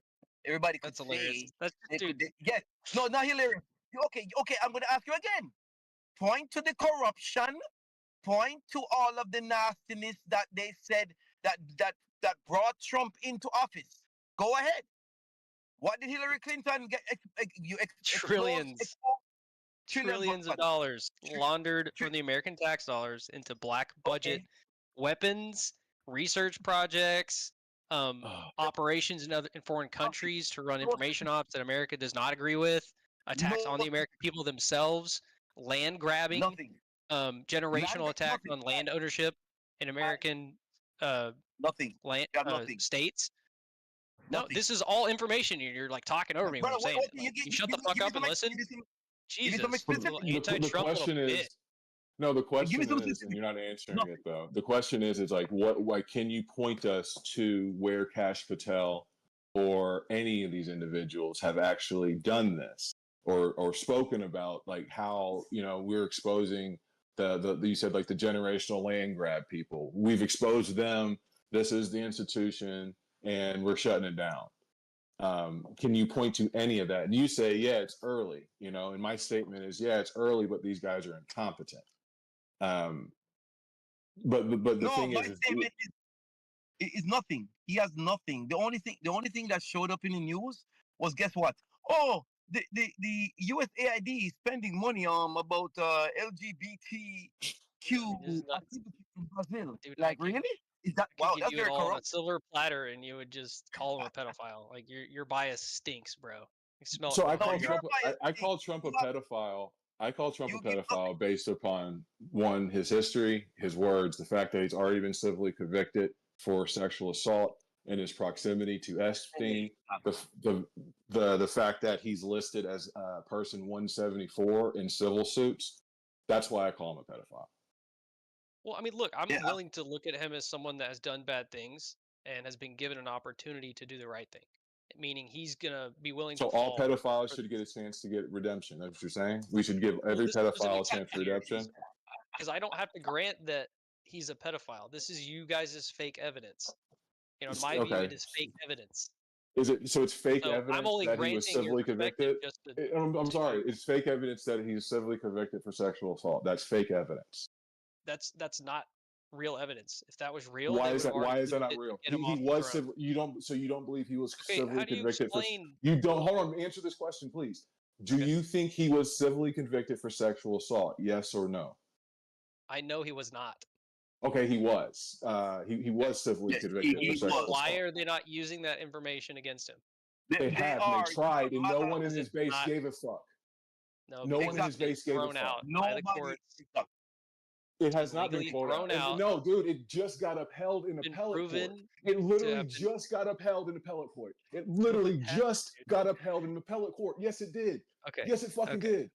It I'm telling you just got guys, you're upheld in just giving appellate me an court. update I can get on The View with Whoopi Goldberg and her team of maniacal No, we're cronies giving you on in the court. CNN. No, Like, go to the courts records. Don't go to the I'm View. just Go telling to you. the court. I mean, Go there's to an the attack court campaign on records. Trump, you guys. So you said. Like, So then you look said at that. the You No said that the Kings. civil. You said the Don't The listen No to civil. Kings You movement. said. Why said are that they the attacking civil. his credibility so hard? Don't You listen said to that the the. View. You Go said to the that the court. civil court chase was didn't happen. It did happen. It did happen. The And case I, happened. But Yeah. have and you he not was seen what's happened convicted. with the And he was evidence? convicted. And he was He was. No, it's convicted. all And the on evidence top is of it, thrown out, it guys. was And there's a reason that, No like, I evidence agree was with you. thrown That out, happened. guys. Why aren't they using it? Because it's What are been you thrown out. talking about? What do you mean? The Why aren't they evidence using for it? it. Okay, I okay, don't that's understand. fine. What do you mean? Why aren't they using It's it? fine. What does that We're mean? not going to get What anywhere is with it? that. Why aren't they using it? What does that mean? What does that mean? Well, because what you're seeing in the world right now is the media is focused on attacking Trump, trying to discredit him. They have been since he started running. So you're also kind of projecting that he's like protected and insulated and he's really a No. pedophile and part of all this. Like, if this was real, they would have used it to discredit him a long time ago. Okay, He's already been scrutinized by so the the fucking evidence. Supreme Court and through multiple impeachment cycles. So you guys are like projecting So the conspiracy theories evidence. at this So the point evidence. without realizing the evidence. stage we're at with The evidence of how we've Trump looked being at a him. pedophile, the evidence of Trump being a pedophile was something that was constructed by our FBI or DOJ, whoever was putting together the case against Ghislaine Maxwell and fucking Jeffrey Epstein. That is the evidence that we could get to say, Donald Trump, you are or not a pedophile based upon these accusations of your proximity to this individual, to your relationship to this individual, to all this evidence that ties you to this individual. So Dude, I'm telling you, if you go and look at all the people that are tied to Epstein, you're gonna have to discredit a lot of pretty much people everyone. probably. There's a lot Pretty of much people. everyone. Yeah, I mean, He's he was number 174. He's number 174 in that civil suit. There are a lot of fucking people that could be in trouble. That's not the question. But you're associating, like, okay, is everyone I do business with in like 10 years from now, let's say I make a deal next month with a pedophile without knowing about it. 10 years from now, are you going to say, oh, you did business with pedophiles, like you must be one? No, I wouldn't. That is what. No, hold on. If you made a deal with the guy, did you go to his island afterwards? Did you hang out? Does your family know each other? Do you have a personal relationship? All of those other details. Yeah, would yeah. matter. Let's say it was $1 million deal, and he invited me out to his island to break the deal down. Yeah. Yeah. Okay. So you went to his island. I'm gonna be like, that's a bit suspect because on that island, these are the things that were reported happening. I'm not going to say that you're a pedophile at that point. But if you this were guy in owns this the island, honey. hold on. We can go on like a cheap vacation and do this business deal. If you Dude, were any in normal his client, person is easily tricked by Epstein's reality. I get that. And this but is the if you whole were in catch his, on it. but if you were in his client list, the client book was the government going through communications about him facilitating sexual rendezvous with underage people for other people. That's what the client list is. So if He you're was on that, socially engineering. He was trying to get blackmail on prominent individuals. So he's Fine. trying to trick them into making the decision to do it. He's not telling them That's- it's a pedo island and inviting them out there, right? It's a whole okay. game where That's fine. So these dark pleasures are offered there in once regards you of your kind story, of pass in the regards of your psychology test. story, you Well, did a it you shows did a that deal Trump with never Jeff. made it into that circle, man. He's like Oh my god. his vast So you business did a deal with connections. Jeff. The fact that You did- Trump you- is the most you did a popular deal with person you Jeff. can find connected to Epstein, like to So me, you this did a is deal with why Jeff. most Remember? normies Remember are you so obsessed with needing okay. certain information from the administration right Keep now. on going. Keep on going. Okay. So you did a There's deal with real Jeff, right? information that they No. need You have to to land the find. plane. You have to land the plane. You're saying the same thing. So you did a deal with Jeff, right? So Okay, you're like you cutting me now are off, on this checking island. it all out. You're now on this island, right? And then some crazy shit you see happen. Do you participate? Do you leave? Whatever, like that. That's I'm not asking you that really. It's kind of like I'm just saying like that's the choice. But at that point, if you go back to that island and back to that island and back to that island over and over again, which you have logs of Trump doing, come on, dude. Oh my God! Read a book, man. They would have already used it. Why They've- don't you they look at the have. mainstream media They and how they use have. tricky sentences like Dude, that they to make you think have. he's on the You- list? Wait, pause. You're literally making up bullshit Hank, right I now. want you to hit the brakes for 1 second, please. Thank you. All right, Renee, what are your connections to Trump, and why were you in Mar-a-Lago yourself? Dude, I don't want to get into personal things, man. But you could tell us exactly why. Why aren't you telling us? I could tell you exactly why. What are you talking about, Jesse? You were in Mar-a-Lago. You met Trump. Yes, I've met Trump. I met Trump multiple times. I met Trump. Why were you there? Why was I at Mar-a-Lago last time? Is that the question? Of course it is. The last time I went to Mar-a-Lago, I went there for a dinner. I was meeting up with a buddy of mine. That's it? Yeah. All right, dude. Thanks. All right, I'll press it later. All right. But you see how it's kind of correlative to your argument. Like you're saying, anybody that's associated with the man deserves to have the scope on him, right?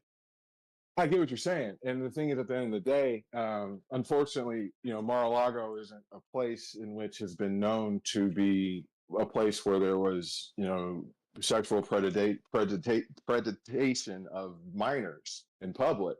I didn't want to go. One, going through security fucking sucks. The food fucking sucks. The place is fucking old and it smells bad. It sucks. It truly sucks. I didn't want to go. That's where he wanted to go, so we went. That's the last time I went there. I went a couple years before he was president. Dude, the guy's a piece of shit. I've met him multiple times. I've eaten food with this man.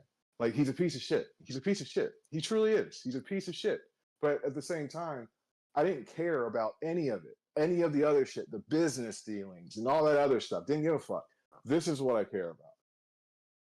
This is the shit I care about. And this is the stuff that I wish the Magites could actually grow a fucking pair of balls and demand fucking accountability from this man instead of sitting around licking his fucking ass all day. It's ridiculous.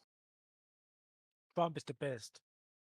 Well, and this is interesting to bring up because I get in heated debates with these, you'll hear me say it. Like, I think some of them are straight up magatards because like you guys are positioning a lot of the time, or not, I shouldn't project that, but some people position that they're just in this savior mentality, and it's so true, right? And we still need, if we're going to position the idea that we picked a good leader that's merit-based, there should be heavy scrutiny along the way, and it should be open and part of the ride, right? And I see there being we're along for a ride now. You know what I mean? Like we're strapped in on a roller coaster called the MAGA train, and fucking truth and critical thinking has definitely left the building. And we better hope that they're not retarded. And if what you're saying is true, dude, like it's so scary of a time we're in. Dude, like the thing is though, is we have the right to demand the train to fucking stop. And we have the right to pick a new fucking conductor. We have a right to pick a new, staff that's walking around getting your drinks and shit. We have that right. And right now, we're strapped into the crazy train, and everyone's afraid to get up and say anything. We're going down that's doing the drop at 80. You know what I mean? I was like, I'm not jumping out. Yeah, exactly. So it's just like I want, like I said, I really hope people on the side of Trump will be objective in this and take the data and stop kissing his ass, because everything, if you were to fucking put this guy on a stand and just use the evidence he's put in the media, he doesn't have to fucking testify. He'll be convicted, and that's exactly why he got convicted civilly. He didn't even fucking testify. Yeah, and I'm trying to figure out why, if they know so much about how corrupt it is. Why are they playing some of the games they're playing, right? Why is he getting involved? And for me, the only, and a lot of people hear this as exception, but I see like this is the only chess play you would make in that situation, is that knowing the voters are uneducated, right? You actually have to put on a show for the uneducated voter in order to do what's right. And then that gets into a lot of, most truthers are like, nope, I'm off that train. That's some sales technique to get me to think that, they're going to do the right thing now. And we've never, so Well, look I at really do how think they're handling. I was just saying, look at how they're handling the release of the information, and tell me that's not what's happening. Trump made a statement: Bondi will release all relevant documents that's associated with this. That's the statement now. It went from we have the list, we're releasing it, to there's no list at all, we've never heard of a list, to now we're going to release what's relevant from the list, because from Trump's own mouth, this was something that Barack Obama and Joe Biden put together. Well, if they had It's all fucking that time ridiculous, man.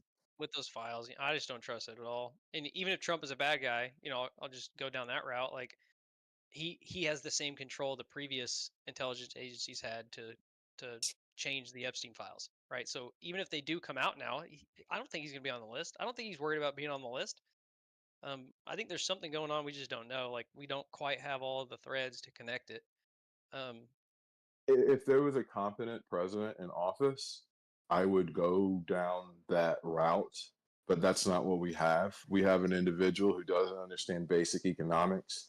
We have an individual who literally just put $5 trillion of more debt onto a budget and lost his best friend Elon Musk doing it, who says, Elon Musk, by the way, made claims that Trump is on the Epstein list. I mean, it's, I don't trust the individual that you're tasking to play this 4D chess, essentially, because I don't even think he knows what the fuck checkers is.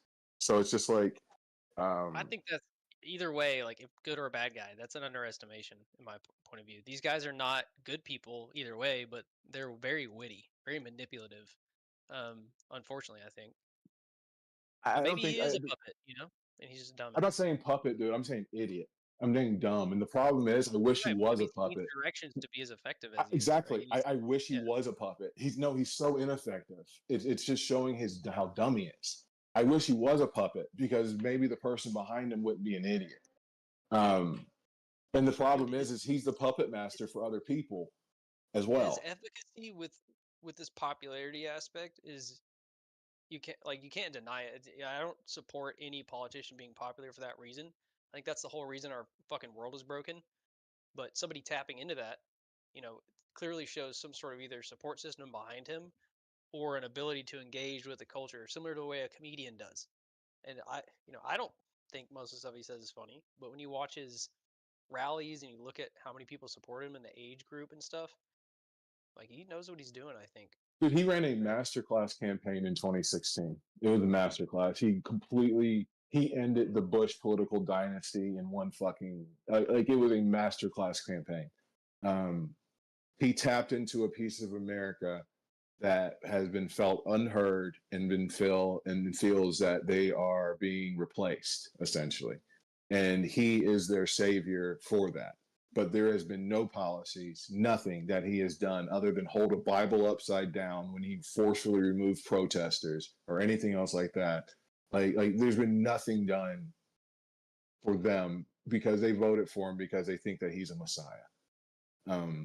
There's been nothing done. There's been hurt. The farmers, USAID, the farmers have been fucked over for the second time by Trump. The first time he did the tariffs, we brought in like $80 billion and we spent like $75 billion of that back to the farmers because of the fucking industries that we crushed. That's still never Come on, man.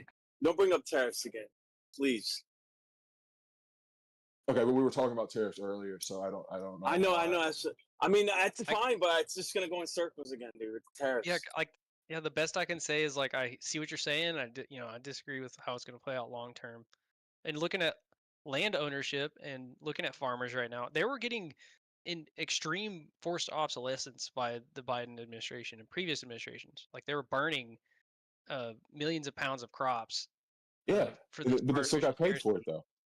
But they Right, still and got paid for them, though. that's how the government likes to launder money and present this artificial It's not. scarcity. It's not. It's not laundering money. It's the fact that That's how they use it, though, man. Like all the I way get up, what they you're. use these. Yeah. So the farm subsidies. It's so like right now we grow more food than we need, so we export it. But that's not always going to be the case. But if we let the farms die because there's not really a market for their products to compete in, we create that artificial market to keep the farms alive. Because if there is a crisis, if there say a volcano goes off, like some fucking thing you can't control, we need these things to be in the ability to produce us food, to be able to provide for us. So that's where the subsidies come from. On top of it, you get a voting base from it as well. But that's let me ask you this: do you agree with the idea to try to make America like America first? I don't agree with that idea because that was a slogan of the KKK. Okay. But at the same time, I would love for there to be a focus on Americans being taken care of first. I would love to say, hey, as long as there is a fucking homeless American or a child American is starving, we're not giving the fucking government, the world, anybody, anything. And we use all of that to fix our own shit. I would love that. But that's not what we're doing. We just took $60 billion of USAID and it's just sitting there doing nothing instead of delivering us the soft power that we need and that China's fucking eating up all around the fucking world. So it's just like we're not doing anything productive with this shit either. Yeah, but this is from the perspective of a large infrastructure that right now is massaging a large amount of money because we're not doing merit-based trade.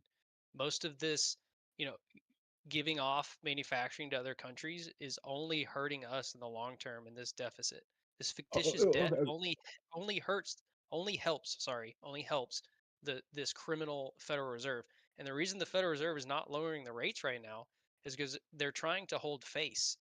They're trying to Yes. make Trump look bad by extending this. And I if they were working disagree. together with this plan, you would see an opening up of the economy earlier than it's going to happen anyway. And believe me, I think it's coming. You're going to see some crazy shit So look at Fed history, with how right? the economy opens up for Americans. Because So Americans cannot build a business right now. Do you know the failure rate of a business and why that is and how this it's huge, BBB is dude. going to help it? Dude, I'm literally building businesses right now. I'm doing my own business. I'm building and I'm raising money. I'm doing a lot of shit. It's not easy. If it was easy, everybody would do it. You know, if you open a restaurant, you have a 99% fail rate, no matter where you are, no matter what time you've ever fucking opened it. Business is a risk. But what I'm saying is it's in the, like when you say like, you know, the big picture and all this other shit. Why do you want us to be a third world country? Because that's who manufactures your shit, and that's how the economy has worked for a very long time. We used to be the fucking factory, America, for the world of making cheap shit that they got. And then after time, it was well, first it was Taiwan, then it was China. You know what I mean? It's moved. They say potentially could go to India. I don't think it can go to India because their population is way too educated. I think it's going to be in China for a very long time. But the advantages we get from that are the fact that we have the ability to, one, we have control over China.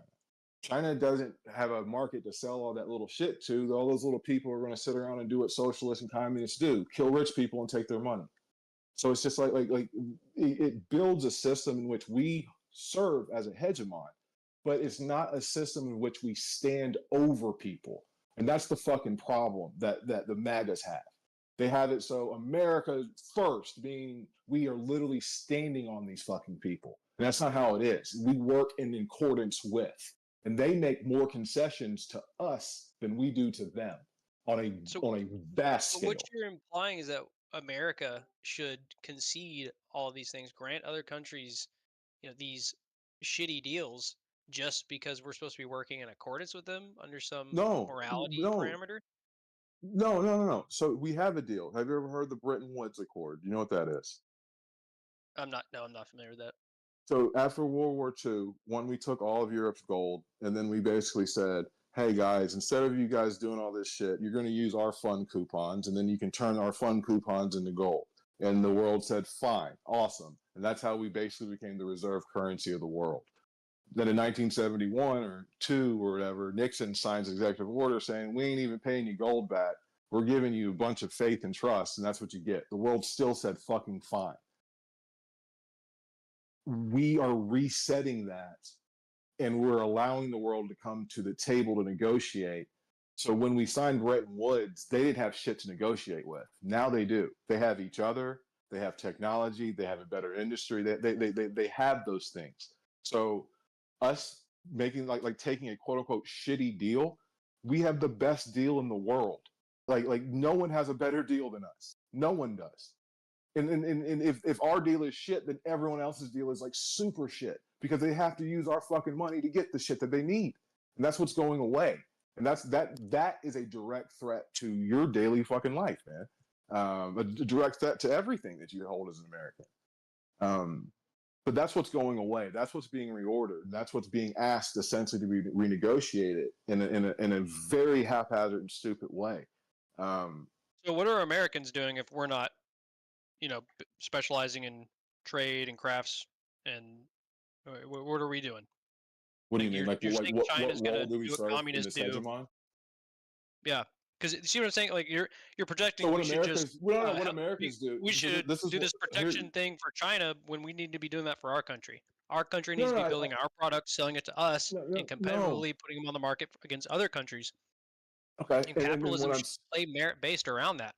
And an American first is not some ego-driven America first. It's just saying, look, we need to be self-sufficient in these sectors so we can be competitive. And so why do we need to be? Why do we need? Clause Why do because we? we're the best is a joke. Why do we need to be self-sufficient in making little plastic bottles? And why do we need like I agree if you're talking about microchips. I agree if you're talking about industries that actually fucking matter and actually would do well to bring over here.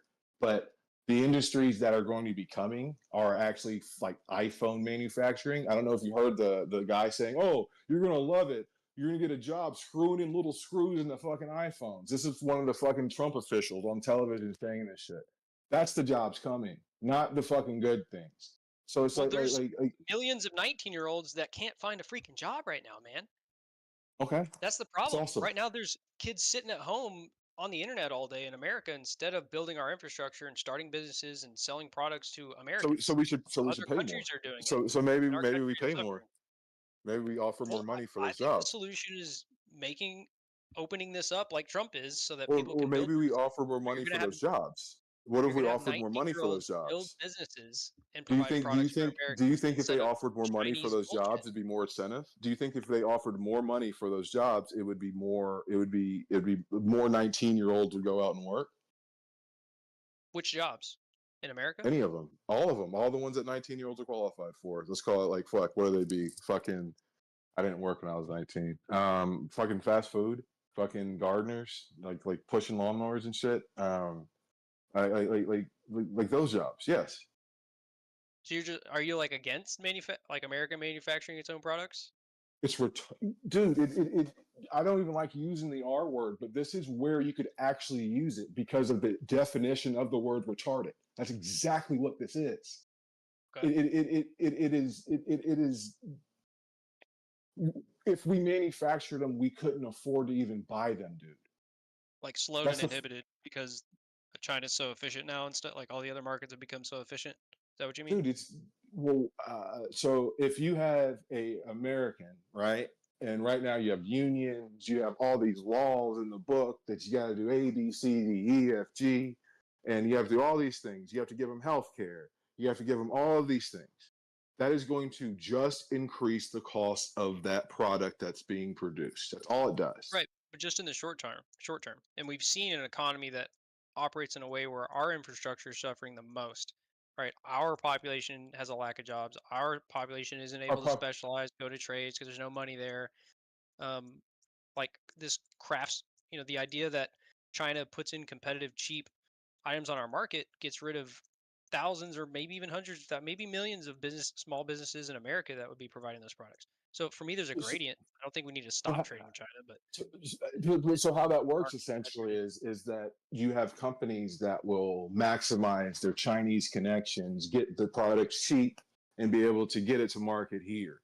There are ways to still quote unquote compete on that level. With all the cheap things being flooded in and stuff.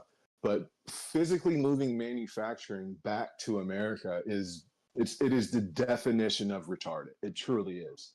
I don't think so. It's an incentive-based system, so he's not forcing it. How is it an incentive-based system? You explain to me this. Unless we're in socialism, how does working in a factory give me an incentive-based system? Well, high-demand products in China are surviving fine. It's only Uh-huh. these cheap, constantly replaced products that are suffering the most. Uh-huh. And you've got a backbone that can happen. That's going to happen in the long term based on this plan that will restore quality products in America, which will bolster our economy.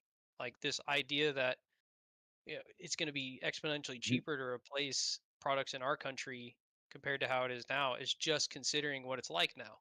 Right? You're not. I don't think you're considering the change, but I'm also have to grant that it's not happened yet. Right? It's a theoretical outcome of what Trump is doing. How many trade deals did we get in those 90 days? I don't know. I think there was quite a bit of shifting going on, not really necessarily new deals happening. There's a lot of. So you could say effectively none. Effectively none. Basically Yeah, none.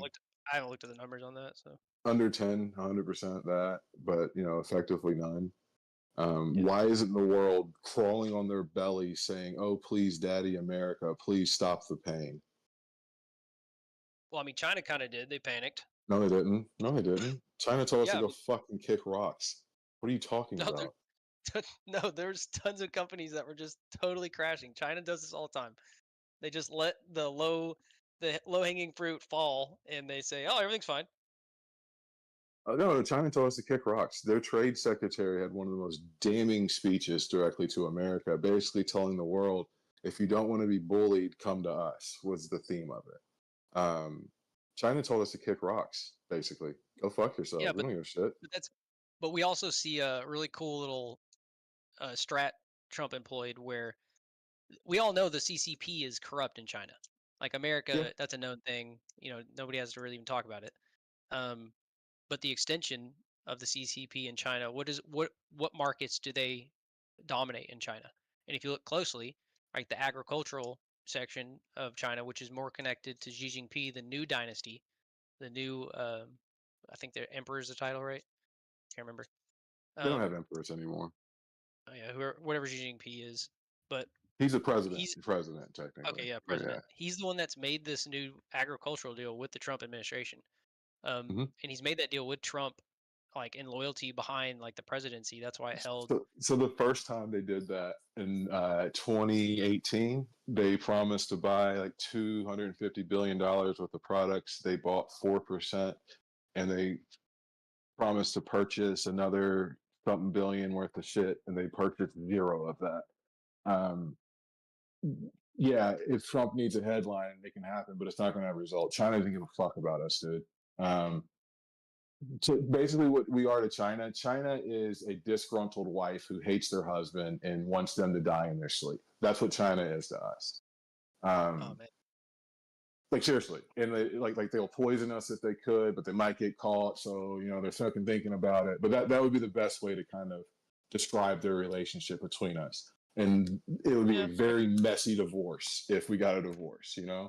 Yeah, I see that similar. Because the wife thing, right? We take care of that. Like we provide a lot of food for their population, and there's we're one of the reasons why China exists. We were supporting them when the Japanese were fucking annihilated. Like we've had a very strong relationship with China prior to Mao Zedong taking over, but we kind of prompted Mao Zedong taking over by giving Ho Chi Minh a bunch of U.S. fucking weaponry. Mao went to Russia and was like, "Hey, I need help." Russia's like, "Here you go. I love proxy wars. Let's go." And they won. They ended up getting China. But we fed them. We've helped them many times. They are our number 2 debt holder now. I think Japan's number 1. That's why yeah, and that's why I kind of try to highlight that agricultural aspect being separate from these tariffs that they're putting now, because none of these tariffs are touching the agricultural deal, which to me is great. It's great pre-positioning, right? Because now they get they're still getting the basics, right? All the food deals, all the basic commodities that we have trading on are not touched by these tariffs. It's all in this entertainment, pleasure product market, and to me, it's like a scalpel, right? To me, I think it's very well targeted to get rid of the CCP's access to our buyer's market, not necessarily cut off China. You want that's kind of like they're kind of synonymous. You really couldn't cut out the CCP without cutting out China. You know what I mean? The CCP is China. Yeah. That's why I think there's some chess going on with that. I don't know. Well, I've heard a lot about it. That's outside the scope of this, but. So when you look at the initial tariffs, they were blanket tariffs. It was 10, 15% across every good and product. It wasn't targeted. It wasn't specific. They didn't go in and make it, industries like automobiles or AI or anything. And farmers were directly affected negatively this time around as well. Anytime you have a tariff. I'm sorry. I forgot what it was called, but it was just like Grand Tariff Day when he had that fucking chart. That was him initiating essentially like a blanket whatever percent tariff on all goods and products that were being shipped from any country at that point. I think a few had exceptions, but I think it was almost every country had at least a 10 to 15% tariff, where in the past the average tariff was like 2%. Like it wasn't targeted. It was very blanketed, very poorly executed, and that's why the stock market reacted the way it did. The second he said, "Oh, we're not doing it," the stock market picked back up. Now, I think the stock market may be voting on the taco trade that Trump always chickens out, but we'll see. But that is a great indicator of what you see. The most powerful and rich people. What do they think is going on? Because that's who controls that fucking index. If it goes up, that means everyone in that little group is pretty happy. If it's going down, they're not happy. That means they have concerns that they need to sell, and they're selling things that they own at like 4 cents. So even if it's at $100 and it goes down to 50, well, the fuck do they care? But they know they can go to fucking zero. You know what I mean? Like I said, it's Trump he's an idiot, man. He's just an idiot. Dude, I'm telling you, I think everyone's going to be jumping off the ship. Unfortunately, I think we got 3.5 years left. Not if he's on that Epstein list. Well, here's I swear, dude, if that list comes out, if Trump is on it, it won't be as valuable as people think, right? The amount of names that will be on the list if Trump is on the list, to me, this is going to be it'll be unprecedented. I think that's part of why it's not really getting released, because the amount of names on it. And then you look at the implications of this. Have you seen the special council that was created with Anna Paulina Luna? For what purpose? It's the federal. I can't remember the title. It's called the Bureau of Federal Secrets, I think. I haven't seen that. Sounds interesting, though. Yeah, I think they're, this big web of corruption that's connected to Epstein and Diddy and Mossad through Ghislaine Maxwell, all that stuff. I think they're taking their sweet time to try to get as high up as they can, find the biggest fish. And for me, that's the only reason. Who's the biggest fish in the world? President of the United States of America. Most powerful man in the world. I don't think so. I think that's the actor. That's the public. Right? I think the non-public people are the ones they're after. These private sector guys. Do you believe in the bloodlines? Like old money? I know they exist. And I don't disagree. Especially in Europe, you have that mentality. Even in, like, everybody in their council used to be royalty in the past. You know what I mean? But like, I don't. America is a bit different, I thought, in that regard, but it may not. But old money definitely gets established here. But I think ours came a bit later. You have like your Rockefellers, you have your, the Morgans, Vanderbilts. Those individuals were the ones that were able to establish these institutions that we're still using today. Yeah, and they were actually controlled. I've been able to kind of, this may be, theoretical, but I found names above them that would have been influencing them. It's the Merovingians and the Pacers. For Morgan, definitely. The majority of his money, because his dad was like a really powerful British banker, and the majority of his money was European money, and basically it was, hey, we're upstart America here, but this is where we're going to be in the future, and let's buy all the fucking railroads and all this other shit. A lot of Morgan's money came from Europe.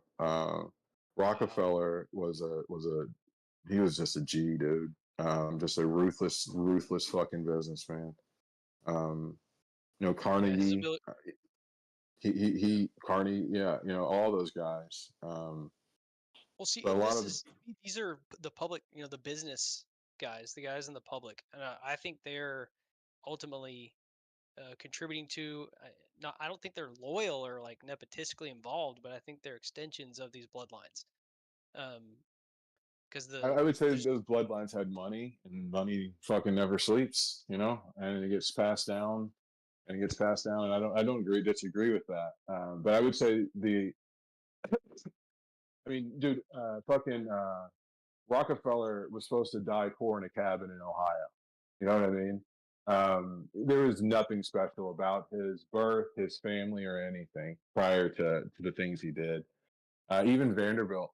Vanderbilt basically took out a loan to start the Staten Island Ferry. And when the bank came to collect on him, he beat up the fucking banking agent guys, and they never showed up again. That's not a, you know what I mean? Like America's. This is why I try to bring up the idea of like generationally, how many good, like honest business owners have been just shit on by these 0%. people. There's no such thing as a good billionaire. You don't do good things to make $1 billion. There's no such thing as that. When he came in, he was, it's obviously smart, hindsight 2020. He comes in and, monopolizes all the oil refineries, right? He doesn't fuck with going out there and, it was just so genius. So, and then he gets into the transportation, and that was the kind of the nail in the coffin. What it was is when he made a deal with Vanderbilt. He said, I will pay you this, but you have to charge everybody else that. And him paying him that for the amount of oil was a lot of money, and it didn't matter if Vanderbilt didn't get the service from everyone else. But unless you were using Vanderbilt's fucking rail line, you're not getting your oil out of, I think at that time it was Ohio, kind of where those wells were. But his mastery of transportation was huge. But like I said, dude, the guy he lived in like a shack basically. Like he sold like bubble gum as a kid to help feed his family, it wasn't like he was born into it in the regards of like how bloodlines kind of present the case to be. Well, I think they psychologically vet and look for like sociopaths and psychopaths in the world.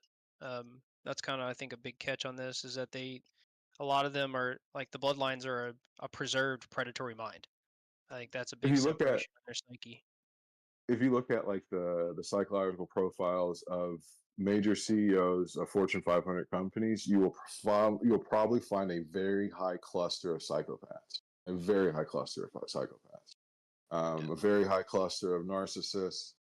There are certain traits that allow for individuals to do well in business. Honesty and integrity, unfortunately, isn't one of them. Do you think the mystery schools are real? I don't know what those are. This is like some lore that, it'd be like the Skull and Bones at Yale, like these different secret societies. They're secret societies. Yeah. Well, the implication of the mystery schools would be like, they have hidden economic knowledge. They psychologically vet these societies for these sociopaths, psychopaths / geniuses to try to come into this hidden nepotistic world. Because even their own children, like some of these bloodlines, I think their children aren't gonna make the cut. The cut. Yeah. No, I don't. Like I said, I know the fact that you have frats and secret societies and all that stuff. And if we were arguing like Europe, I would kind of be a bit more inclined to say this is directly a bloodline thing because even Napoleon was lower was a small nobility. You know what I mean? But like it's even though it was Corsican, he had a little small title that his family had at one point. You look at even like go back Caesar, his family prior to him, I think like his great grandfather was like running the country, but he came from, you know, like the patrician class. Like I said, I don't think that doesn't exist, but I would say here, I think it was just formed a bit differently, a bit later, because the original people that came over in the bloodlines that would have had those powers were kind of probably were loyalists during the Revolutionary War. You know what I mean? And were kicked out or killed after the fact. You know what I'm saying? It's interesting. I've seen some evidence showing that like Prague, one of the oldest schools, it's like where Tesla went to school. That's one of the locations of of a mystery school, and there's a lot of connections that these mystery schools have a lot of the cutting edge science and technology and psychology studies, and they're connected to the private sector that is contracted or doing a lot of contracting for the military. So they would have a lot of information from classified psychological studies, technological developments. And these would be pieces that may be retained in the private sector and passed down word of mouth and never, never told to the government, never monetized. Talking about an aristocratic class that's always existed for hundreds of years, thousands of years, right? Yeah. Like before you had like public universities and stuff, like you had schools, like they taught, they taught each other how to read and write and geometry and arithmetic, but the laymen, they were lucky if they could even read or write. The majority of people were laymen until like fairly recently, where now you have everybody can read and write for the most part. You can make the case that that we're losing that in America, Yeah, you only have to believe that generationally someone realized that knowledge was power, and that memorizing that and passing it down to trusted progeny is the only way to retain power generationally. And how much has that evolved? And we're pretty late game, so I would assume there's at least some sections of humanity that have, generationally have some pretty crazy developments they may not be sharing with the world. But yeah, you had like in Athens, you had like the schools of philosophy, and even in Alexandria, Egypt, you had what would be considered universities today. They weren't called universities back then. I don't know the Greek name, but like during Ptolemy's time, you had a whole school of Levites in Alexandria, Egypt. There's one prophet. His name's Sirach or Ben Sira. You ever heard of him? I have not. So you had schools, dude, like back then, but it was only like certain people that were involved in that type of education. But the mystery schools that you're referencing go all the way back allegedly to like Babylon, dude. And that's what I've heard. It was there were certain certain lineages. Phoenician. I'm just soundbiting. Yeah. Yeah, Phoenicians and stuff, but like you had like highly intellectual individuals that knew how to read and write, probably knew 3 or 4 languages, could even during the Renaissance, you had people that could play 5 instruments, knew 4 languages, in Europe, but like there's still people like that today in Europe that know 3, 4 languages and could play 4 instruments and can draw like you wouldn't believe. It was a concentrated in certain bloodlines though, that type of knowledge. I mean, wouldn't it kind of just be? I mean, if you think of it, you look at the world. If like you said, the layman didn't read, didn't write, because at that point, 85% of your time was spent to get enough food and to get shelter. That was human existence for a very long time. Being able to read and write, that didn't help you really in any way. But if your family came from means, you had the ability to get that kid the education, to get the better opportunities and stuff like that. I wouldn't say more, I mean, bloodlines, yeah, but it's all about the financial access that those families had. No one just like pricked them and said, oh, your blood's good, come with us. You know what I mean? It was about how much money they had. No, yeah, that's what I'm saying.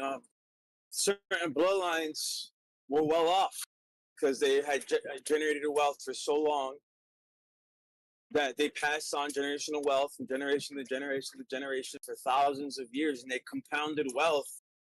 It gave them an unfair advantage. Some would say an unfair opportunity compared to the rest of the populace. And a lot of these bloodlines are, they connected to royalty. They go back thousands of years. It's not uncommon. Generational wealth was something that was practiced for a very long time. It was something, a progeny or a progenitor, inheritor. Go ahead. Is that you, Lion? Yeah. Yeah, I was gonna ask you. Have you seen a connection with just talking about the topic of the importance of the blood? There's a lot of text that talks about rituals that there's certain bloodlines that allow communication with certain entities, like demonic entities. It's like the blood itself is some sort of gateway. I'm not sure about that. I mean, I've heard people make those claims, and you heard of Nathan Reynolds? What are you talking about? Not. Well, I saw. He used to be he's ex-military. When I was young, I he tried. Was used. Okay, I'll look him up. When I was young, I tried something called a vapor magic, or blood vapor magic ritual. And me and my buddy, we were like 13, found this shit on the deep web, and we found we cut a drop of blood. We used a torch to heat up a steel plate, dropped a drop of blood on it, and it vaporizes, right? When it vaporizes, it creates a little cloud. We have a light shining through it, like flashlight, and you're supposed to say a demon's name. And I wasn't gonna say it, honestly. My friend Cody said it, and we both freaked the fuck out because we swear we saw a face appear in the mist. So, I've had a little bit of experience around this and found stuff when I got older, and it was weird. Little common denominator. Yeah, I believe in that stuff. Sorcery, divination, necromancy, whatever. The thing is, dude, if some people aren't ready to go down that rabbit hole, they're not prepared for that, or they just outright deny any of that is possible. But the whole scrying, or a scrying mirror, or a black mirror, or reflection pools. In the Bible, we have I don't know what to call him. You ever heard of what was his name? A scrying orb? No, it was a guy that he was actually an Israelite who ended up working for the enemy.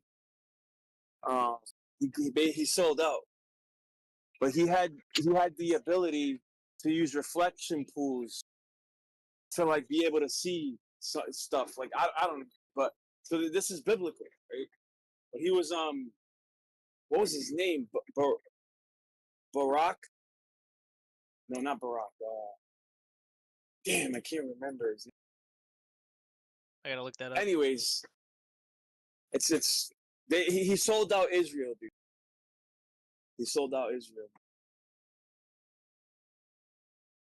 Can't remember his name. But besides that, yeah, dude, I have a friend of mine now.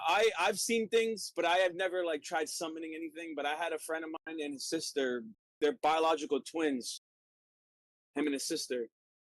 But they both told me the story separately. They both told me the story where when they were younger, 8 or 9, 7, 8 or 9, that they were playing they had a tent set up in the living room, and they're sleeping in the tent. But they tried, invoking Satan's name, dude. And they're they don't even believe in any of that stuff, but they were just curious. And even years later, he was really agnostic, but he told me this story. And how him and his sister were invoking Satan, asking him to manifest. If he's real, manifest. If he's real, manifest, or whatever they said. And they were chanting his name, dude. And then all of a sudden, something actually manifested, bro. And he said, it was the cliche demonic thing with horns, dude, that showed up in the tent, bro, with them. And they're like, they're adults now, and they'll recant the story like, yes, this really happened, and they're dead serious. Bro. It's intimidating. But man, I think. I mean, we could get into the personally occult, believe. but Yeah. Go ahead. I believe a lot of these entities are physical. So that's even like debated in like among Christians and stuff. I think so. No, I think they're physical myself. The thing is, just because they can shapeshift or they're interdimensional doesn't mean that they're not physical. Yep. If you actually look up the definition of physical, it's probably not what you think it means. Well, I think their At least in access here philosophy. is. Yeah, I think their access to the physical plane is limited, but there's ways for them to interact with this place, with this physical reality. And I also think maybe time is a little bit different to them.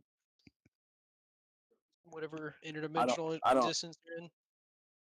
So like, this is the thing with philosophy, right? Like, you can look up for a definition and like Merriam-Webster's dictionary, and then look up that same word in like a philosophical dictionary.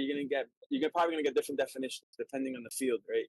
Like, same thing. Like, if you try to look up the word natural, like there's actually like, if you look up in Merriam's dictionary, there's like 12 definitions for the word natural, bro. There's the physics term, there's the biological term, and there's like tons of definitions for the word natural. But same thing with the word physical. I would suppose, depending on the field, you're gonna get different definitions for physical. But physical in philosophy, as far as I know, means like anything that is perceptual, that can be perceived or go with the other stipulation, or measured. Anything that can be perceived or measured is considered physical. Did you know that? Yeah, I think that rings true too. So we're under the impression that physical is exclusive to things that are only concrete or have like solidity to them, where you can knock on it like wood, right? That's not what physical actually is. Physical, like sound waves, are actually considered physical. You can make the case for even like Wi-Fi band, radio bands being physical, because if it's amplified to a certain extent, you can feel it, bro. You know what I'm saying? Yeah. Or if you're next to a cell phone tower, you might be able to feel that resonance, that whatever that frequency that's perturbating. The fact that you can feel it would classify it as physical. Yeah, just because it's outside of human biological perception doesn't mean it's non-physical also, which is kind of what you're implying, right? These different forms of light are, light is physical. It doesn't matter if it turns into invisible. Yeah. Certain wavelength. Yeah. Yeah, true that. So light is one of the, and there's things that are kind of like in the gray area where they seem to have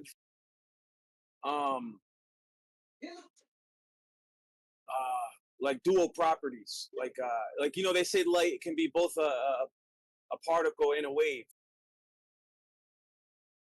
And this is where I disagree with some of the flat earthers, because like you can have things that can shapeshift, right? You can have things that can change their modality. And just because water can be both a liquid and a solid,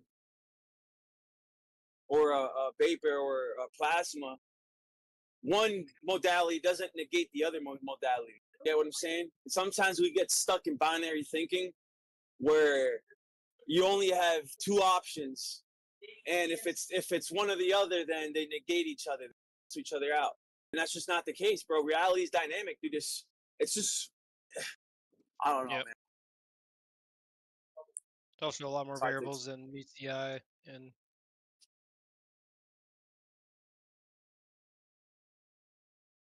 Like we get stuck in false binaries or false dichotomies a lot of times. We're used to thinking in like binary, like left and right paradigms. And I always talk about this because I want to snap people out of that left and right paradigm, where it's either Republican or Democrats. And if you hate Republicans, then you must be a Democrat, or if you hate Democrats, then you must be a Republican. And that's just not the case, dude. yeah, there's a massive gradient. Yeah, exactly. That's kind of why I think people are so taboo about politics, because they're like, shit, nobody wants to be honest because there's some social status quo. I don't want to be the first one to say what I think. Oh. But if there wasn't, this forced binary, people would just be like, oh yeah, I think this. And be like, oh yeah, it's interesting. But everyone's got a fucking dog in the fight. Not necessarily projecting in this room, but you go out in public,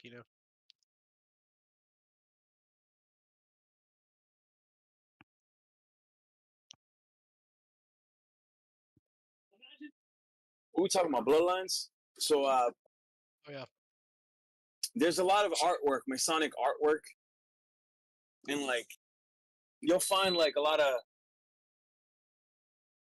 like I'm gonna see if I can find some. But like a lot of reflections and mirrors and like sunlight being reflected off of mirrors, and you'll see like people holding like what looks like to be like prisms or crystals, and there's a dark art of scrying or skyring. I don't know how to say it. You know how to say that word? Scrying? Scrying. Is that what you're saying? I've read it a lot, but I don't know how to say it. Scrying. Maybe that's not the word you're trying to think of, though. Well, lately there's been a lot of buzz with DMT and like looking at light or lasers or reflections of light. Dude, like they're starting to see things in the reflections or in the light in the lasers, bro, when they're on DMT. And this is sort of like going down this scrying knowledge where they would take substances like all the prolific sorcerers, necromancers, sages, diviners. They would take substances to enhance their transcendental experience, and then they would look into the reflection pool or into the black mirror. That's what would catalyze their experience and actually propel them to the next level. Yeah, it's a scrying pool. That's it. Scrying pool, yeah. Dude, that's interesting. Oh yeah. I'm big. I'm really into the supernatural. I do a lot of studying of what the Bible says about the demonic realm. I find it interesting, but I don't know if that's good or bad. There's artwork showing like angels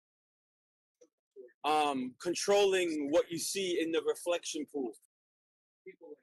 Like it's like a cooperative effort. So like you ask the demon, it's not it's a demon or the fallen angel to guide you, to help you, right? See what you want to see, or see what whatever it is that they want you to see in the pool or in the mirror or whatever it is.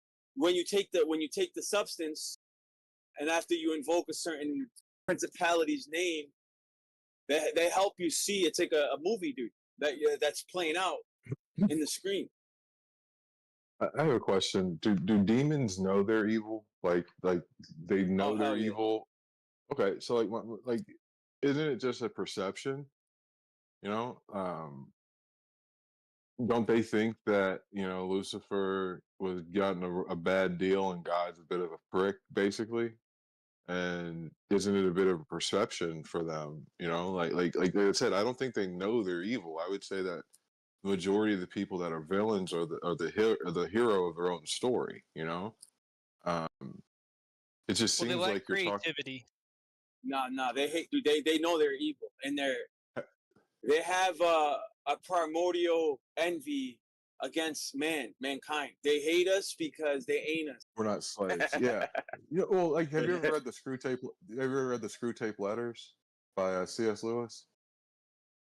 I heard about him. It's a really cool book. Basically, it's like there's this demon, a head demon, and there's this like one of his like disciples, and he's trying to like fuck like this his guy's nephew. life over. Yeah, yeah, like Wormwood or something's his name. And he's basically just writing them letters like, this is how you get them, this is that. It's a really cool book. But the thing is the way they wrote it, or like when you read what Screw Tape is writing, he sounds dispassionate about the outcome and is more righteous essentially about the purpose in which he's getting his nephew to do, you know. It is, like I said, it's almost like a matter of perspective a bit, you know. Although To he a was also demon, selling out his nephew. yeah. The No, only way I could see what you're saying being possible is if these entities are so delusional and so deluded in their grandeur, or whatever, that they've convinced themselves that they're on the right side of history. Right? Like I get sort that. of like narcissist, sociopath, where they might not actually think that they're evil. They've convinced themselves that they're good. You know. Yeah, I get that, but what I'm saying is, it's like everybody always presents the devil as this grand deceiver, right? Why could he not just flip the script of the original Bible, heaven being hell and vice versa, basically, and now he's having us, you know, following quote unquote like the right way, that it's the wrong way. It's really the grand deceiver, you know. Like that's my question about like when we talk about like demons and stuff like that, because you're creating like a force that have agendas and thoughts, but they blindly do That's things, you know. that's what the demon would say. Probably, Yeah. What you're saying is, it would make Lucy would be apologetic. Yeah, they would be apologetic towards the serpent in the garden. Be like, oh well, you know, he's not so bad after all. He's just trying to free us from the garden, which was a prison. Yeah, and the thing is, it's that argument being made, right? So say I make that argument, you know, the snake. But I don't think the snake was really the devil, but let's just say that the snake was the devil, right? The snake was trying to tell Eve that, you know, God's going to let you eat from the tree of everlasting life, but he's not going to let you eat from the tree of knowledge, because he doesn't want you to be like him, you know. Like, and then Eve eats it. Yeah. You know? Sort of like what you're saying right now. Like he's a trickster. He's conniving, right? He has a way with words, and he can be very convincing. But they could eat from the tree of everlasting life, but they couldn't eat from the tree of knowledge, though. And what the devil did is say, why? Why can't you eat from the tree of knowledge? And why can you eat from this tree? And if the answer is God said so, so be it, I guess. But at the same time, he just asked why. Is that like that's the thing? Like I've never had, like, it's a really cool song called "Sympathy for the Devil." I've never had sympathy for the devil, but like to me, if God is an all-powerful, all-present thing, how could he not be the devil himself? He's everything. How could he not be the demon himself? He's everything. You know? That's not the case. And that's the thing. Like I remember in high school, I got in trouble because I said that there is no hell, and I wrote a whole paper about there not being a hell, and I based it upon God being omnipresent, and I defined hell as a place where God is not. That's the only way I could define hell. Very similar to how you would define darkness, a place where there is no light. You know, like, and then if he's omnipresent and he's everywhere, he has to be in hell. Yeah, well, that's if you really understand the biblical narrative and don't straw man it, you would understand that in Sheol, there's multiple chambers for the dead. There's one for the righteous, one for the wicked, one for the martyrdom, and there's another one aside from all of that. That's the lowest point, known as the bottomless pit or the great abyss, known as Tartarus, that Peter references. And the Greeks understood, right? That's where the angels are enchained, right? You read Dante's Inferno, you know, he makes like a whole thing. There's circles of hell, right? It's fine. No, we're not talking about Dante's Inferno. We're not talking about I get that. I understand that, but medieval author. But what I'm saying is, okay, yeah, there's different places in hell, different compartments. But does God not have to be there if He's all present? Well, this is what you don't understand is the no. Just answer that question. Hold on, bro. Don't I'm tell trying me to what I break don't it down. understand. Well, No, I'm trying to answer it, dude. I'm trying to answer it. So you're conflating the creator with the creation, right? You think that the creator is the creation and he's everywhere, all around, all the time. That's what you think, right? That's what omnipresent means. No. This is what I'm trying to tell you. Yeah, yes. Earlier we were yes, talking that's about what it means. Hold on. Earlier we were talking about binaries, right? What you're presenting is a false dichotomy. Okay. There's actually a nuance, and the nuance is this, right? The creator actually has a single point, a single reference point, you can call it a singularity, right? He has a place where he reigns from in the cosmos, known as Mount Zion, the dwelling of Yahweh, right? It's actually the location of his temple, his heavenly sanctuary. He exists on a throne, whether you believe it or not. That's the biblical narrative. He actually has a form, he actually has a presence, and he actually has a temple that he reigns from, right? Now, with that being said, he has something, right, that we know as the Holy Spirit, right, or the Ruach, that but is tethered. in the Trinity, is that the same person? Hold on. I'm gonna wrap it up right here. We're all of creation is tethered to him through the Spirit. It doesn't mean that creation is him. Go ahead. Okay,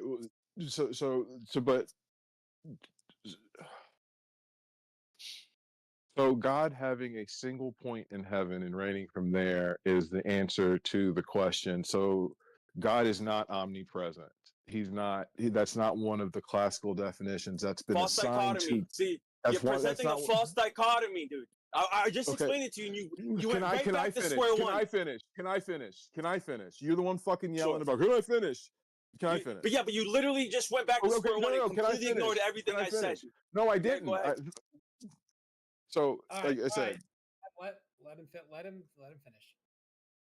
So what I'm saying is, okay, I'm not trying to present a false dichotomy. I'm trying to go off of the word, how God is presented to people. God's presented to people as being everywhere at all times. You say that's not the case because you got your special decoder ring out and you got this other information that's not presented. That's not presented to other people. It's not. People don't know of Sheol. They don't know of all these things. They know what's been told to them, that there's a guy with a fucking pitchfork that you do bad, you go to this place. That's pretty much the base understanding. So like what I'm saying is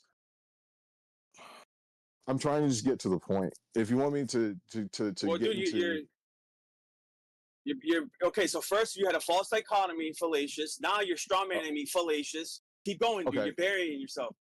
All right, so let's keep going. And I wasn't going to do this today, but I'll do it now. So when you're talking about a false dichotomy, we'll start there. So is God omnipresent? Yes or no? Yes. Okay. So what does omnipresent mean? It means he's aware of everything. That's another. That's omnipotent. That's all knowing. That's another term that they associate to God. Omnipotent. Omnipresent is a different one. Right, he's both. So we're speaking of that. So what does it mean? What does that mean? That's my question. I get what, dude. I understand what you're saying, but I'm saying like, okay, he's present everywhere at all times. He's aware of everything at all times. Okay, so that's two different statements. Both. Is he present both. Okay. Both. So if he's present everywhere at all times, is he in hell? Yes. Okay. So like I said earlier, and as you said, I'm trying to straw man you and everything else. You've just agreed to everything I just fucking said. So can you explain? There's nuance. I'm trying to explain the nuance because this is what you don't understand, dude. Right? So like I said, he's tethered. All creation is tethered to the Creator through the Spirit. That means yes, in a way, he's present everywhere through the Spirit. right? The spirit is an appendage, right? It's an extension of the creator. Does that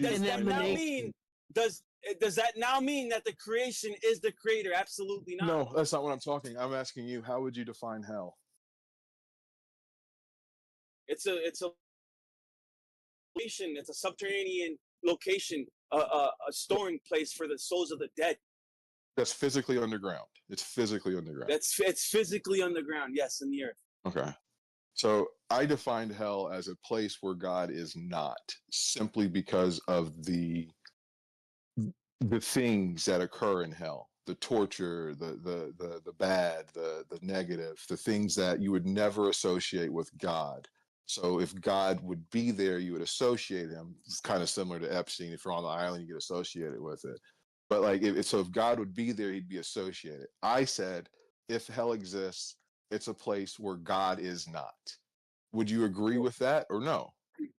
Yeah, but it's the same thing everywhere, right? You could say the same thing about everywhere. There's wickedness in the earth right now, right? There's prostitutes on Main Street at 2:00 in the morning. Does that mean God's not there? Why is prostitution? Does that mean God's not there? There's pedophilia. There's sex trafficking, right? So it goes back to the age-old question: if God is real, why bad thing happen? Right? But that's not on. But God is on earth. We haven't defined earth as a place God is not. Right? I defined hell as a place God is not. What I'm trying to explain to you, bro, right, is that just because there's evil, whether in Sheol or on earth, doesn't mean that God's not there. You're making the inference that because there's evil or perpetual wickedness in Sheol, then God must not be there. That's a false premise. That was my argument, that if there is a God that would associate to this level of evil, to be able to promote this happening to things, that's not an all-loving God. That's not the God that's defined all across the board. The God that's defined all across the board kind of meets the specs if they're not in hell, but it kind of hurts them if they're in hell because they got to see it and stuff. But maybe it's just a part of, hey, I'm everywhere, I can't do anything about it, we got to put these people somewhere. I get that. But that was my argument. And you're saying I'm straw manning it, but you agreed with all my premises and points. And then on top of it, you said that I created a false dichotomy, which I did not. So like I said, like you can use words, but use them correctly. Hold on, dude. One thing at a time, right? The reason I said it's a false dichotomy because immediately after I said everything I said earlier, you went back to square one and you said, "Oh, then God must not be omnipresent." That's what you said. Do you remember the experiment we went through? Remember? We defined what that word meant. Remember? We did all that. We did everything you said. We defined what that word meant. Remember? That means he's in all places at all times, right? We defined that. Then you try to say it also means that he has all knowing. I'm like, no, that's a different word. No. Dude, yeah, that's a different word. That's not no, because I said he has a single reference point. You said then he can't be everywhere. Then he's not omnipresent. That's what you said, dude. No, yeah. So I was going that route, and then you pulled us here, and I was going to talk about that single reference point of and how that pretty much does make you not omnipresent if you have a single reference point. No. See, this is the false dichotomy that I brought up earlier. You said because he has a single reference point, right, in existence, then he can't be omnipresent. You think that anything has a you think that there's no middle ground? When there is a middle ground, he can have a single reference point, a singularity, a form where he reigns from, and still through the spirit, there's an extension of the creator. Through the spirit, we can still be connected to him. Right now, we can still be connected to him through the spirit. That's fine. And then what I'm saying is that's fine. That's fine aspect. But in the triune God, isn't the Father, Son, and Holy Spirit the same thing? No. They're not? No, dude. So I don't know what type of fucking Christian you are, dude. Like that's the thing. Like you say nothing that comes from any branch of Christianity I've ever heard of. That's not true. Yeah, it is. I don't know, bro. Look it up right now. Even in the Catholic Encyclopedia, they don't claim to say what you're saying, dude. Contrary to popular belief. Even the Catholics. What am I saying? Hold on. Even bro, you're what you're referencing is modalism. Even the Catholics don't hold to modalism. So I don't know what you're talking about, dude. You've never heard the term the triune God, the Father, the Son, the Holy Spirit, all being one. You've never heard that before. Yes, I have heard that, and there are sects of Christians that believe that, but the predominant majority do not believe that, contrary to popular belief. That's fairly recent, and that's more of a Protestant. That's more of a certain sect of Protestantism than it is Eastern Orthodoxy or Ethiopian Orthodoxy, Greek Orthodoxy. Catholic, yeah, I have read, and it doesn't. Yes, I do. Yes. Yeah, the Nicene. Yeah, the Nicene Creed does not promote. They talk about Homo-Ousian and Homo-Ousian. Yeah, hold on. Yeah, they talk about that, and they talk about the triune God. Yes. Bro, you gotta relax for a second. I'm trying to put you on game, right? So what you think the Nicene Creed is promoting is known as modalism, but the Nicene Creed is not promoting modalism whatsoever. If you think it is, please, I would like you to read it. I have read it. Because it's not. Yeah, and it's not promoting modalism. The major thing that they were talking about was substantiation and substantiation. Does the body and bread physically turn into the blood of Christ and the body of Christ, or does it like basically metaphorically do it? That was one of the biggest arguments. That was one of the biggest arguments there. I'm talking about distinguishing. The second argument was about the triune God. If the Father, Son, and Holy Spirit were the same person, most people argued it doesn't make sense that God and Jesus are the same person. Those were the two biggest arguments of that entire fucking thing, dude. So not at all, bro. Okay. All right, dude. I'm gonna have to read it for you because, dude, they distinguish between the Father, the Son, and the Holy Spirit as independent entities, yet are all one, as in echad, as in one accord. That was part of the argument, and that argument was not the majority. Hold on, dude. This is the biblical understanding, right? That was God part of the argument that was offered. God has three parts, dude, right? Elohim in the plural has three parts: the Father, Son, and the Holy Spirit. But the Father and the Son are distinct entities. The Son is not the Father incarnate. The Nicene Creed never promoted that the Son is the Father incarnate. Instead, it promotes the divinity of Christ, which I am not in disagreement with. I agree with. There's a nuance, dude.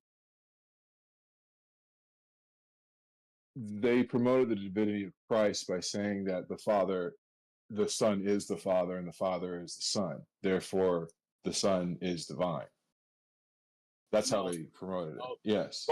Okay, so why don't you read the Nicene Creed right now, dude? Tell me that's what it's saying.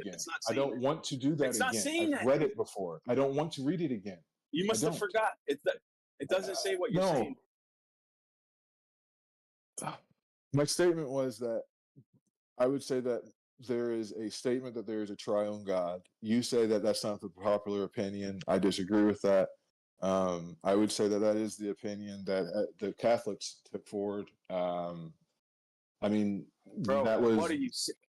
You're not listening. I'm not denying the triune nature of God. I'm denying modalism, dude. There's nuance to the conversation, dude. You keep strawmanning my position. I'm not denying the triune nature of God. I'm aware of the triune nature of God. It's in the first chapter, the second chapter of the book, Genesis, dude. And Elohim said, "Let us make man in our image," dude. Mm-hmm. No. Like I said, but my statement was I don't know what Christianity you're arguing from, and if it's just the fact that God exists, that's cool.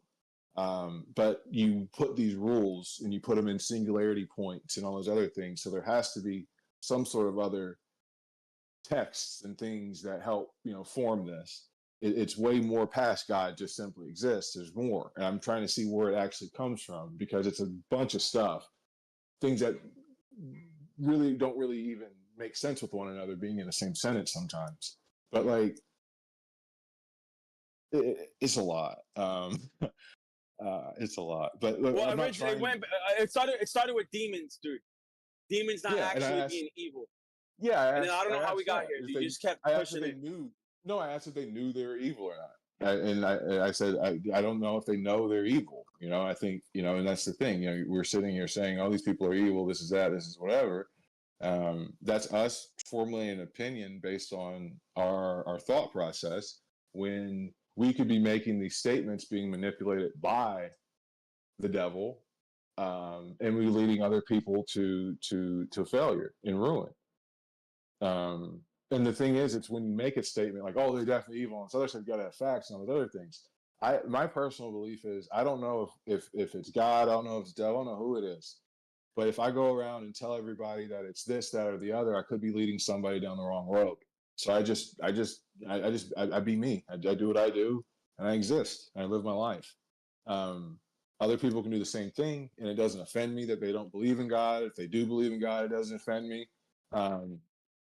It's just, like I said, it's just, you make a statement of, "Oh, God's at this place." I'm trying to think, you know, who thinks that way? I don't even know of any religion that thinks that is how it is. I don't. I can't think of one. Okay, it's fine, dude. But if you're gonna go off the biblical narrative, the demons are evil, dude. Inherently evil.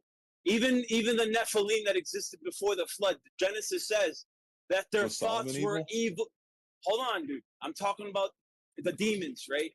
Was Solomon when evil? the demons Exactly. hold on, bro, wait a second. We're talking about demons, not men. Now we're not talking about mankind, we're talking about demons, right?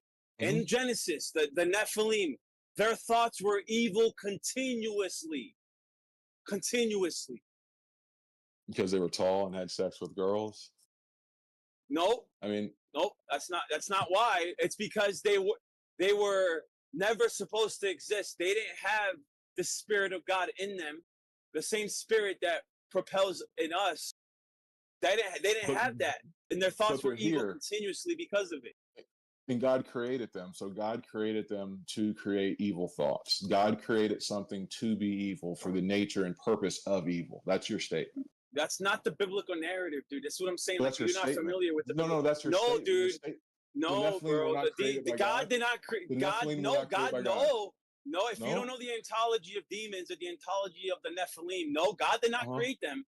They were a byproduct of rebellious angels that were. That came the angels down and made were. it Hold on. Yeah, but I know the story. The angels were righteous to begin with. They decided to rebel according to their free will, and then they started mating with women, and then the byproduct of that union were Nephilim, dude.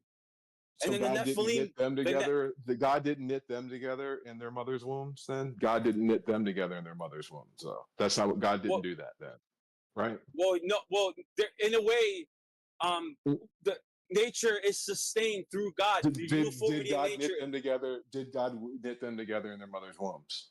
Not literally. That's the question. Not literally. Okay.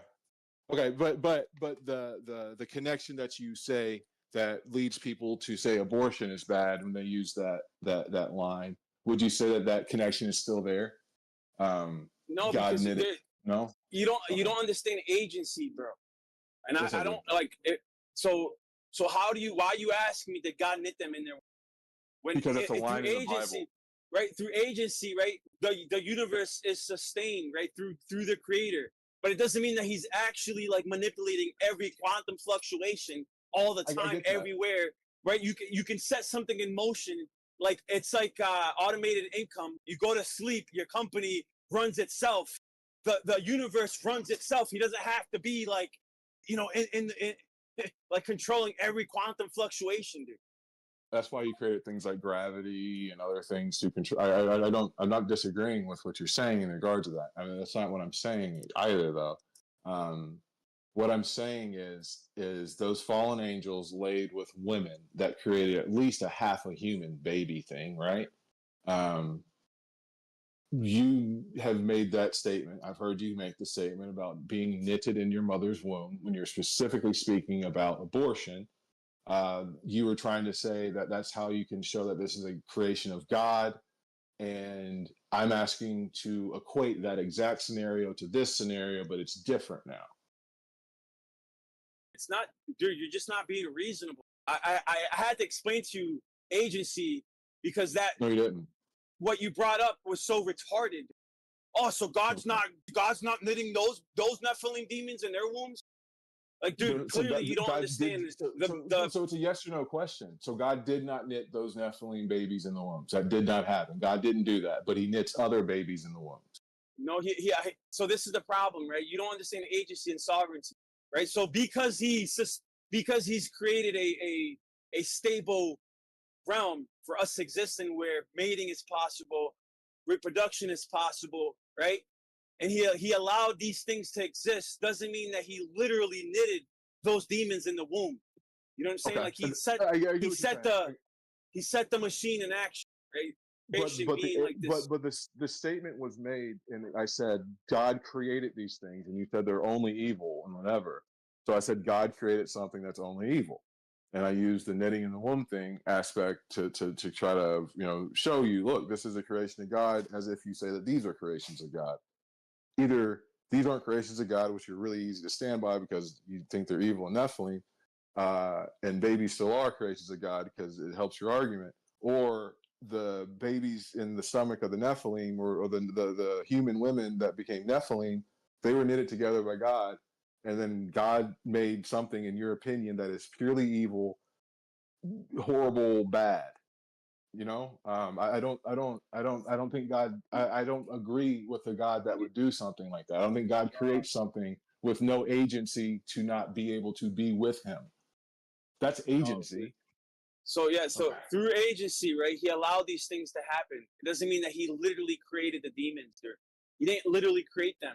Same reason some babies are born deformed, dude, right? Because of entropy, there's a gradual decline of genetics on the earth, dude. And there's genetic diseases, genetic deformations. Does that mean that God literally created a deformed baby, bro? Not necessarily. Yeah.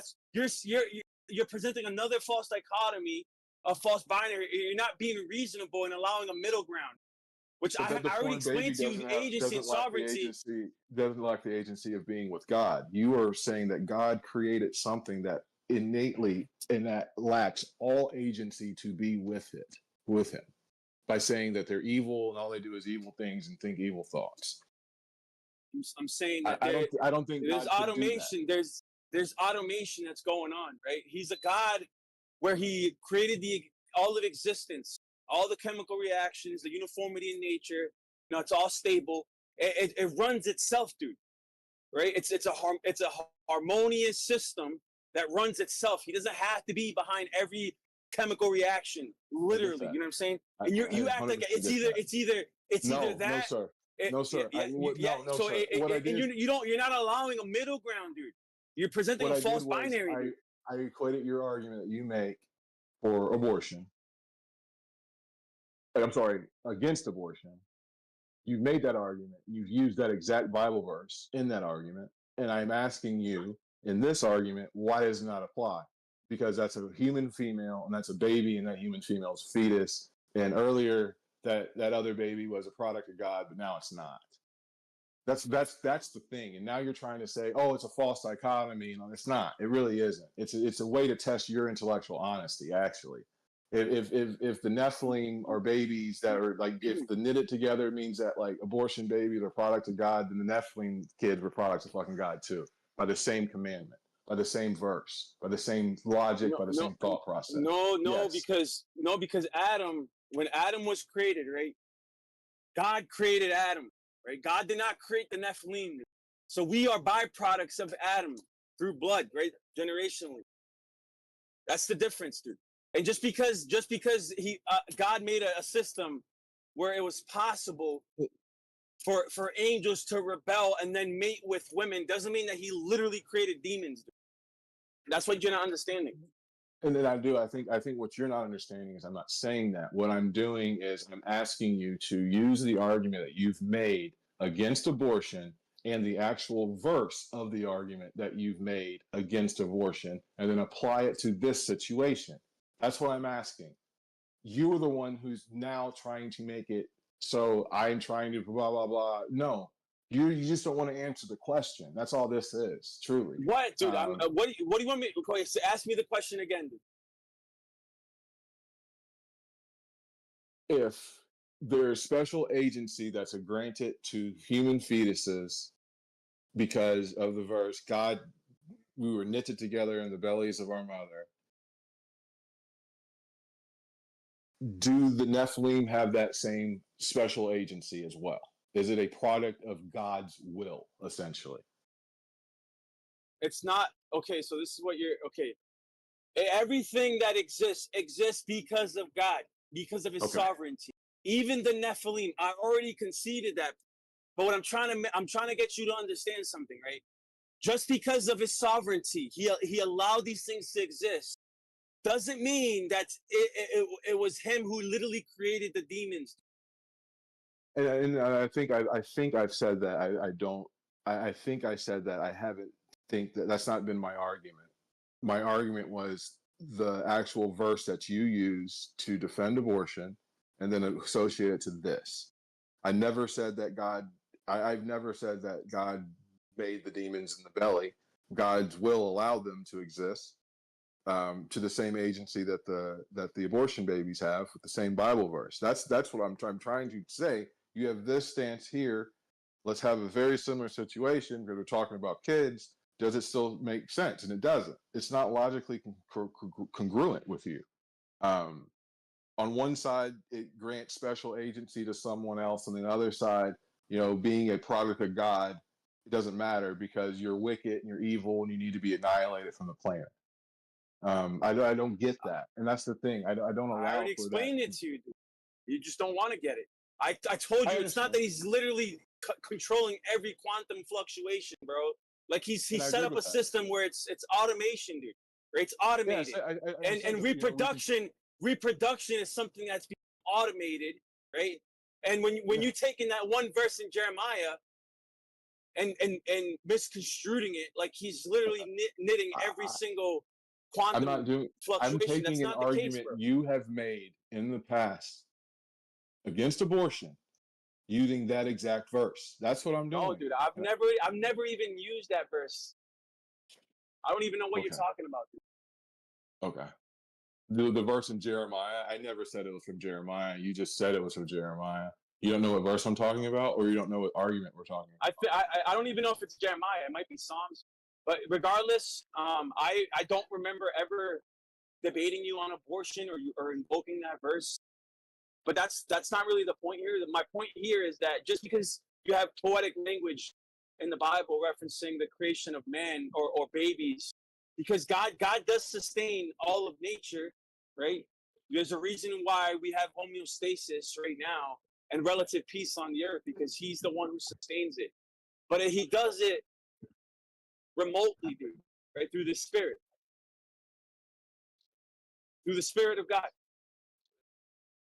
And I get what you're saying. You know why I say that? Because this goes back to the original conversation that we were having before we got into abortion. Ladies and gentlemen. Because in the Bible it says that there's no evil in Him. There's no wickedness in Him.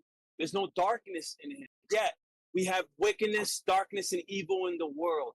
Does that now mean that God is not in the world? Because that's the type of binary that you're presenting. You're not being reasonable. If you want to have, so in my opinion, God is not in this world. God has nothing to do with this world. In my opinion, not because of the presence of evil, but at the same time, I do not agree with your argument essentially of you saying there's no wickedness in them, there's no evil in them, there's none of that, and then you say with confidence that God is in hell. You say with confidence that God is in all these places that have wickedness, evil, and all that other stuff. If we were creating God's image, are we just talking about physical? Are we talking about mental? Like all those other things? And if we can do these things, does God not have the same capabilities to do the same things we do? So like you go down all these rabbit holes, and like I said, my original statement was I defined hell as a place where God is not.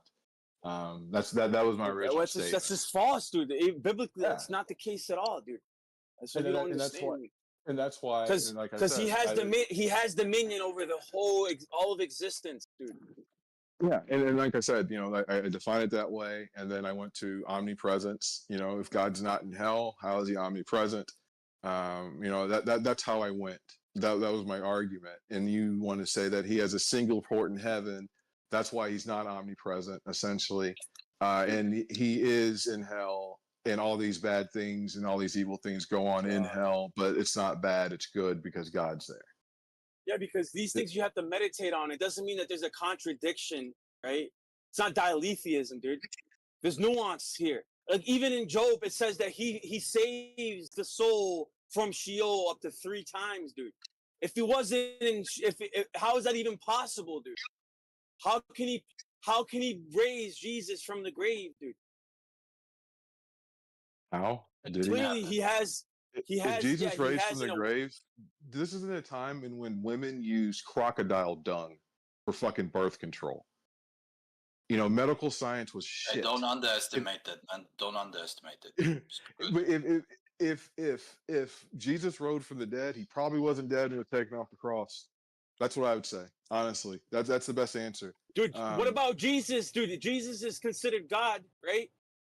Jesus went to Sheol, dude, for he was there for 3 days ministering to the spirits in Sheol, according to Peter. Okay. So God wasn't there before. A great light has shined. So I guess God is not in hell then, because he wasn't there before, bro. Right? No, this is what you don't understand, bro. Is that his spirit permeates all of existence, even in Sheol, dude. It's just that he doesn't listen to the spirits in Sheol, the ones that were destined to perdition. Why would he? He's cut him off, dude. Doesn't mean that he has no agency in Sheol. Of course he does. Of course he has a type of presence there, dude. Okay. So God can't go to Sheol or hell. Can we just call it hell? God can't go to hell and free all these people because now these people know God exists and they probably won't rebel anymore. You can't do that? Or you won't do that? What do you mean? No, it's too late for those people, dude. It's too late. The point is, bro, the point is that the demons are a byproduct of unholy union between angels and men or women. And they were never supposed to exist. God allowed them to exist through his sovereignty, his agency. And they are plaguing mankind, dude. So when God killed them off and flooded the earth, they are known today as demons. That's the ontology of demons. Demons are the disembodied spirits of the Nephilim, dude. I'm a Nephilim. I'm a giant. I am taller than everyone else. I am a Nephilim. So I'm taking offense of what you're saying. For yourself, buddy. Talk for yourself. Their thoughts are evil continuously. They only seek to destroy, to kill, steal, and destroy, dude. Just like their father. Earlier the devil. You said like the words I was using, that would be what a demon says. I guess I am a Nephilim. No, bro. I'm just trying to do. You were apologetic towards demons and Lucifer, Satan. Exactly. Is that what a Nephilim would do? I was trying to push back against you, and somehow we went down this theological wormhole of freaking. I wasn't being of the Godhead and. I was asking a question, basically, what if heaven was hell or vice versa? Basically was the question, and I actually assigned the same agency to the devil that you assigned to the devil, being a master manipulator. And I went from that point forward. That's a good one. I've done this a few times. I went from that point forward. You wouldn't know if God is deceiving you. Exactly. That's what I'm saying. You have to concede that. That's why it's called belief, right? You don't know if God is what you claim. You believe he is. Exactly. And to profess your beliefs based upon that level of uncertainty is bullshit, dude. It's bullshit. All of it's bullshit. The temple in the sky, all of it's just bullshit. It's all bullshit. It really is. It's all bullshit. That helps people be able to talk in rooms, fucking get some fucking power, get some money. It's bullshit. It's also a very good coping mechanism. Don't forget the human psyche. Like every fucking human, once they reach like their late age, it's a really good coping mechanism, man. If you believe, hey, I'm not gonna die, I'm gonna continue existing forever, that sounds like a dream, man. No?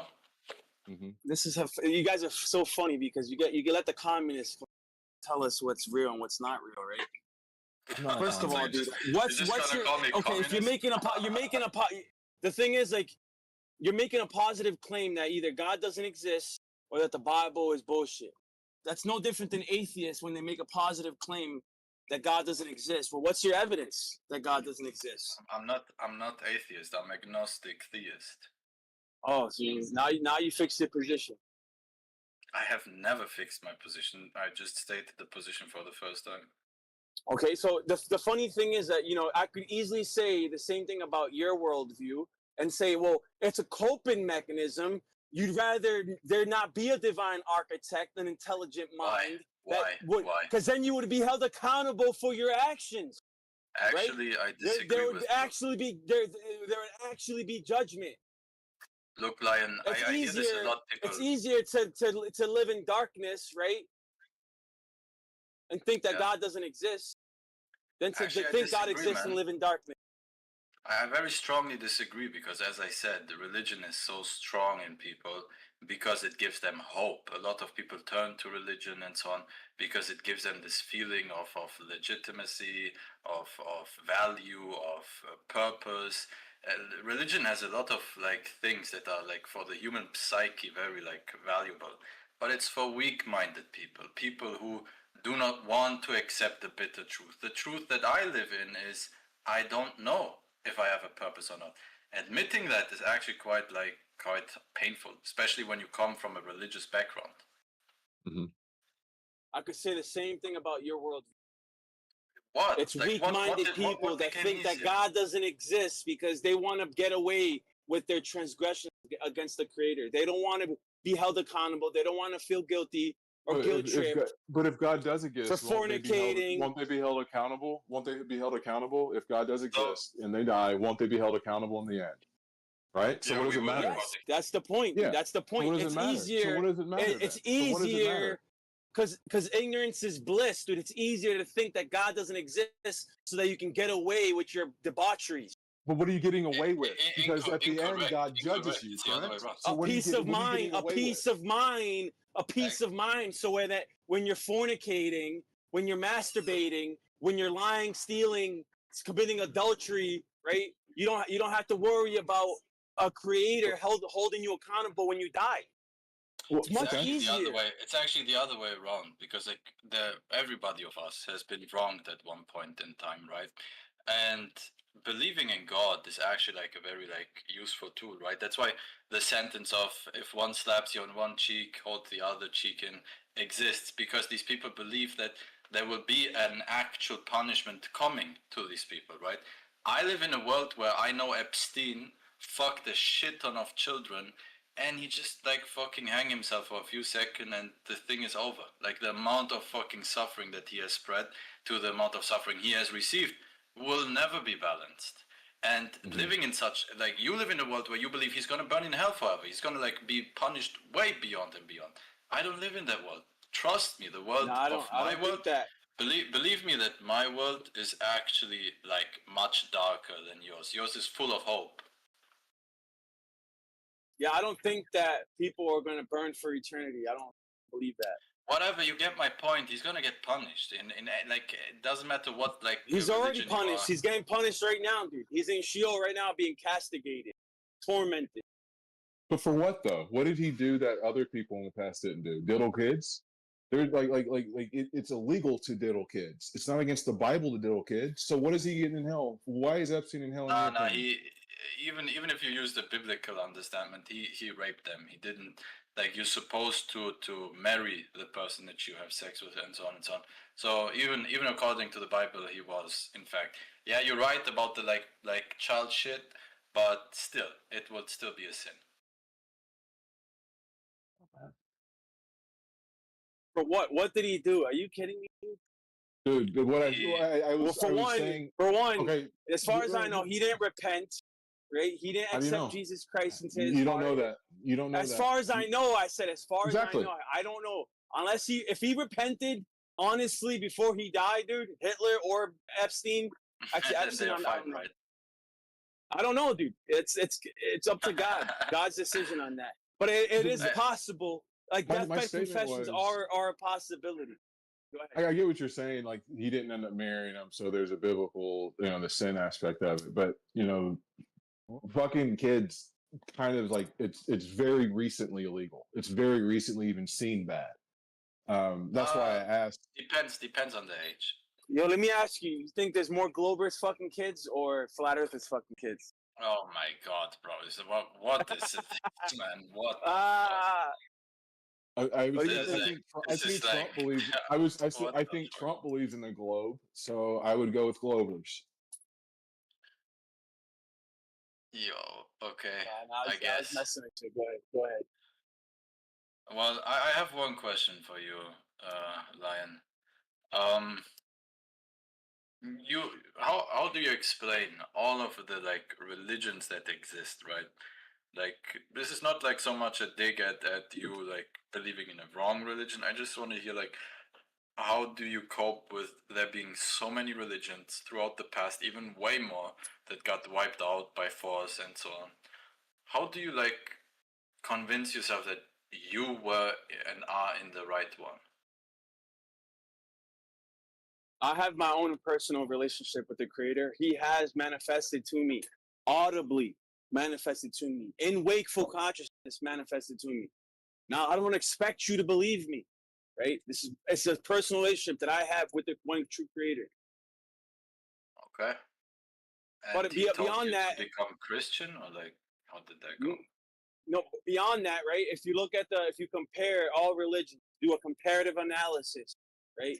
Which one is the most reasonable, rational, congruent out of all of them? Hinduism. You're gonna find Not Christianity. Not Christianity. Hinduism by far. Christianity, you have to assume ex nihilo from something from nothing. Like, what are you talking about? There's very little rationality in Christianity. Ask ChatGPT right now, or Grok. Which one is if God is real? Which one is the most rational, logical position out of all the religions? Also, don't ask Grok. Don't ask Grok because it's gonna say Christian. Ask it. No, I'm Grok's curious. gonna say Christian. Grok's gonna say Christian. ChatGPT actually, I believe Grok will not say Christian because it's turning into Hitler, and Hitler despised Christians. So. No, he'll say Christian because even though they wanted to be Christian, they're still going to promote the. No, Hitler did not like Christianity. He didn't like the priests and the churches and the institution, but he said verbatim that Christianity is like Jewish fairy tales, and that we need to remove those Jewish religions out of the European spirit because they are weak-minded. Which he's right. Those are like weak-minded religions. We need to replace them with something authoritarian, like a state religion.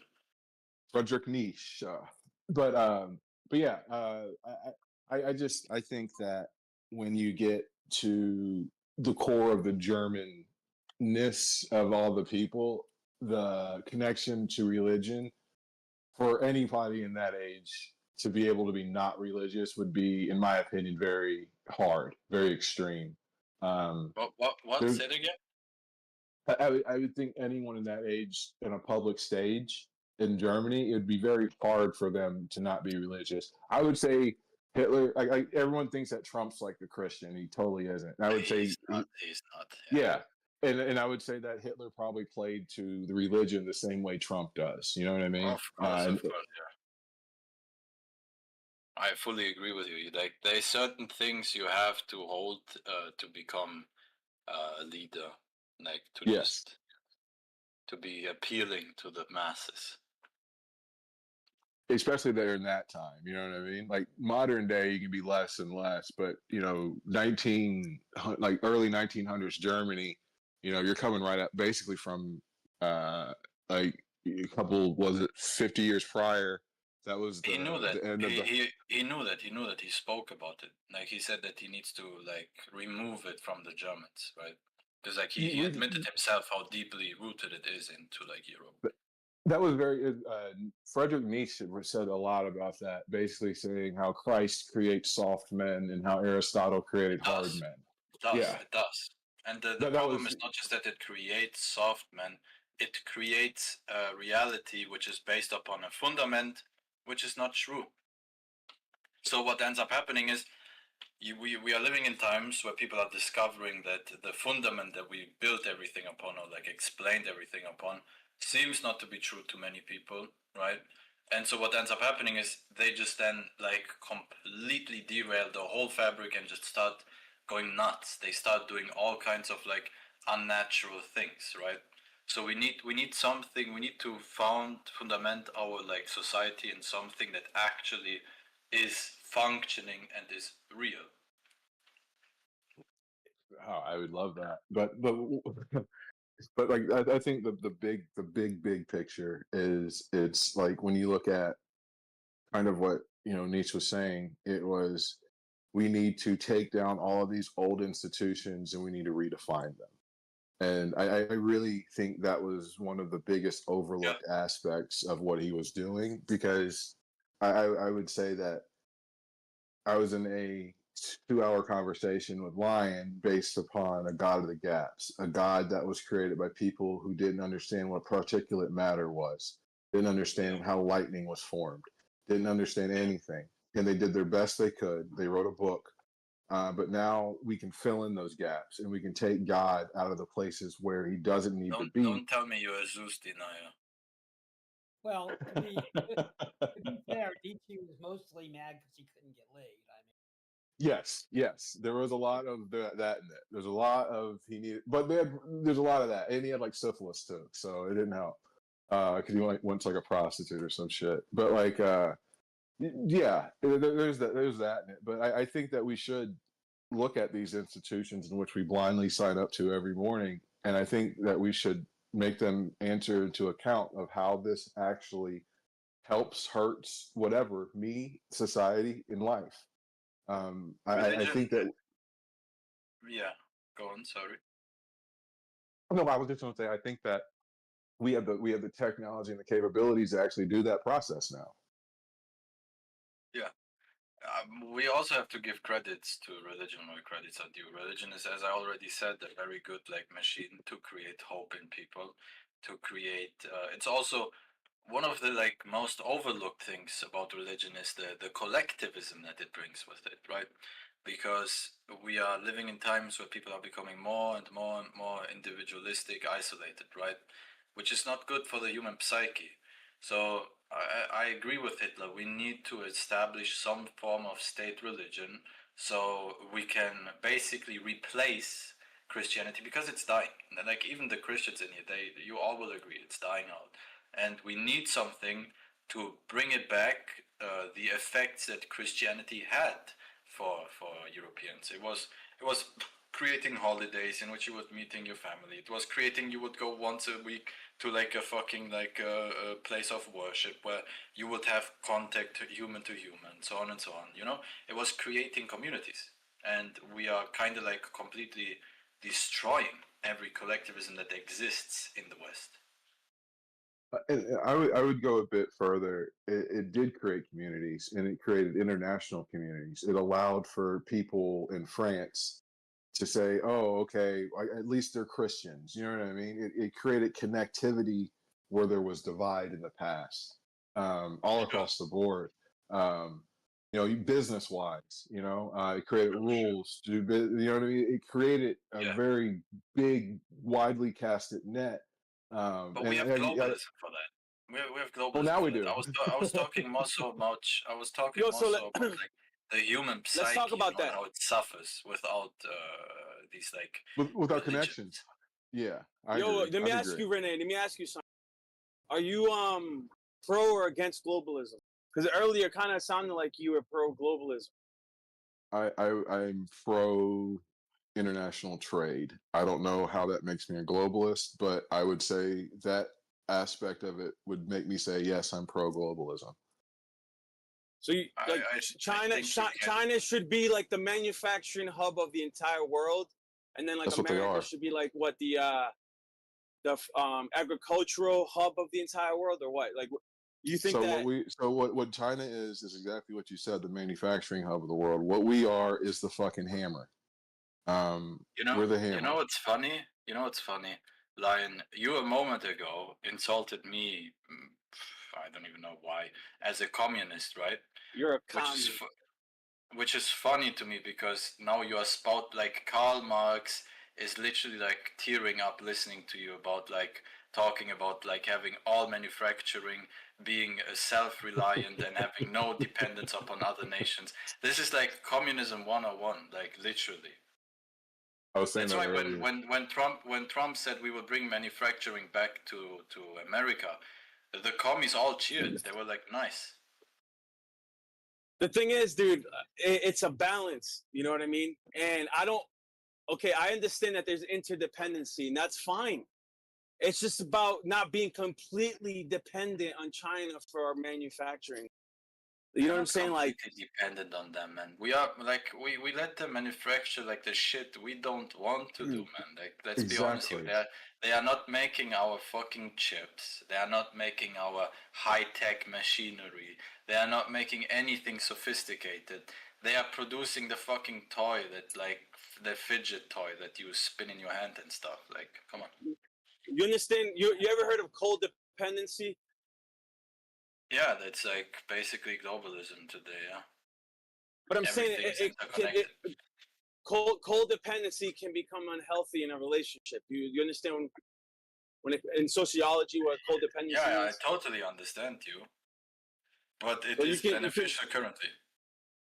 It can be beneficial, but it can also be unhealthy if you become completely like dependent, right? To the point where if China wanted That's to, not what codependency is. if China wanted to, they could completely collapse their economy.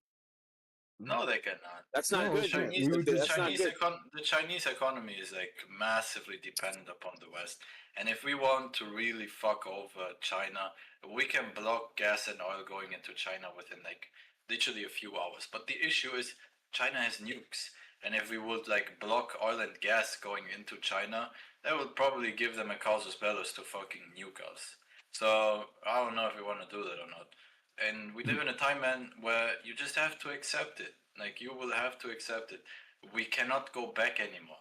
There will be global trade. Like, that's why when you ask him, is he globalist? I think that question is a bit, like, irrelevant. It exists. Like, even Nazis traded with Soviets. Like, no matter what you do, like, there will be trade. You're misunderstanding me, dude. I'm not against international trade at all, right? We've been doing that since the Silk Road, bro. Like, there's nothing wrong with that. But what I'm against, right? When I say globalism, it's the UN objective, right? It's the Masonic objective of unifying the entire world under one government, one cashless society, right? It's probably going to be some type of universal crypto. Yeah, dude. And one that's law. What global homos. That's what global homo is about, man. Global homo is about like a small group of people ruling over all the people. It's not about there being no classes. You kind of mixing like communism into like global homoism. Global homoism is like very strongly capitalistic. It's like there will be a few people that will like monopolize, like for example, fucking Google, so on and so on, Samsung. These companies will like grow and grow and grow, and then they will like basically like swallow each other, and you will have like a few people that basically control everything on the world. Like, that is global homoism. Talking about like there being class, like non-class societies, that's communism. They're like against, they like literally like oppose the whole manufacturing and every control and power being in a few hands. They want it to be distributed democratically to the people. Well, some believe democratically, some believe authoritarian, whatever. And they're both, well, global homoism is imaginary. The other one is only kind of imaginary. Oh no, man! Global homoism is actively occurring right now, bro. It's happening. Could you say you could see it a bit on a micro level in Japan when you look at, like Toyota, how, and like Hyundai, all those major corporations, and how they pretty much own everything. You know what I mean? Look could at that be like Volkswagen. Could that be like a micro level? Do you know how many companies? Do you guys know Volkswagen? Because like Americans typically don't know like this thing that I'm about to say. Yeah. VW. Yeah. So wait, I'll tell you. Wait. Let me tell you all the companies that are owned by Volkswagen. So Oh yeah. Volkswagen owns Audi, Seat, Cupra, Skoda, Bentley, Lamborghini, Porsche, Ducati, MAN, Scania, and also like other fucking companies, right? They are like pretty much half of the car industry. Yeah. And this is And what you know who happens. their Like, CEO was in 1936? I bet a Jew. No, I'm joking. No, Adolf Hitler. I know, I'm joking. It's the meme, you know. The meme is that Adolf Hitler was a Jew. Oh, remember that scandal that they had about the like their diesel wasn't doing? Leakage. Yeah. Yeah. So they didn't want to settle, and apparently they're like, "You have to settle," and they're like, "Why?" And they asked the question, "Who was your CEO of the company in 1936?" And they settled immediately. No, but look, man, I hate the like hate on diesel. Like all the hate on diesel is just retarded, fucking duped monkeys, Greenpeace activists who don't actually know what they're talking about, being once again duped by the oil companies and so on to like shift their like goalpost to something completely irrelevant. They do this all the time. We did this with nuclear energy in Germany.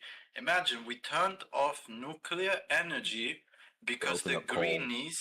the greenies claimed that is a better fucking reality. And what did we have like as a deficit? Where did we get our deficit from? From coal, largely, and then Liquid natural because gas. the coal plants weren't able to create the energy for the whole deficit. So where did we get the rest deficit from? From France. What was France using to produce it? Nuclear. So we literally just fucking like bought more expensive nuclear energy from France. Like, this is so low IQ. And the same is true with fucking diesel. Diesel filters, like modern diesel filters, reduce the particles by 99%. 99.9% of the fucking filters reduction when you have a filter on a diesel. And the thing is, this is what like bothers me. Like all the people would look at diesels and be like, "Oh, they are so poisonous for like cities." In fact, in a car, and this is like why I like laugh about electric vehicles being like better for pollution. Most of the particles, the like fine particles that get produced, come by braking and by other things of your car, like the brake dust.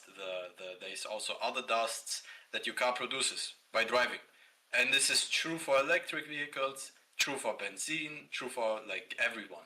So it's not actually a majority of the pollution does not come from diesel itself. Even in a diesel car, the minority of its pollution comes from the exhaust.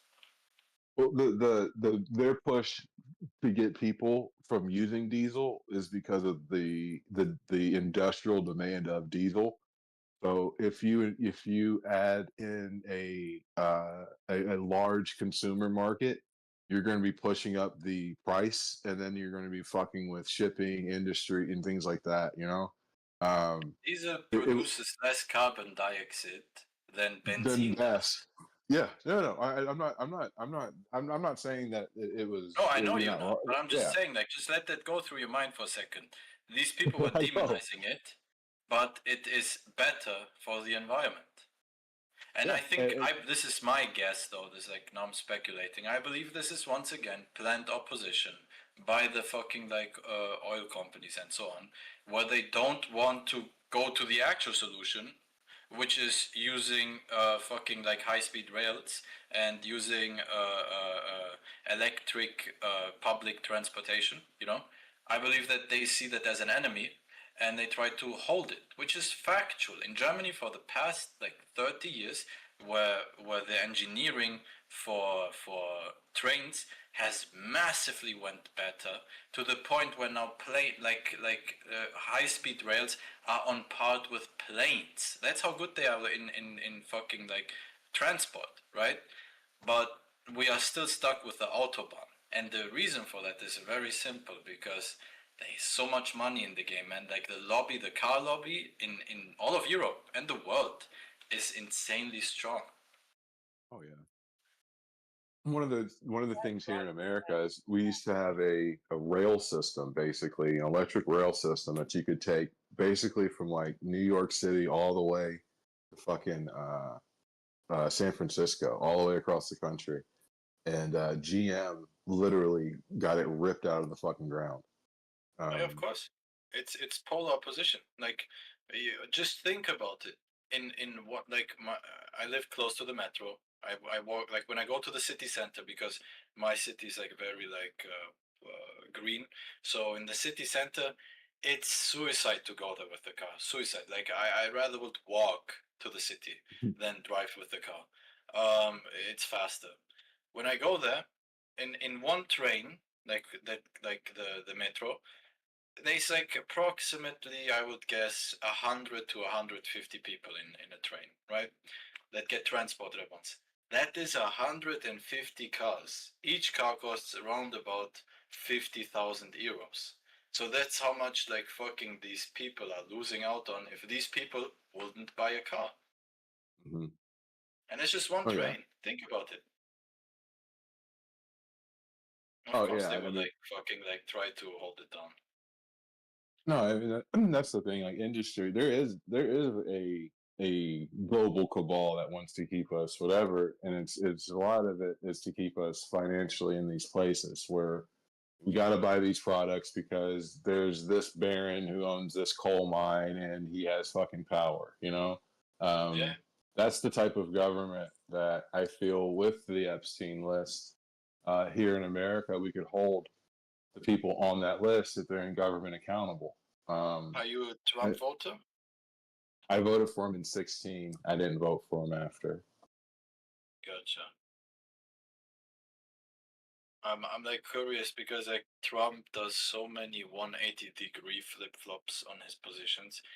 I don't understand how like all of his Trump supporters are not dizzy by now, like from all the fucking like position flips that they have to do. One day they're like pro regime change, next day they're no longer for it. Then next day like no more wars. Next day we need to start a war. We need to stop aid to Ukraine. We need to fund Israel. Like the amount of flip flops there is just I don't know. I don't know how they keep up. I would say I would say you have about 30% of the population here that wouldn't mind him to be king with with warts and all. It's called the Red Caesar solution, or perspective, whatever. I haven't heard that. What is that? It's the theory that the only one who can save us is a king, and it has to be under the Republican auspices, so it's red. And this is basically the value proposition is that he will beat up all the lefties. I mean, Elon Musk is gonna become the new king. No, he's out. He's making his party and he's gonna take Overwatch. I'm joking. I think honestly, if I was Musk and if he has the money, every person who voted not on the Republican side to not put the Epstein vote to whatever, he should directly do a primary. He has the money to do it and just start there. You know what I mean? Because if you just start doing that, you're going to be showing. Because the thing is they're going to wield some money. Who gives a fuck? Trump is done for them. He's like that senior in high school who was good at sports, and now that little asshole's going to get what he's deserved coming to him because you have no need for him anymore. Yeah. You know, I mean, I put a link to some of the Red Caesar. Okay. That sounds very interesting to me. One of the things I wrote about in college was I'd always link the Roman Empire and the U.S. And one of the things I left in the paper was, where's Caesar? I put the Gracchi brothers being JFK. I said the Bushes were like the Scipii. Like it was an interesting little parallel. But this was written in 2002, and the question I asked was, yeah, go ahead. But the question I just asked was where's Caesar? And hearing that Red Caesar, that really sparked my brain. Well, that Rome is kind of the blueprint. I mean, it's been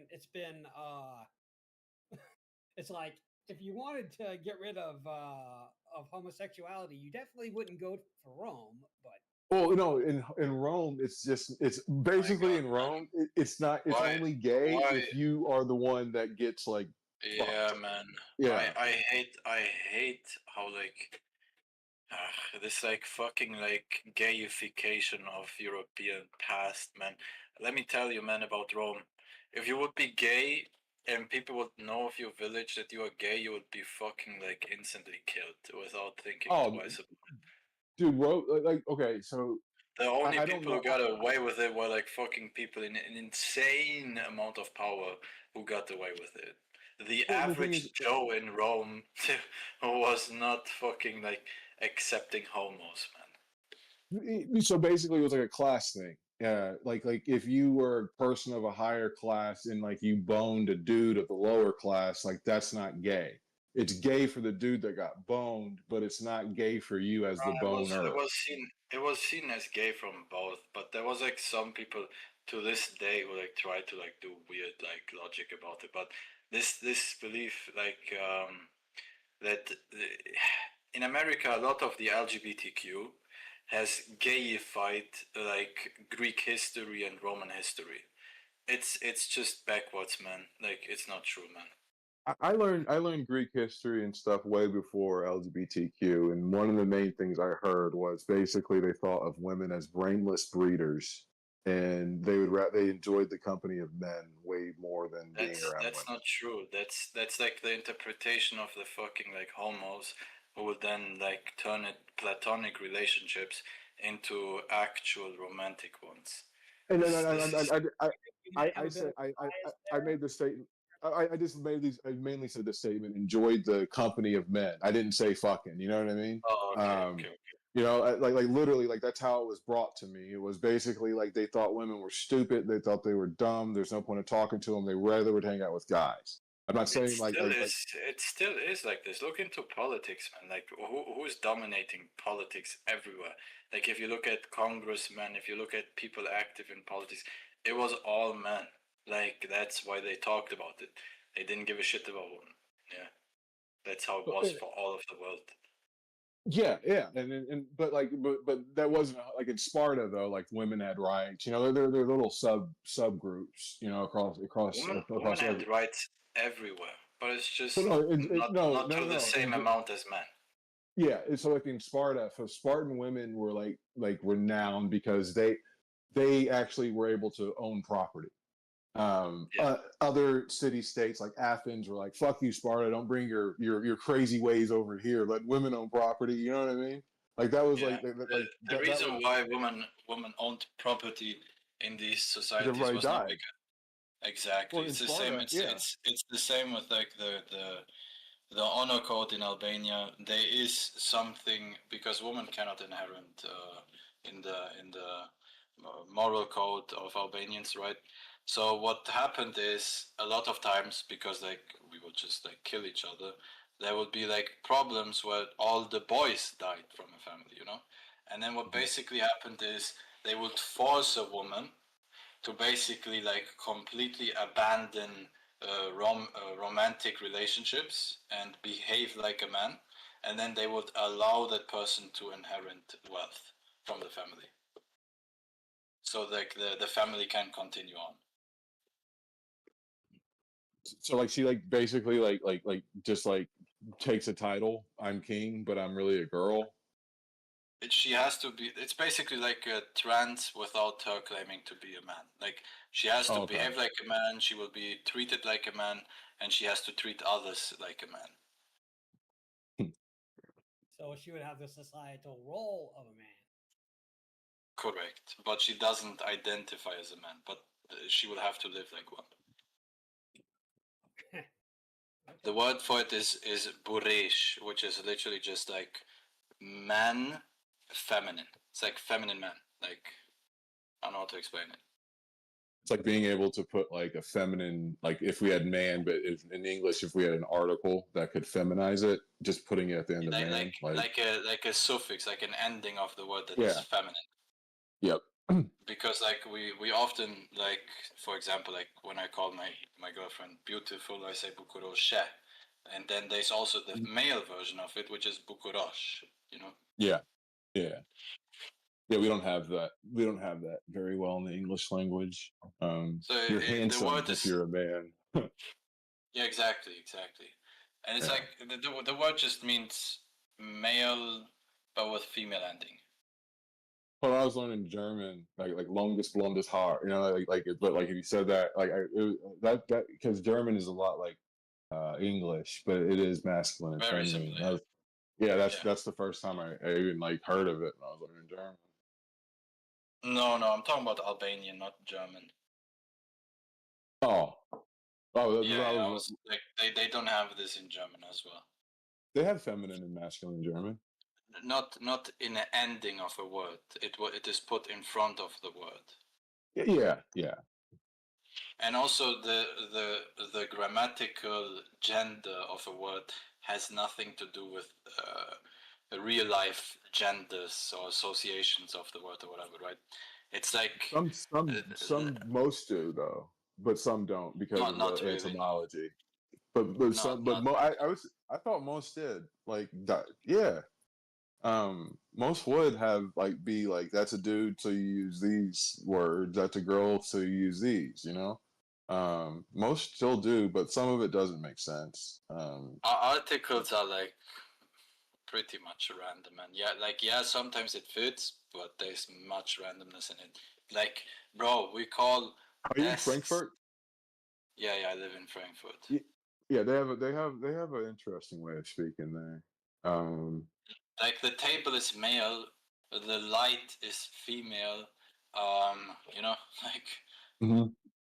Yeah, but the thing is, it's like you learn things and like you learn like the original word meant something that was feminine. You know, it's weird. But a lot of them they kind of like over time you kind of lose it. You know, why most people call ships girls and stuff like that. You know what I mean? That was I don't know if part that of is true or not. This is the first time I'm hearing this theory. Maybe you're right though. Wait, let me check. look into it. There's, I guess it's not all of them. I'll ask. I'll ask because to get a list because So it's not I all of just them. checked. I just checked for like the one that I use, table, right? Table in German means Tisch, and it Tisch, yes. comes from Latin. So the word is a loan word from Latin, but it was just tossed male to it. You know, it's just male. Like, yeah. This is ein Officierstisch. Yeah.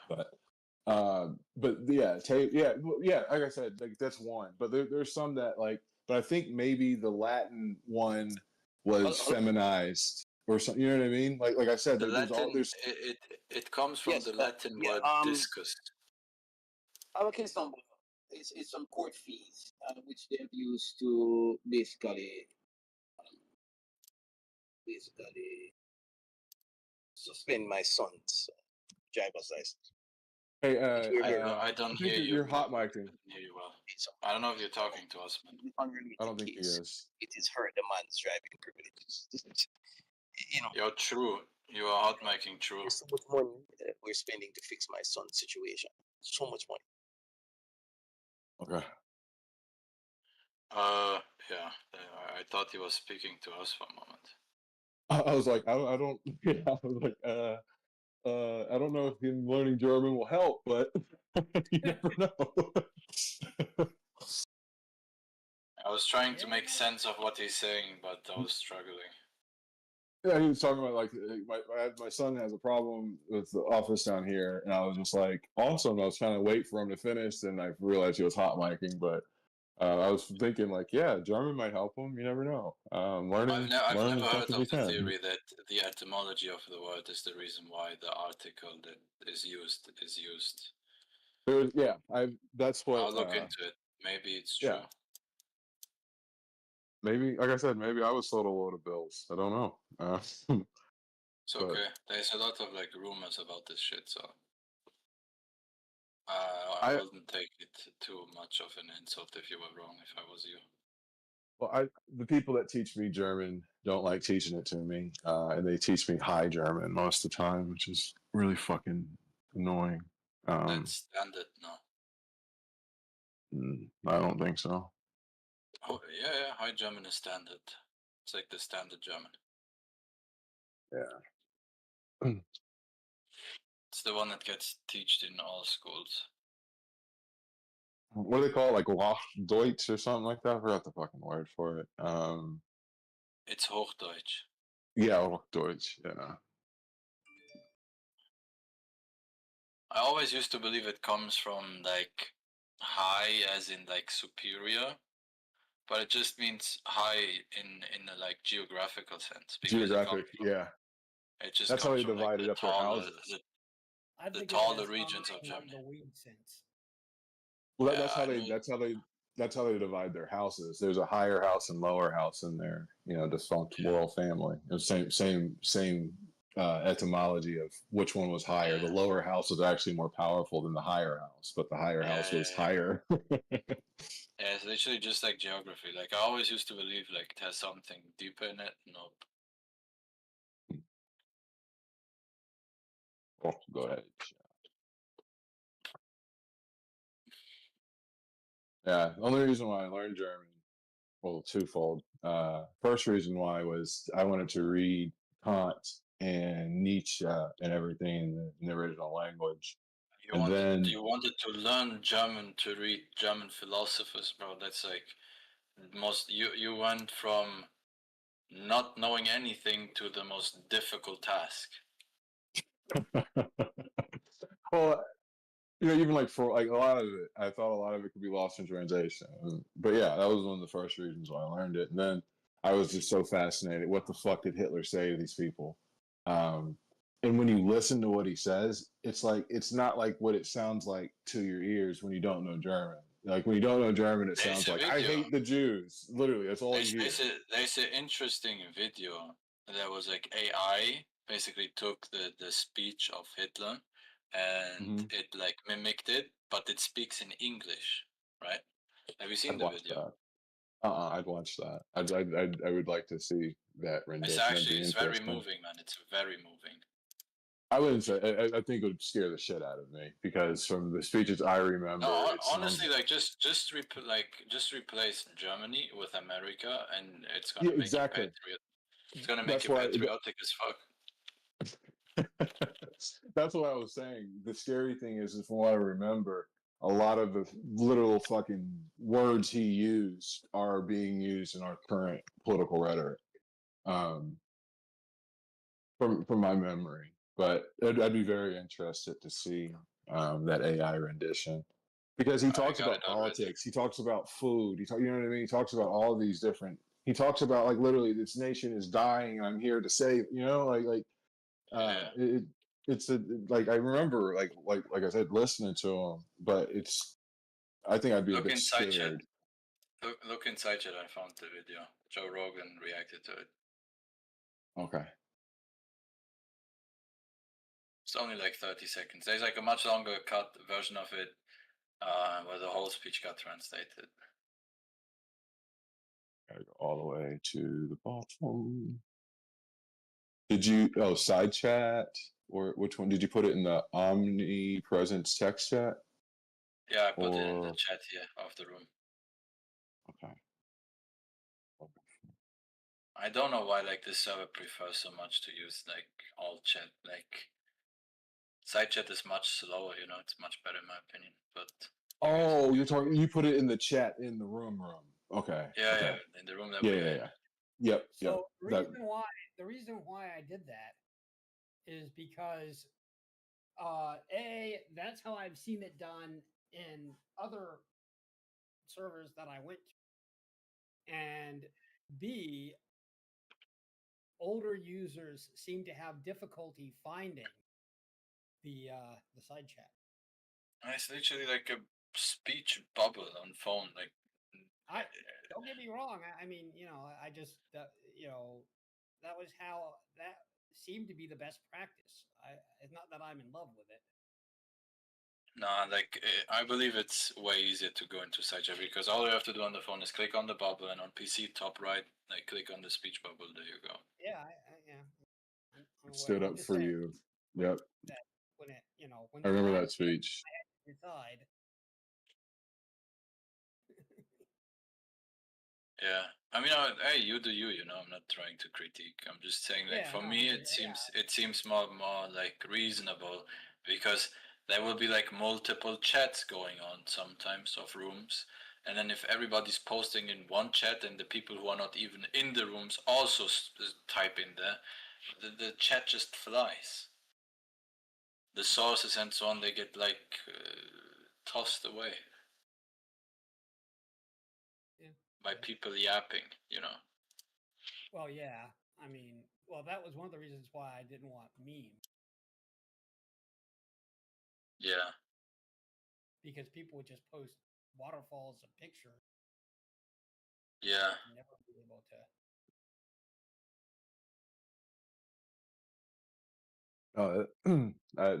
That's I remember that speech. I need you to stand up for me as I have stood up for you. I remember that speech.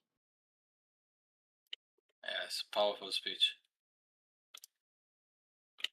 Unfortunately, this is the whole speech, all of it from beginning to end. Found the video. it's like 45 minutes long. This is the one when he's is this the No.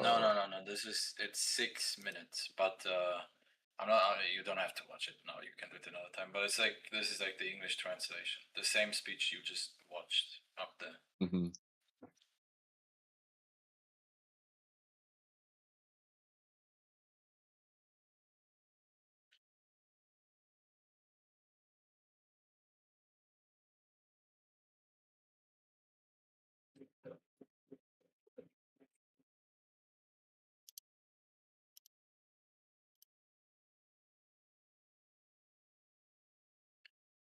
Yeah. Unfortunately, he is not a good person. But if you ask my family, they all would literally like die for him. I have people in my family that fought for him as well. But at the same time, their ancestors don't think that they should have done that. But what he did to us, he never wronged us. He did the only right thing. So a lot of Albanians sympathize with him. yeah, I mean, the thing is, the problem with Hitler, it's that he promotes a ethno state that promotes genocide.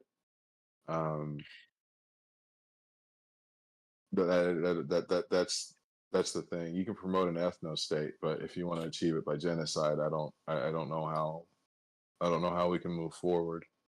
It was a response to it was a reaction, to like the actions that were already done to the Germans, to the Europeans. The Weimar Republic, yeah, I get it. They thought that they were winning the war, but they weren't. They're getting their ass kicked, and if they didn't capitulate then, they would have capitulated later. I mean, I understand it. I understand how the conditions got there. I don't agree with the outcome. I don't agree with the approach. You need to understand that like the biggest enemy of Germany at the time was the Soviets, right? And that already for quite a while. And the Soviets, like the ruling class of them, were pretty much nearly all Jewish, right? I don't agree with that because like you it's have true. the Tsar. The Bolsheviks were fucking fully Jewish. So was Chomsky? Chomsky was Jewish. They will change their name. Stalin wasn't Jewish. We can check all of it. I can pull you up the list of Soviet leaders that were Jewish. I don't know Lenin. I don't know if he was Jewish. Of course he was. I don't know. I would say Chomsky was. I think he was. I don't remember. I don't remember really. I know you had a big group of Jews in that area, Ukraine, Russia, back in that time. But I Let don't me know. let me tell you who was Jewish. Everyone: Leon Trotsky, Grigory Zinoviev, Lev Kamenev, Lazar Karnovich, Yakov Sveldrov, Maxim Litov, and Genkrik Yagoda, Jan Gamarnik, Iona Yakir, Yakov Shmushkikiv, Grigory, whatever man, Karl, Adolf Joffe, Julius Martov, and then the leaders who were Jewish was Lev Kamenev, Leon Trotsky, and Grigory Zinoviev. The Bolshevik was like pretty much predominantly Jewish. Like this is just fact. And they fucking like killed Christians and Europeans left, right, and center. I don't really know much. I know they had the Bolsheviks, which meant the majority, and they were actually the minority, and the Mensheviks, which meant the minority, but they're actually in numbers the majority. Yeah, I remember you had the whites and the reds. Don't know which one was which. I think the reds were the Bolsheviks, I guess, because they won. But I don't remember it being a Jewish thing. Like Stalin wasn't Jewish. I think Stalin hated Jews. You know what I mean? I didn't see it even being presented in history like that. Because at that time, you had the Tsar. The Tsar had his own Eastern Orthodox Church, and I would say Russia, because of the pogroms, was a worse place for Jews than the middle of Europe at that time. There was never programs done against the Jews. The Bolshevik was like completely predominantly Jewish. They will never attack that one. There was never a single attack done upon Jews because they are Jewish. This didn't happen. This is like fucking fake propaganda from the Jews. They want to play the victim and be the perpetrator at the same time. They love that shit. In a modern lens, I would say that's correct, but I think you can ask ChatGPT. You can like even ChatGPT will tell you. Well, pogroms. I think you have documentation of them, because they're literally state sponsored. Ask ChatGPT. Do it. Ask them. Say it. Was there ever an attack upon Jews in the Soviet Union done by the Bolsheviks that was done because they are Jewish?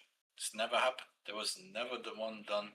There was, in fact, the Soviets they embedded and talked about how anti-Semitism is the worst thing that exists. Blah blah blah blah.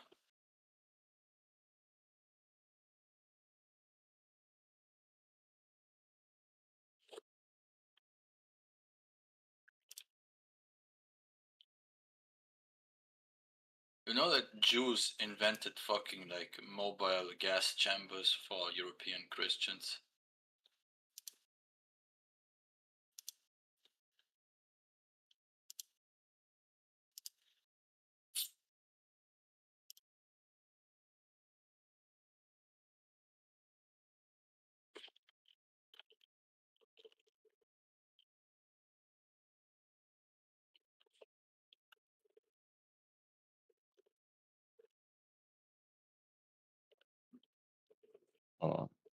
I think I had to clarify it.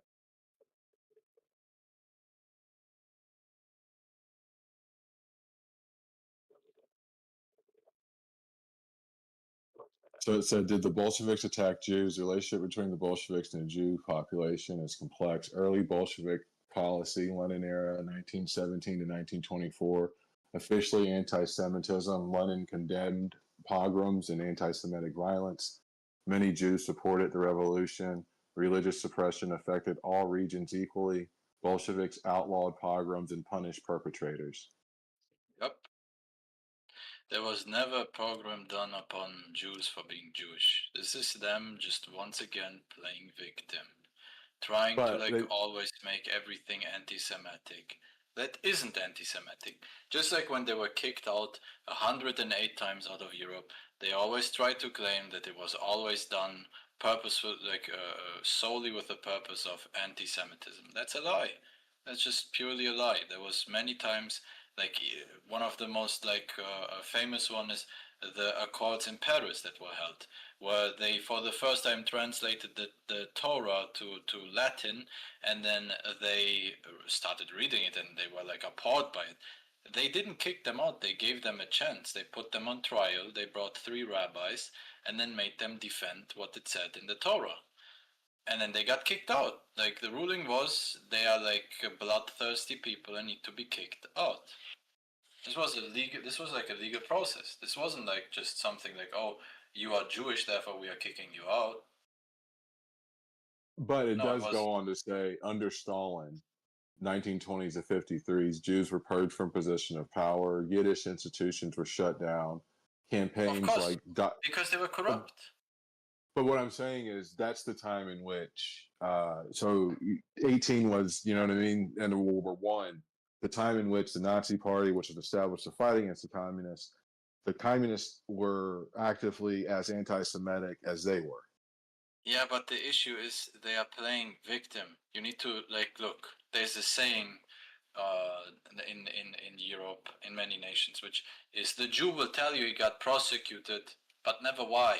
You know, you can't just look at they got kicked out of a position of power, a handful of Jews. Why was that happening? You need to look into it, and then you will realize that there was a reason for that. In the Soviet Union, majority of the Soviet Union was controlled by Jews. That's just a fact. Look here. Do you know the Nobel winner called? He's a historian and also a writer, Alexander Isayevich Solzhenitsyn. Have you heard of that guy? No, I haven't. No. He won.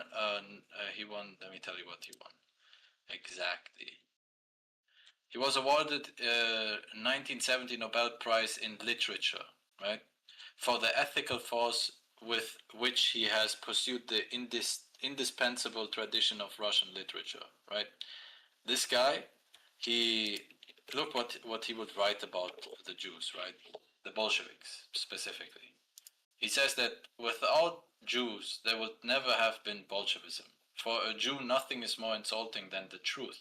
The bloodthirsty Jewish terrorists have murdered 66 million in Russia from 1918 to 1957. It's a fact.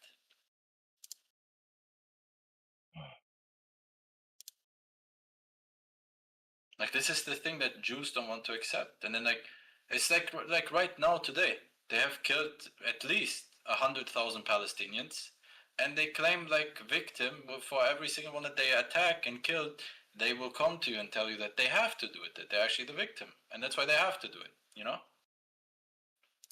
Yeah, that whole situation today, it's the people who had a genocide committed upon them are committing genocide. I don't know, is that irony or poetic justice? They always have genocide. They have killed over 60 million people, literally at the hand of Jews was killed in Europe. This is factual. Hold on, 60. How do you do that? You're saying the war? You giving war numbers to them or something? This was counting in all the displacement and killings and everything that have been done. I don't know.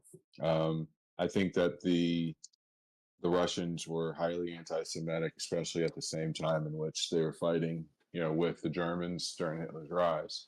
I see why, they targeted the Jews with the Weimar Republic agreement.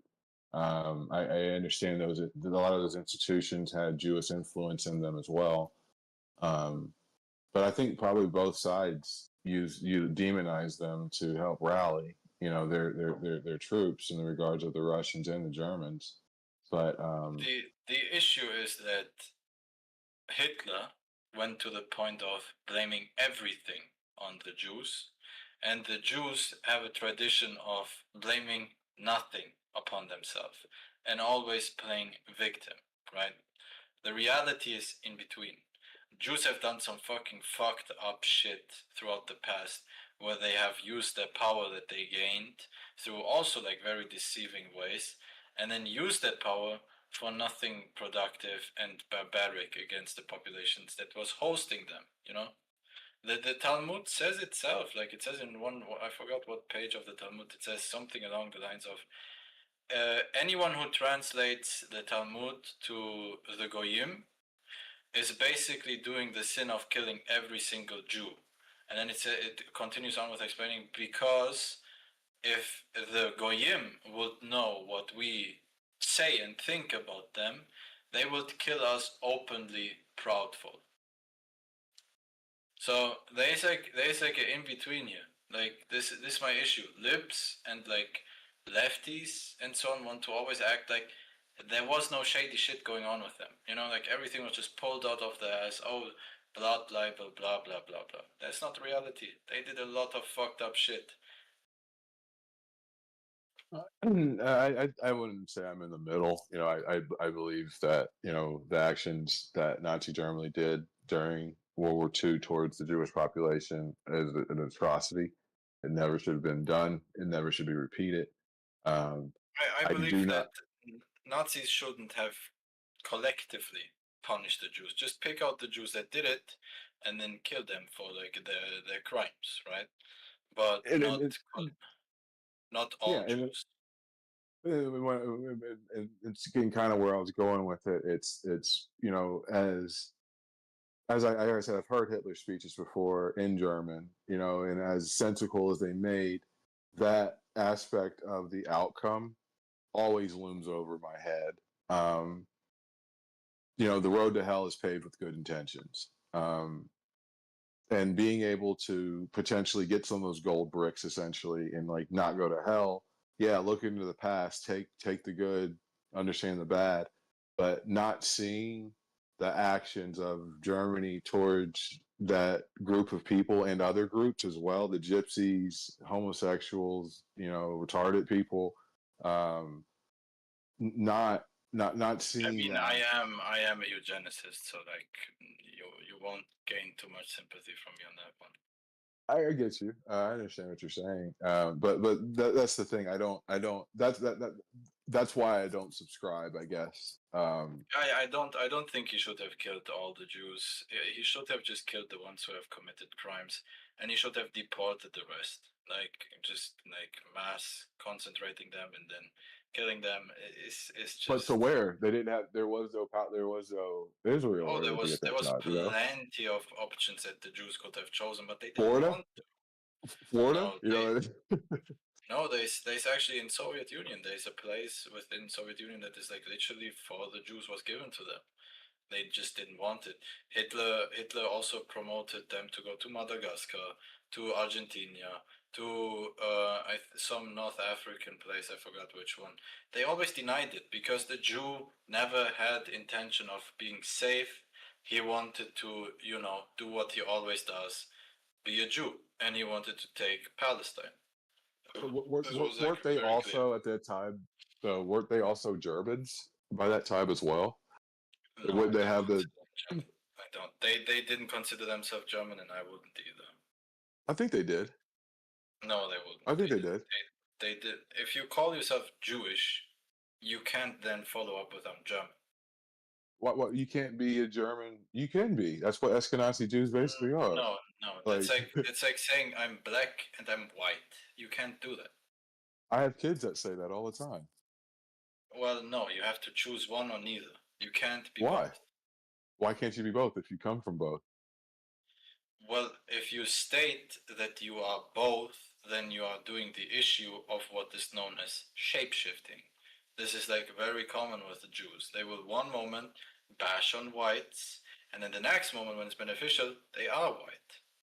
I get what you're saying. I get what you're saying. You get that across the board. I get what you're saying in that regard. But what I'm saying is, they cherry pick like the critiques and like will refrain from receiving any. The second it's about white man bad, all of a sudden they no longer are white. They're Jewish. But when it's about white man good, they are white. So I see what you're saying. But what I'm saying is, So in my mind, I would say this, and I think we could probably agree here. In a person that was Jewish, that was born in Germany, whose family's been in Germany for a very long time, they speak German on top of Yiddish. I would say that the German state is not above Judaism. I would say that Judaism would come first, and then the German state would come second. But I do not think that they would not, if you ask them, hey, like where are you from? Like, what are you? I don't think any of them would just say, "Oh, I'm Jewish." I think they would say, "I'm German." Ich bin ein Deutschlander.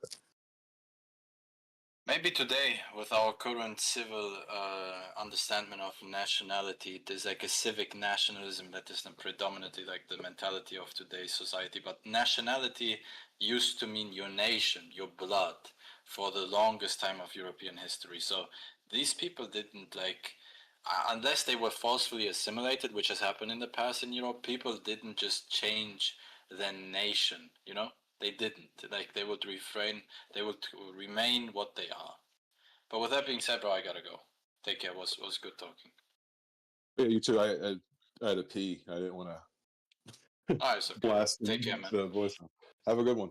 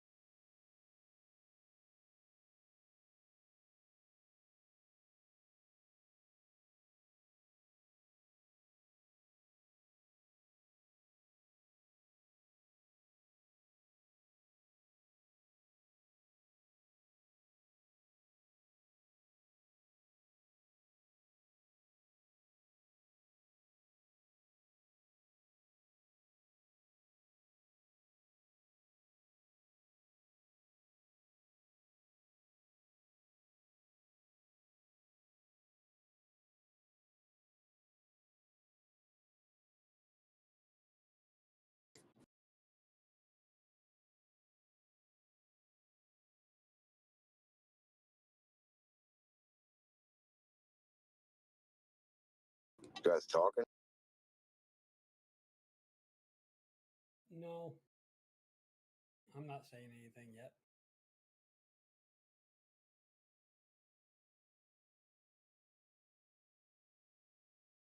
I'm watching the Earth is Life thing that was posted, and I don't want to overtalk others.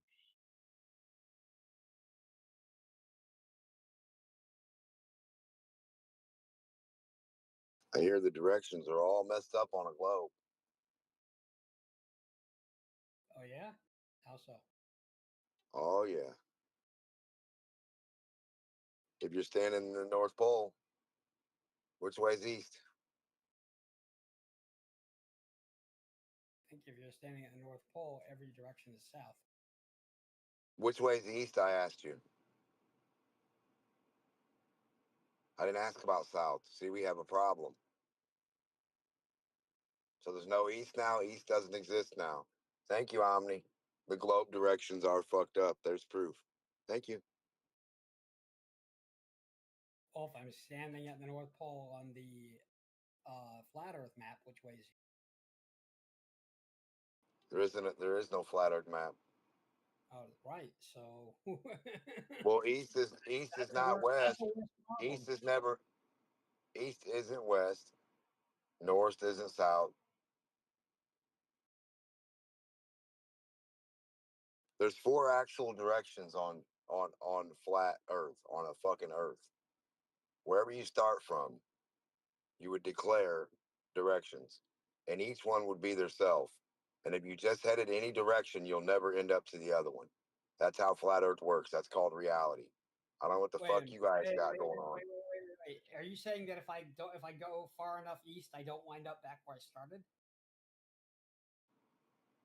No, not if you don't go in a circle. What are you talking about, dude? If you go in a straight line, you think you're gonna come back somehow? Show me that. Show me that right now. That's what you think? You think if you walk in a straight line that way, you're gonna come back to me? Prove it. I think if I fly in a straight path, yeah. Nah, now you're changing shit up.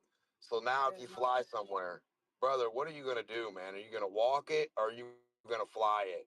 Well, I can't walk through the ocean, so I would need to fly. But beyond that, yeah, if I continue going east far enough, I end up back where I started. So you think if you go forward, you're gonna end up back without turning left or right? You think you're gonna end up back where you started? How would you prove that? Well, when I flew to Singapore, I started by We flying. ain't talking about Singapore. We ain't talking about Singapore.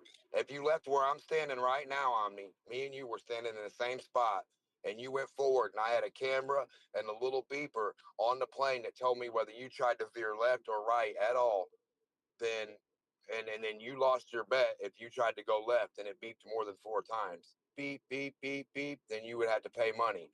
But if you keep straight, you only hear beep, beep, okay, keep straight, beep, keep straight, beep, keep straight.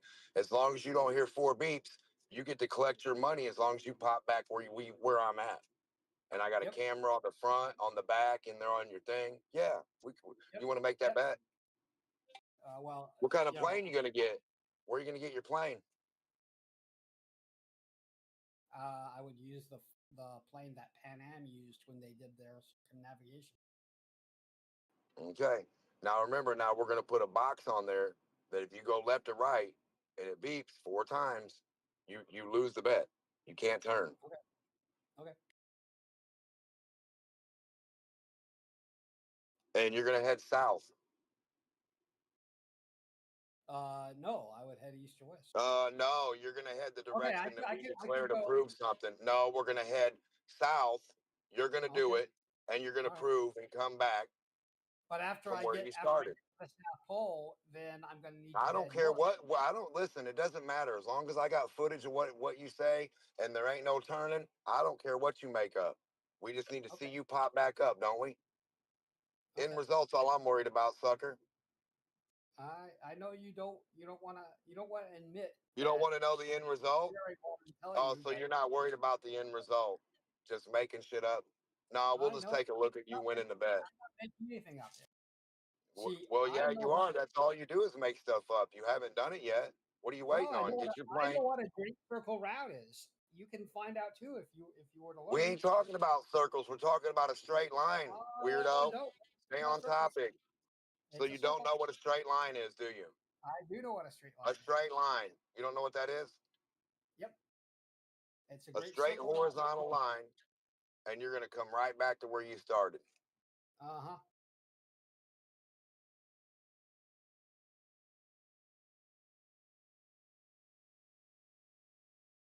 It's going to be awesome. You're going to be the only human to ever keep going somewhere straight and come back. That's going to be crazy. No, I wouldn't be the only human to do it. Yeah, you will. Other people have done great circles. Nah, they weren't filmed live with a little sensor where you know whether they're turning left or right. Well, just a bunch of liars saying they did some magical shit. Yeah, I get it. You have no idea what you're talking about. So yeah, I get it. You haven't made the flight without taking a left or a right. I get it. You can walk with that too. Get walking to the woods, get your little box on. You take a left, you take a right, it'll beep. You need to just come back any way you can. Just come back to where you started from. Just make sure you take the camera with you, film it live, and you can't turn left or right. That's it. I mean, that shouldn't be hard for you, right? Your hopes and dreams don't need, we don't care what you think about any circles or fucking anything.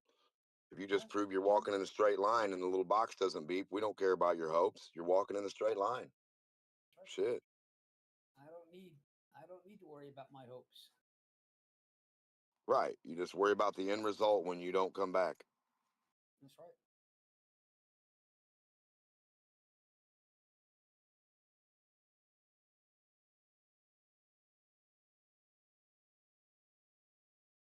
How else would you prove the globe besides a flight you can't take or don't have the fuel for, or an airplane? Shit, you can't even go to Point Nemo and keep passing it up. What are we talking about the whole globe for? Or your whole idea of a globe that doesn't exist? You can't even go to Point Nemo. So just calm down there, Schlitsky.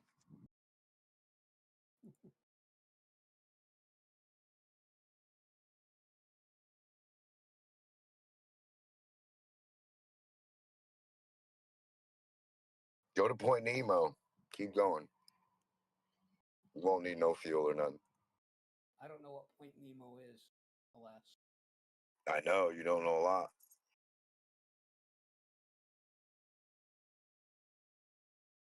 I agree with you, my friend.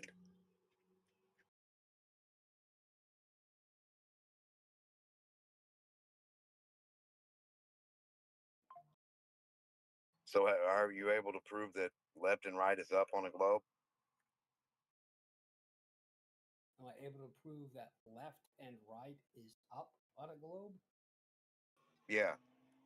Along a horizontal, if I make a horizontal line anywhere and there's a curve underneath me, any dot moving to the left is up. Any dot moving to the right would be down.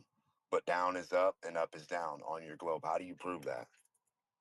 I'm not really sure what you're talking about there, unfortunately. I know you have no clue what elevation is or how it works.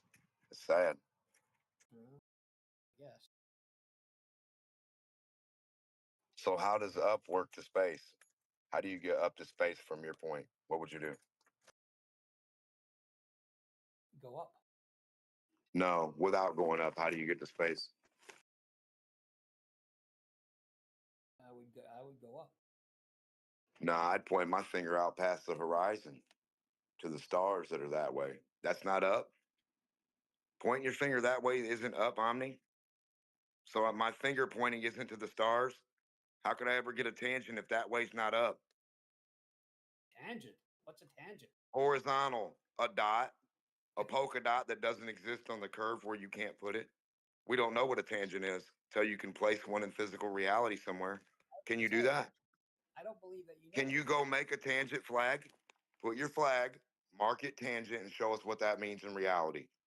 So we know you know what you're talking about. Stop making shit up. You just say words and don't have no clue what you're talking about. Make a tangent somewhere. Go stand on the coast, point out to the horizon, and then have your buddy poke that motherfucker horizontally in where the tangent's at in the curved water. How are you going to do that? How are you going to make your tangent? Now you're lost, huh?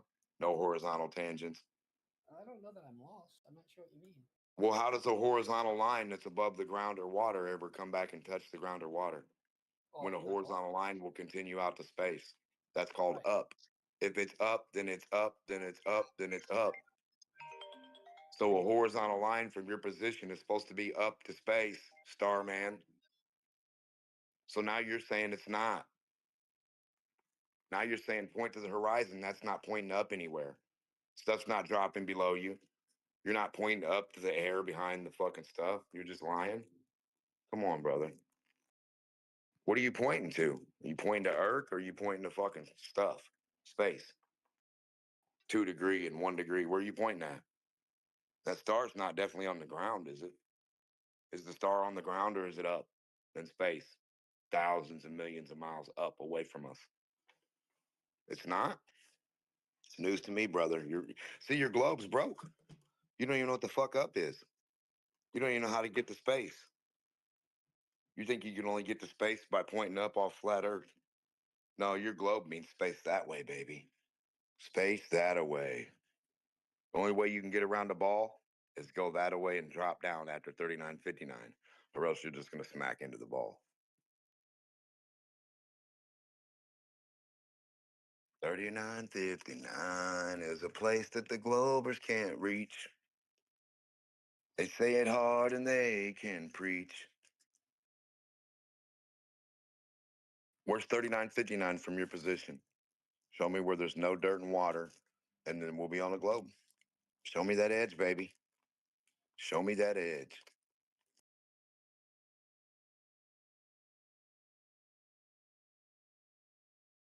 Pretty small edge, just 3,000 miles. It's not, 39.59, that ain't shit, is it? Can't even fly horizontally straight that much, Omni. Show us where the globe water starts and stops. Space begins that way. Air, the dirt and water stop underneath you. Then you inch past them a couple inches, and now you fly around the globe. Show us where that's at.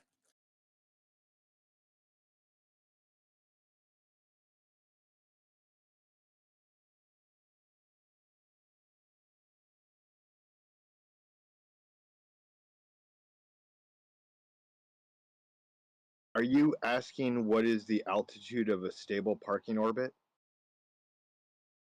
No, I'm asking how you guys don't understand a horizontal line points up to space. We're talking about what you guys don't understand. You don't comprehend that a horizontal line in front of me, the left is going to space that way, the right of it's going to space that way. What about that's wrong? What about that statement's incorrect? How could I ever look at a star in front of me past the horizon and get an angle to it or see what it's doing if I can't point to it and it be up? Isn't that star 93 billion light years away or a billion light year or whatever corny ass distance? I don't think we have the ability to see 90 billion light years. That's Listen, outside of our I don't know what you're making up, weirdo. Listen to what I'm saying. That way is supposed to be up on your globe. Do you comprehend? Stop talking about stuff that makes no sense. Is that way up or not to space? Sure. Now prove it. Always are. Prove it. Prove that every fucking measly little dot along a horizontal line that you put a cup of water on the left, cup of water on the right, fill them up, make sure it don't spill so we know it's horizontally level. And now it's equidistant with itself. That's your baseline. Now prove that every dot from the center of that one center dot is up on your elevation scale. And if you can't, you're not on a globe. It's that sad, isn't it? Gravity doesn't work now. Gravity doesn't control your elevation circle. Your spherical air pressure doesn't exist. Seems to be riding along a horizontal.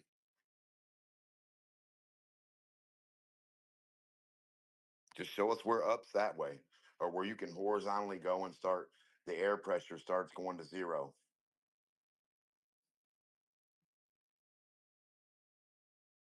Horizontally, boys. Prove you're getting away from the globe somehow. Use a helicopter, hot air balloon, whatever you want. Your elevation tool's broke now. Now it only works on flat Earth. That way isn't up. That way is only parallel along the top of the fucking plane. Isn't that One of the crazy? things you asked for in this diatribe was we're looking for that evidence way that up. the pressure tends towards zero, and that is very obvious. I would recommend looking at airport altitude reported pressures. You can see that the higher they are, Altitude. the We're going to lower get to the reported pressure altitude they are. that way. We're going to figure it all out live.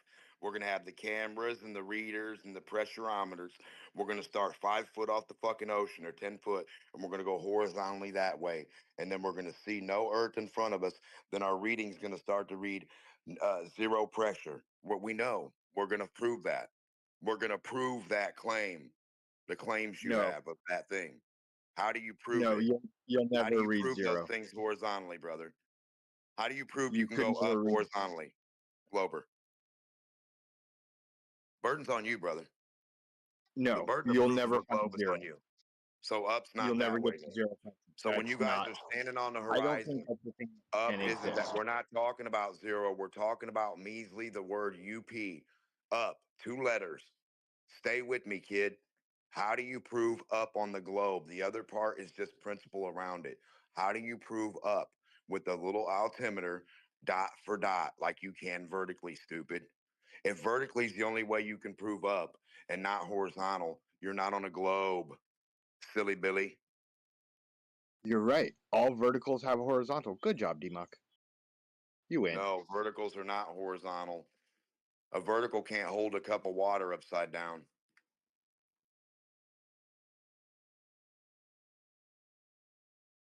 It's going to spill. Only a horizontal plane can hold the water on it. Try again, stupid.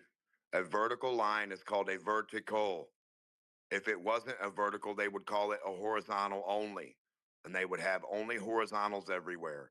Horizontally up and horizontally that way. That's not the claim, stupid. The reference of a horizontal line is not a vertical because a vertical goes up away from a horizontal. Thus, they're not each other. They are perpendicular things to each other. Weirdo. Parallels are a horizontal. So now, do you have 2 horizontals that go up in elevation from every single dot that are parallel that way? Just to show us what you're talking about. Make your Parallel. tangent. The tangent from Parallel. you, the tangent from you to space is what? Show us the side view. Just Parallel show us does the not side view mean of your horizontal line from you to space. It's only 39.59. parallel It's only does not 3,000 mean miles. horizontal. For It's only example, 3,000 the miles. We need to beams get in the of my view. roof are parallel with the roof. However, they are Stop both just at an making angle. stuff up, brother. We need you to prove up on your globe where you're standing. Draw a horizontal line on the wall. Put a little dot in the circle. Take your elevation tool and go that way and prove it's increasing in elevation to space that way. If it's not, you're not on a globe. Are you willing to bet your money? Are you going to bet your money on not existing globe up?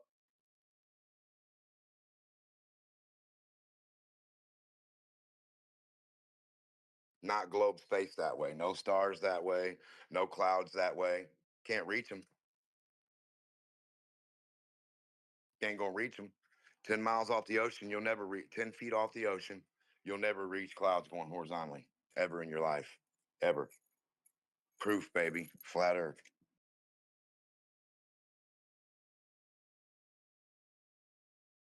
Just prove that you got a horizontal line with a side view, touching clouds and shit from 10 foot high. With a side view. Prove the sun drops below it. Prove a boat does. We'll just take one little side view for all of it. You can have your front view and you can take that, stick it in your pocket. We don't care about that loser view. And then we want the side view, the winner view, so we can compare what you liars claim. We always need the comparison, liars. Yeah, but humanity's just gonna like keep progressing. No, You we know what I mean? haven't progressed anything. Like Globers can't fire, progress. It takes them a we're just gonna million leave years. flat earthers behind. You guys are gonna keep using Takes your you a million years, brother. words. You can't figure out what up is. You haven't progressed yet. When will a Glober figure out what up is along this horizontal line? That's Just not a curve. immediately start with your projections of delusion. It's incredible. Not a this is reality. A horizontal line is not a curve. When I put You're my not know how to speak horizontal English. ruler against the curve in reality, in front of you, in front of me, I put a You just don't horizontal have to line on use any your ball word you to mock. get. It goes up away from the ball in both directions. Left is up, right is up. Right You're a is down, flatard, left is bro. down. Away and to are globe up and down. Remember this. Lost in I space. had a hardcore glober today saying horizontal is a straight line. I was thinking, what? It is. And it's supposed to increase in elevation, Slitsky. They're supposed to prove that every horizontal line you can ever create as a human goes up from every point to the right. Because it does, but like for a glober to actually say that, even though he said like it can Got no curve. gravity. What's They've wrong got with that? no I agree curve. with that. I agree that Too bad they horizontal. don't understand it or comprehend it. Maybe they should go back to school. Maybe the You 800-year-old comprehend that school they're going to is not working. they faked all the footage to space for another reason, and that maybe Yeah, you're because they're psyop, gay. and you're not You boys need special to for get finding out brushed about up. flat Earth. 2025, it's not 1800s no more. Like all these like 1200s post or whatever technology you guys are retards living got in. on the internet, stumbled into flat Earth. They opt the fuck out of themselves, and they go We can around prove saying stuff everyone today. else's We op got is tools, fake, baby. and their op is It's real. calling the elevation Like tool a liar. you don't even know the meta you're They're conspiring engaging in. against the You're elevation stuck tool. in one little trench, and you've hunkered down in there, and it's Why called are Globers flat Earth. conspiring against up being up? Space is fake and gay. Why are you stuck in this retarded loop of arguing flat Earth for years, bro? I've heard you sitting here manically yelling in the dark about all this shit for years. Like, you're clearly manic. So are most flat earthers. It's apparent. So what's your and purpose? obvious. What's your purpose of being on Discord? So let's see. I think horizontal is a straight line. What's wrong with that? I don't understand why that's a problem. So there's not just one point on that To engage straight line. genuinely around any and all topics. To genuinely engage around all topics. Okay. Not preaching the word of space is real. What? So what's wrong with the horizontal? I want to know. No, because like there's nothing wrong with it. I just don't understand. But he actually said, look, I'm saying horizontal is a straight line, but it does curve. Just get in a spaceship, go look. Wait. Who said horizontal curves? Horizontal does not curve. Well, I think he was basically saying there was a horizontal line, but we were talking about 100-mile, square, planar for surveying. And he said like the ground does curve, but it's so insignificant. That's why we don't say that it curved, and it's just a straight line, which is horizontal. I don't. So I was going, well, I've heard people vehemently A sandbox doesn't argue the shape fact your that ruler. Slitsky, a sandbox doesn't shape your ruler. Your ruler's still a horizontal 12-inch ruler no matter what the sandbox is. The dirt doesn't shape the ruler. Gravity doesn't. If a man makes something into a turtle shape, it stays that way until you break the fucking thing. Gravity's not doing shit. Just because a flat earther doesn't understand how atmospheres latched onto the surface of the planet as a gradient to the vacuum of space all the way out to the heliopause doesn't mean that they're right or smart in the thousands of hours they spend debating it and positioning it with their uneducated perspective. You don't got no reference for that plane. You've got no Yeah, I air. do. I have over 2 years of listening to the manic banter of flat earthers who think they're intelligent scientifically, and all they do is expose themselves and being ignorant and incapable of doing anything simple, like even building a fucking engine. No, you just said They're you have completely proof clueless. that They haven't air studied can stick. pneumatics. They haven't studied Bro, shut up for a electricity. second. They haven't studied mechanics. They apparently haven't studied any basic You just said you engineering. can prove air sticks to a ball. Why are you talking past that? Let's see it. Well, I mean, dude, I'm see saying where you whole got a sentences that ball of connect. air I didn't sticking around pause the to give ball. you a moment to come in and Stop go on with making your manic excuses. bullshit. He just said You need to that, shut the fuck up and weirdo. let me talk when I'm talking. Talking. Tell us how you got air balls. Where are they at? So, I still don't understand the the horizontal problem. I don't know what. Well, what it was about, it was about surveying 100 miles square as planar. You know, and a lot of globers argue that that's okay, but really is truly the horizontal. There's only one point in that horizontal line, which is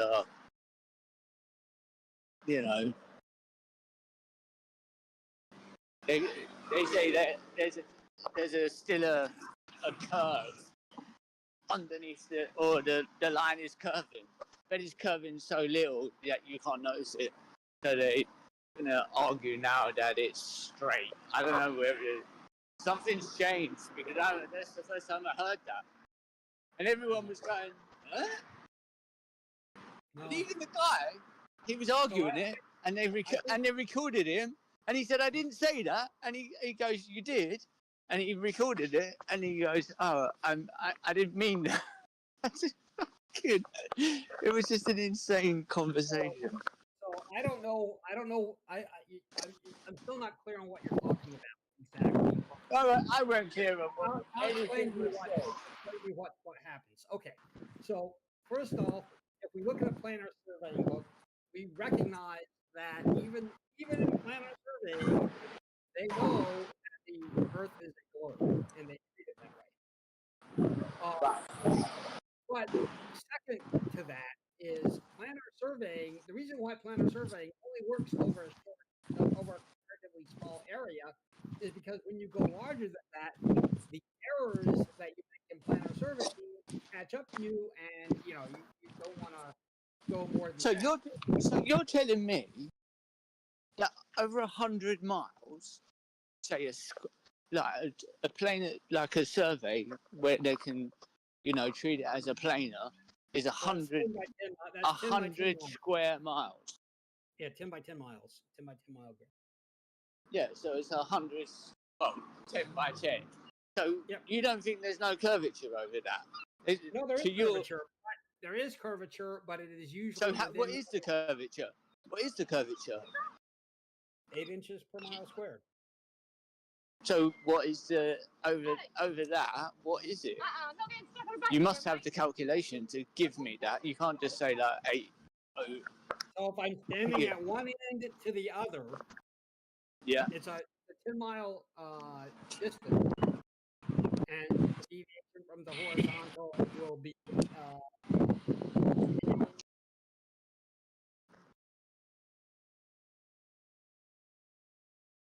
I don't know. I don't even know how you can come to that conclusion when, obviously 800 inches. 800 inches. Yeah, miles. What's that? What's that? So what, you want it in meters? Yeah, well, inches, meters, yards. You can do yards if you want. So about 20 meters. That's a fucking lot. See, this is what I can't understand, and I can't get my head around. That, say, we don't live on a fucking flat plane because we're on a topographical, so it goes up and down. I can show you places like, I don't know whether I've got the picture, but I can show you a picture where I'm in a place 25 miles outside of London. I took a picture and I'm looking at, say, Canary Wharf, and Canary Wharf looks level with me, but really and truly, the fucking dip. Like, obviously there's a valley, but it goes so, it's insane. It's insane. Do you think, I remember the first time I saw it, I thought, what the fuck? This is the weirdest thing ever. Because how can you say that, I can't see how you can say that, oh, we're curved or we're flat. The both of them two just goes out the window with this one picture.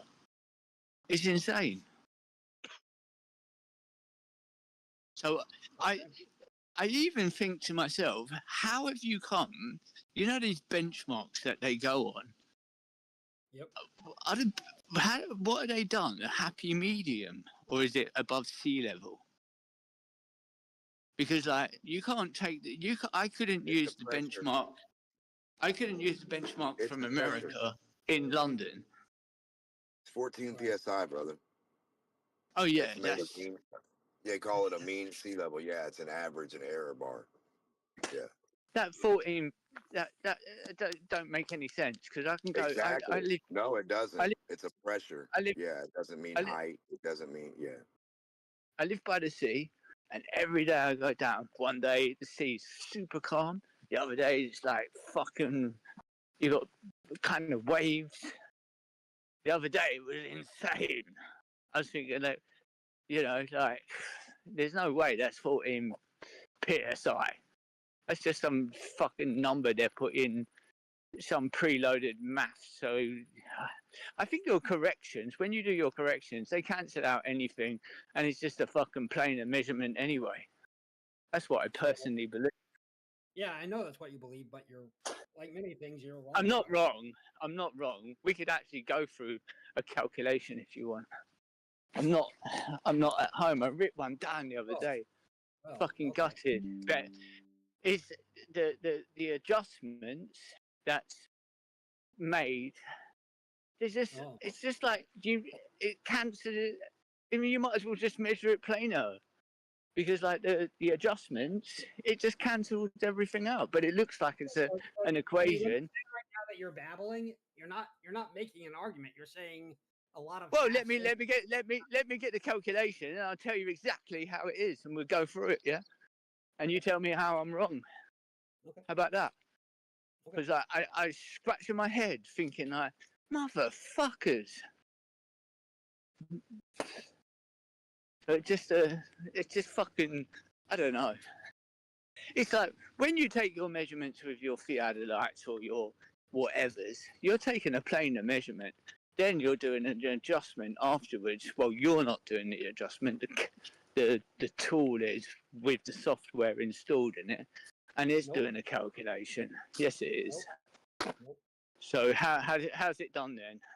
How do you put your calculation in? How do you put your calculation in the software that's built into the program in the tool? Nope. How do you do that? Nope. So You're saying no, but you don't. Obviously, you've never used one.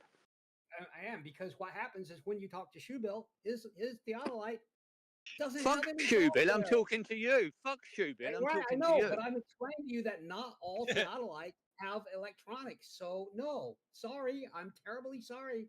You just, this is another thing that you don't really understand. That's okay.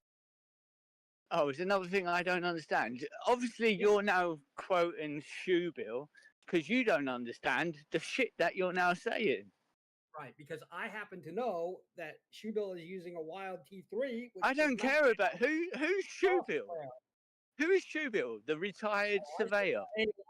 The only person in here that I'm aware of who is a licensed surveyor. He's not. He's retired. So how's he licensed? He still had the license, which is more than yeah, you. But he, hold on. You haven't come within had 1,000 the miles license. of getting a license. You don't The other day, you was asking for someone, where's your license for using an auto level? I've never heard of anyone with a fucking certificate or a license to use a fucking auto level. Correct. That's correct. Because do you know why? Do you know why? I don't fucking. clarify. The reason why I was asking simple. for was to make the point. They're foolproof to lose. That person does not have any license. Has no expertise. Other than their own you get expertise with using that on a daily basis. It's a foolproof fucking system, which is like my 5-year-old grandson could go out and do that. Where's their Eratosthenes papers and Columbus's papers? I want to look at Columbus's directional papers. I want to see. Auto level, you would learn something. I want to see. Where'd Columbus learn it? What I want to see when you're asking for certificates for someone, are they capable of using the machine? I want to see certificates for the calibration of the machine. Because I don't think these motherfuckers have fucking had their machines calibrated, and you know, if they haven't got that, say I appoint this person, I'm going to commission them to do a survey. I want to see the certificates of their fucking machines, because if they don't give me the certificates of their machines with new calibrations, I'm not going to take them serious. So if you want me, or if you want to take these people serious, show me the certificate of your recently calibrated fucking machine. Otherwise, shut the fuck up. Yeah, I have bad news for you. You are desperate to find something in... No, I'm not desperate. I'm not desperate. That's the way the world works. That's the way the world works. You're telling me. You're telling me he. No, I let you finish. Okay, go on.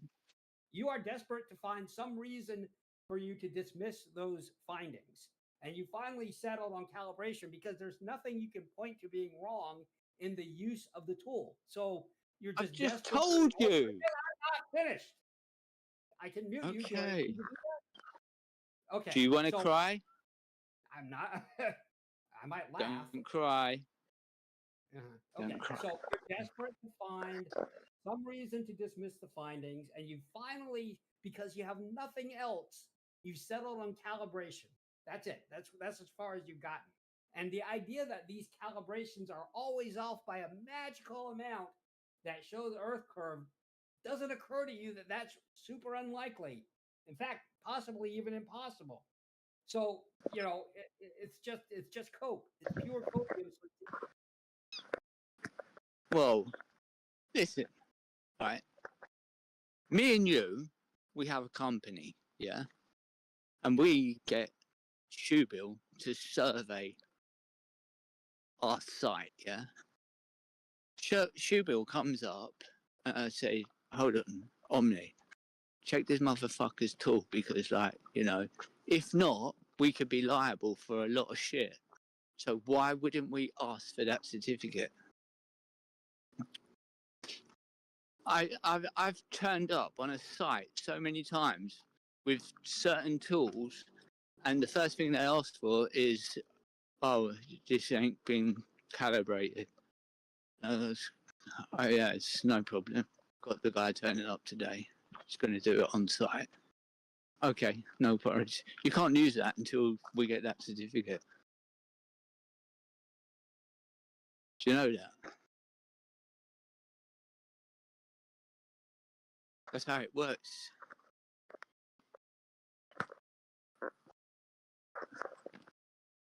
You could take the chance, and I'd be saying like, well, you want to take the chance, you comes out of your pocket. What tool is this? Give me one of the examples. What tools? Yeah, what tool? What tool did you have to go and get calibrated? Laser level, auto level. Auto level. Yeah, because like what happens? The slab goes down, the concrete slab, and I have to lay a sole plate for the, you know, like the perimeter of the building. It does all. It does the perimeter, the internals, and everything. But the kit, because I used to do like timber framing, so the kit would come in, and we stand the panels on the plate, which I would fix into the concrete. I get my level, find out the, you know, the highest point, and then punch a hole into the concrete, fix it with a spit gun or a Hilti. Even they have to be, you know, even they have to be calibrated. And I'd put this stud in, you know, fix it, or we'd use Fisher fixings. And then I would put that sole plate around, square it up. So, okay, so... And put my kit on that. So if I'm out, say... Yeah, it is, because if I'm out, say 10 mil on that ground floor, on the next level, I'll be at 25 mil, and that's my tolerance. So I'd be fucking on the third level, because sometimes we go up 5 or 6 levels. I'd be over 100 mil out. Every time it goes up, it amplifies. So I need that tool to be fucking precise.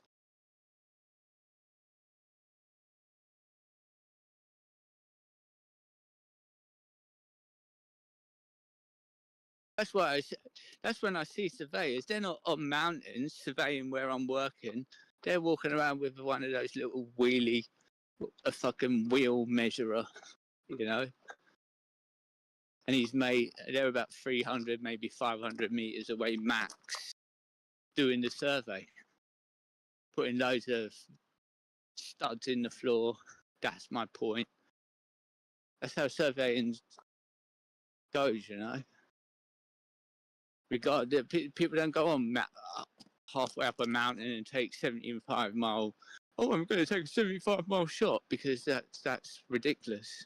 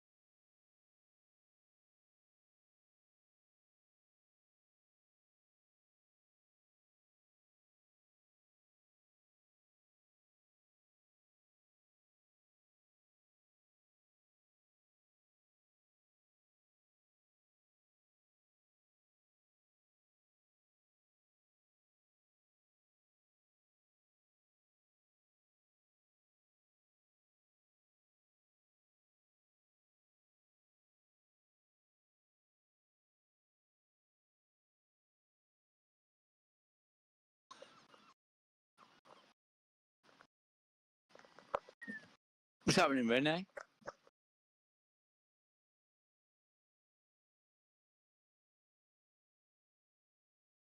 Hello.